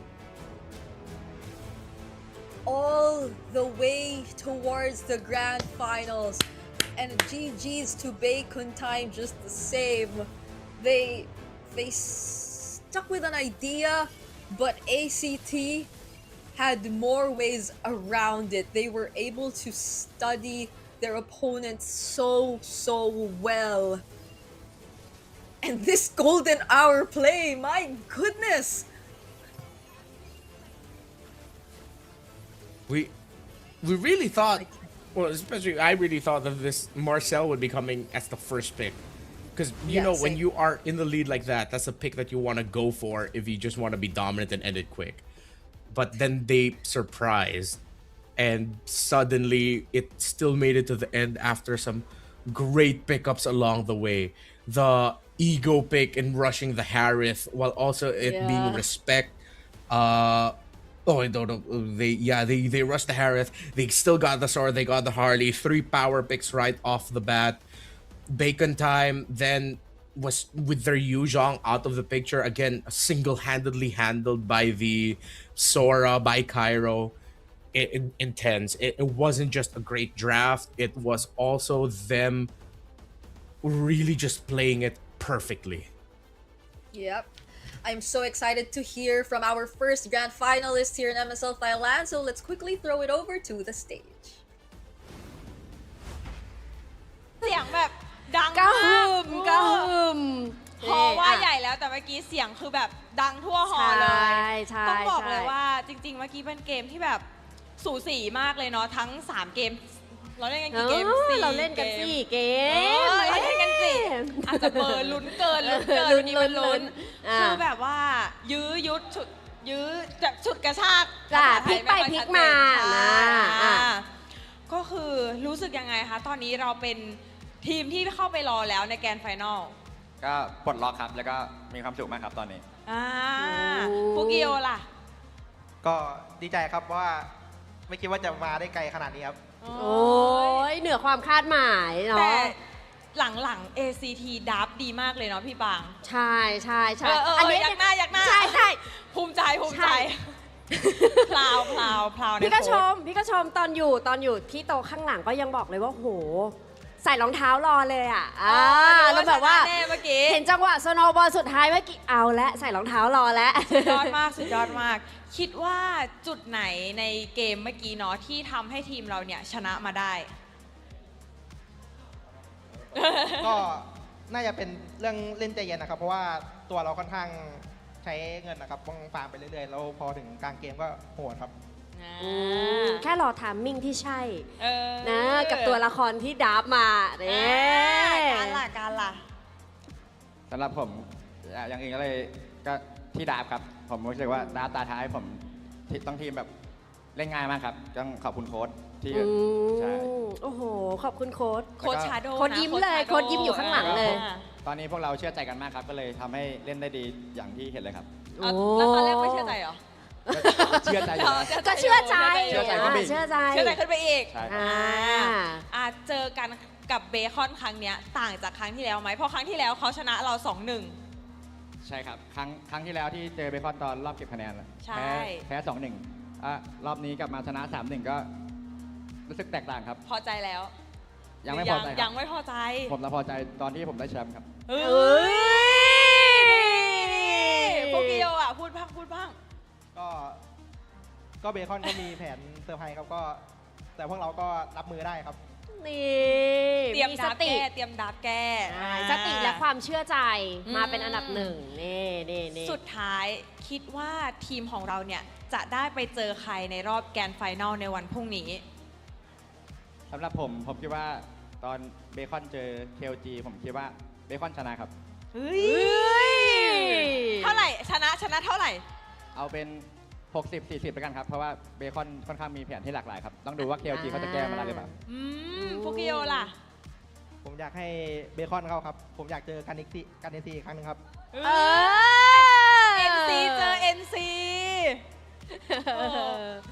คือยอมจริงๆนะเด็กมันชอบขิงกันจริงๆเลยเด็กเราก็ยังเด็กนะเราก็ยังเด็กโอเคฝากอะไรนิดนึงเนาะกับแฟนๆเนาะโหเนี่ยวันนี้มาเชียร์เราแบบดังมากจริงๆเป็นกำลังใจสำคัญเลยนะแบบมีอะไรฝากบอกแฟนๆนะทั้งหน้างานแล้วก็ออนไลน์นิดนึงก็ขอบคุณแฟนๆทุกคนนะครับก็พวกเราก็จะทำให้เต็มที่นะครับเราจะเอาแชมป์มาให้ได้นะครับก็ขอบคุณทุกคนที่มาเชียร์นะครับก็ขอบคุณทุกคนที่สนับสนุนครับไม่ว่าจะเป็นทั้งทีมBCTหรือทีมเบคอนไทม์นะครับที่แบบมาเชียร์ทุกคนก็มีผลต่อวงการเกมครับแล้วก็ผมจะตอบแทนทุกคนด้วยการเอาแชมป์ในวันพรุ่งนี้ครับเลิศพูดให้แทนแฟนคลับข้างล่างเลิศตอบ ดีมากตอบดีมากเดี๋ยวตอนนี้ให้น้องๆเนาะไปพักแล้วก็ไปดีใจกับทีมกันข้างในซะหน่อยขออนุญาตส่งต่อให้กับพี่แคสเตอร์ทั้ง3คนได้เลยค่ะ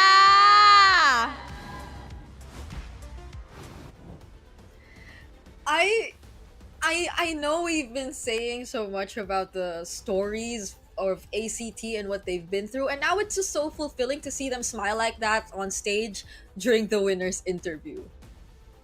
Yeah, again, their journey from the open qualifiers, being an uninvited team, going 6th in the standings at the end of the regular season, to now the first team to make it to the grand finals. Along the way, they took down top 1 and top 2. Top 1 was undefeated. Top 2 just barely made it to that spot. Congratulations to ACT. Well deserved, insane gameplay. How the things that they did in that final game was just otherworldly, honestly. The decision to just lock in some of the biggest ego heroes that you could go for and play it to near perfection. Perfect. Yeah, I know I did predict for Bacon Time, but I love how this series turned out. It was super well deserved. Wow, that's such a cute way to secure the MVP title, Cairo. Like, you were the main threat even for Spider Miles. You started out the game showing that Spider Miles could not play as easily as he wanted to. Yeah, Bacon Time did not have an answer for this Sora. They took him down once, and then after that, it was like, okay, cool. What else? What else are you gonna do to me now?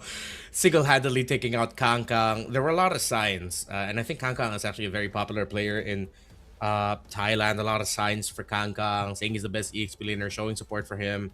But Cairo definitely had his number. Cairo was the presence that, dare I say, almost single-handedly won this for ACT because of the impact that he had in the big picture of things. Not to discredit everything else, the other members of ACT and what they did, but the impact of the Sora was so obvious. Yeah, that was an early 4-0. And we saw, see, it's always been like double kills across the board, and the fact that not even Yuzhong Turtle 1 felt like a problem meant that he was already able to do so much for his team in terms of managing his lane matchup. And it's been so easy for like Seros and the other members just to provide assistance whenever they rotate down bottom, because he pretty much also single-handedly just made sure that Kangkang was not able to play his game. And so we look at what eventually transpired after this really great start that we got to see from ACT. Everyone just were able to do their own thing. There were these perfectly timed golden hours. There were these very perfectly timed Fury of the Phoenix as well. And it's just so refreshing to see this team from the open qualifiers actually learn and grow so much in a short amount of time. Who knows what they've been studying and where they've been trying to learn and pick up all these things, right? It seems like they just really put everything, mixed everything, and found an identity for themselves. Yeah, it's cool that that's how you see it, because it just adds even more to the lore and the figure that is ACT. That we don't know much about them. Maybe our friends over in Thailand, but I hope this ends up becoming such a big point of inspiration for anyone in Thailand who decides to take a career towards the pro scene of MLBB. That bunch of dudes from the open qualifiers can show up and play ball and just go nuts with it. What a story for ACT. What a game. The Marcel, and I think it's also poetic to it that the Zetian being one of the top picks for Thailand this season ends up becoming part of the lineup that makes it to the grand finals first. Yeah, I agree. And it's also like them winning against a very Bacon time type of lineup. Like we're pretty sure this is a lineup that Bacon time would normally play and that they're very familiar with because it's the Kai for B boss. It's a utility roamer. Although again, it is the first Mathilda game we got to see, but everything else feels very signature for Bacon time. So it was really just ACT outperforming them in this game and in this series as a whole.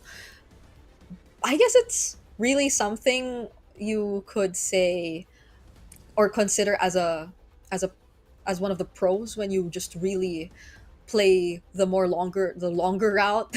Like you're always you're always playing, the momentum is just always there, and you learn so much more of how the current meta is along the way. So we got to see that in action from ACT and the way that they took this victory from Bacon time. Congratulations to them. Hard to expect now. I have a feeling though that for tomorrow, we're gonna be heading in to the closing portions of this segment. You ain't gonna see my prediction, but I'm gonna lay it down. I think it's gonna be KOG going to the grand finals. They had Bacon Time's number. I think it was also a very, how do I call this? A very enlightening game to watch if you're KOG, waiting to see who you're gonna face off. Because now it feels like you know very well how Bacon Time want to play, and how Bacon Time want to draft, and where specifically you're gonna put your pressure on. Spider Miles and B-Boss. Take those two out, and Bacon Time just has a lot of difficulty of playing their game. Well, for ACT, if KOG are now going to be looking at ACT, you look at it position to position, roll to roll, because it's rare to find it these days that an EXP laner playing solely in the EXP lane and just showing up the objectives ends up becoming the big reason why the team ends up winning. Yeah, it's tough because you reveal so much, but it's something they will definitely utilize as we head into another interview on stage. เราเป็นฝ่ายนำแต่ว่าเรารักษาแบบว่าโกลีต่อไปไม่ได้มีช็อตผิดพลาดเล็กๆน้อยๆเราต้องยอมรับว่าเกมที่4เขาทำได้ดีกว่าจริงๆครับแต่ว่าหลักๆน่าจะเป็นเกมที่2กับเกมที่3มากกว่าที่เราเป็นฝ่ายนำแต่ว่าเรารักษาแบบว่าโกลีต่อไปไม่ได้มีช็อตผิดพลาดเล็กๆน้อยๆค่อนข้างเยอะครับเรื่องทัมมิ่งค่อนข้างเยอะแล้วเขาทำได้ดีกว่าในส่วนของการดับมาแก้เราด้วยไหมก็ต้องยอมรับครับว่าเขาก็แก้หน้างานได้ดีแล้วก็เตรียมตัวละครมาดีมากครับก็เป็นเขาทำได้ดีกว่าในวันนี้ครับแล้วโค้ชคิดในมุมมองของโค้ชเนี่ยคือการที่เราเจอกับ ACT รอบนี้ต่างจากรอบที่แล้วยังไงคะเพราะว่ารอบที่แล้วเนี่ยคือเราชนะเขามา 2-1 แต่รอบนี้เนี่ยคือเราไม่ชนะเขาแถมยังเป็น 3-1 อีกด้วยก็ก่อนอื่นเลยผมมองว่าวันนี้ ACT เตรียมกันบ้านมาได้ดีมากๆนะครับเขาก่อนหน้านี้ตอนที่เราเจอเขาในรอบเก็บแต้มเรามองว่าเขาเป็นทีมที่เล่นค่อนข้างกล้าได้กล้าเสียเล่นเสี่ยงเล่นกล้าบวกแต่ว่าวันนี้ก็เขาเล่นดึงได้ดีมากแม้แต่ว่าเขาจะเล่นตัวที่เป็นตัว engage แต่ว่าเขาก็ยังเล่นดึงได้ดีครับก็ยินดีกับ ACT ด้วยครับวันนี้ตอนนี้เราก็ต้องกลับไปเตรียมแผนมาเจอกับ KOG แทนแล้วใช่ไหมคะสำหรับในวันพรุ่งนี้เนาะสายล่างแล้วเราคิดว่าเราจะกลับมาได้ไหมในแกรนด์ไฟนอลก็ส่วนตัวผมพยายาม positive ตลอดนะครับก็พยายามเชียร์น้องๆเสมอก็เราก็ทำเต็มที่ครับเราจะพยายามทำให้เต็มที่ในทุกๆเกมครับได้เลยค่ะขอบคุณโค้ชโนเอลด้วยนะคะตอนนี้ก็ขออนุญาตค่ะส่งกลับไปให้พี่แคสเตอร์ทั้ง3คนนะคะ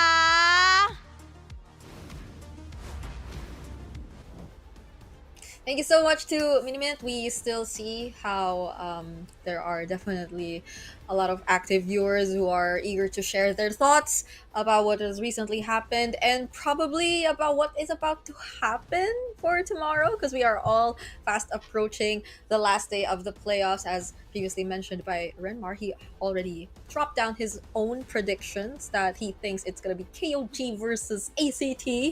How interesting is that? You know, like, who would have thought the top seed will be going up against the 5th seed in the grand finals? Because I think, like, statistically speaking, even in our own MPL region, that doesn't happen a lot of times. Like, 5th seed. Yeah, it's almost always 1 to 3 that ends up facing each other. I think even 3 is in the really awkward spot because it's also quite rare to see the third place make it to the grand finals. We've seen it once where a 6th place team made it to the grand finals, and Omega, I believe it was in season 9. So yeah, hopefully we get to actually have that in our own playoffs. It's cool that they got to interview the coach there at the end. So I believe, if I'm not mistaken, that was Coach Noel from Bacon Time that they got to interview after the one that we just saw. So hey, they got some words from him after the loss, and hopefully we can do that in MPLPH. Maybe we should try to suggest it. That's really cool that Thailand has For that. playoffs. Yeah. I mean, we could do it. We could do it on stage 2, like right after everything, because like you don't get to really speak with the minds behind the teams a lot of times. Like you sometimes get to see them in the winners interview, but it's not like it's not specifically for them. It's more on the players, and then they just occasionally jump in to say something, or if the players just want to make them sing. Like, there are a lot of random things happening on stage, so it's great to see that there's a dedicated time for the coaches. And we have another one coming our way, so let's see who this is this time. Wait, there's another interview? Okay, wait. I think it's. I think you just read the old previous message. You just read the previous message. Oh, okay. So, we are gonna look at the updated playoffs bracket instead. So, you see how, ACT will be waiting in the grand finals, but we still have lower bracket finals between KOG and Bacon Time. And of course, ACT waiting in the grand finals. It can be a best of 7 series. Oh, if I'm KOG and Bacon Time, I'm looking to end that series quick. They're gonna go to battle right afterwards, maximize the rest time that you could get, and good luck to everyone. It's been a great ride here for MSL. I've been lucky enough to, my schedule was free enough that I wasn't lucky enough to be able to also cast 3 games. So hey, if there's anyone from Thailand watching this or who gets to watch this, I hope that English talents in Thailand also come out. It took a few seasons, but Cambodia has their own English talents as well. Yeah. So, and I know we have some good friends in Thailand who are salivating at the opportunity to cast our home league, and I hope they get it. And you know what, Thailand, you guys are cool. It's been an honor. You guys rock.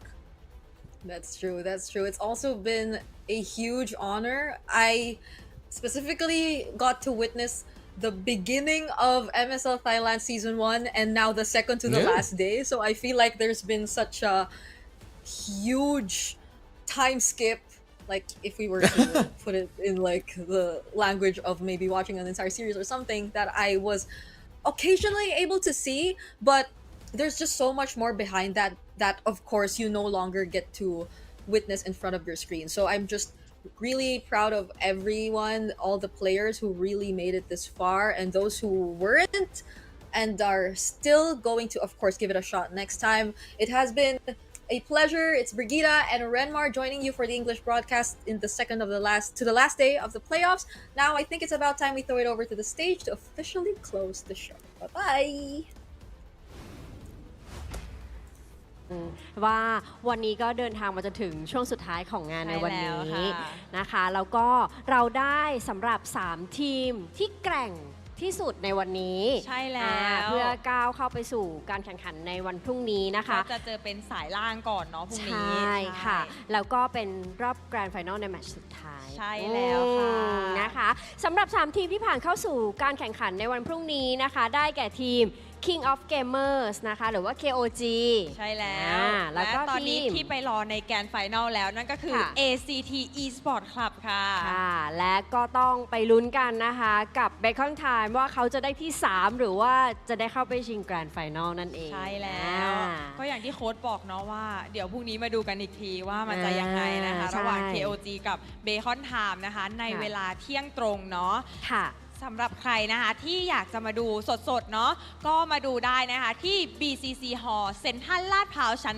5 ค่ะ ใช่แล้ว เข้าชม ค่ะ ฟรีแล้วก็มีกิจกรรมนะคะจากบูธพาร์ทเนอร์ของเราเยอะแยะมากมายเลย ใช่ค่ะอยู่ด้านในฮอลล์นะคะ แต่ว่าเมื่อทุกท่านมาแล้วนะคะ ก็อยากจะฝากกันเอาไว้นิดนึงว่าบริเวณด้านหน้านะคะ เรามีบูธกิจกรรมเยอะแยะมากมายเลย อย่างจะเป็นการ์ดให้กำลังใจ ใช่ เขียนจากทางด้านนอกแล้วก็ถือเข้ามาร่วม เชี เชี ย ย ร์ ร์ใน นักแข่ง ฮอลล์ได้ ใช่ แล้วก็ยังมีสแตนดี้นะคะที่เป็นสแตนดี้ไอดอลไม่ใช่ไอดอลที่ไหนก็คือเนี่ยแหละนักกีฬา นักแข่งของเรานั่นเอง ใช่เป็นนักแข่งของเรานะคะ สามารถถ่ายรูปคู่ได้แล้วก็โพสต์ลงโซเชียลมีเดียกันได้นะ ใช่ค่ะ และที่สำคัญค่ะเรายังมีบูธกิจกรรม 5v5 ด้วยนะคะ ให้ทุกท่านได้เล่นกับนักกีฬา ใช่ มีนักกีฬาแบบบางทีมเขาว่างๆก็ ใช่ มาจอยมาเล่น แล้วก็ ใช่ ชนะก็ได้โคดี้ด้วย ใช่อุ้ยอลังการการสร้างมากเลย แล้วก็ที่สำคัญนะคะ หน้างานของเรายังมีสำหรับ QR code นะคะ ให้ทุกท่านสแกนสำหรับใครที่มีคำแนะนำคำติชมต่างๆ อยากจะเสนอฟีดแบ็กนะก็สามารถที่จะสแกน QR code นะคะ แล้วก็ร่วมเสนอข้อติชมต่างๆนะคะ ผ่านทางลิงก์นั้นได้เลย จะได้เอามาปรับกันเนาะในซีซั่นหน้า ใช่ซีซั่นหน้าก็จะเจอมิ้นท์แบบนี้ไอ้ หรือเปล่าอ่า แต่สำหรับวันนี้นะคะก่อนอื่นเลยนะคะ ต้องขอบคุณเนาะพี่ๆแคสเตอร์ทั้ง 3 คนเลยนะคะ พี่ ค่ะ วาว่าพี่เบิร์ด5 Star นะคะ และพี่ดรมาร์กเนาะก็คือ ค่ะ พากันแบบมันสุดๆเล อุ ย ตลุดมาก มันเกินนักแข่งด้วย ใช่ใช่แล้วก็ลุ้นสุดๆเลยและที่สำคัญ ใช่ค่ะ ขาดไม่ได้นะคะ ก็ต้องขอบคุณแฟนๆ ทุกท่านนะคะ ทั้งที่อยู่ภายใน BCC Hall นะคะ แล้วก็รับชมทางออนไลน์อยู่ด้วยทุกคนก็คือแรงผลักดันสำคัญนะคะ ที่ทำให้เกมของเราเนี่ยมีการพัฒนานะแล้วก็ยิ่งใหญ่ยิ่งใหญ่ยิ่งใหญ่มาก ก็ ขึ้ จะ น ใหญ่ไปเรื่อยๆ ใช่ค่ะเอาล่ะ สำหรับวันนี้ก็มินท์นะคะมินนี่มินท์และพี่มะปางนะคะ ค่ะ ก็ Baby ค่ะ ขอตัวลาไปก่อนนะคะ เจอกันใหม่ในวันพรุ่งนี้นะคะ สวัสดีค่ะ สวัสดีค่ะ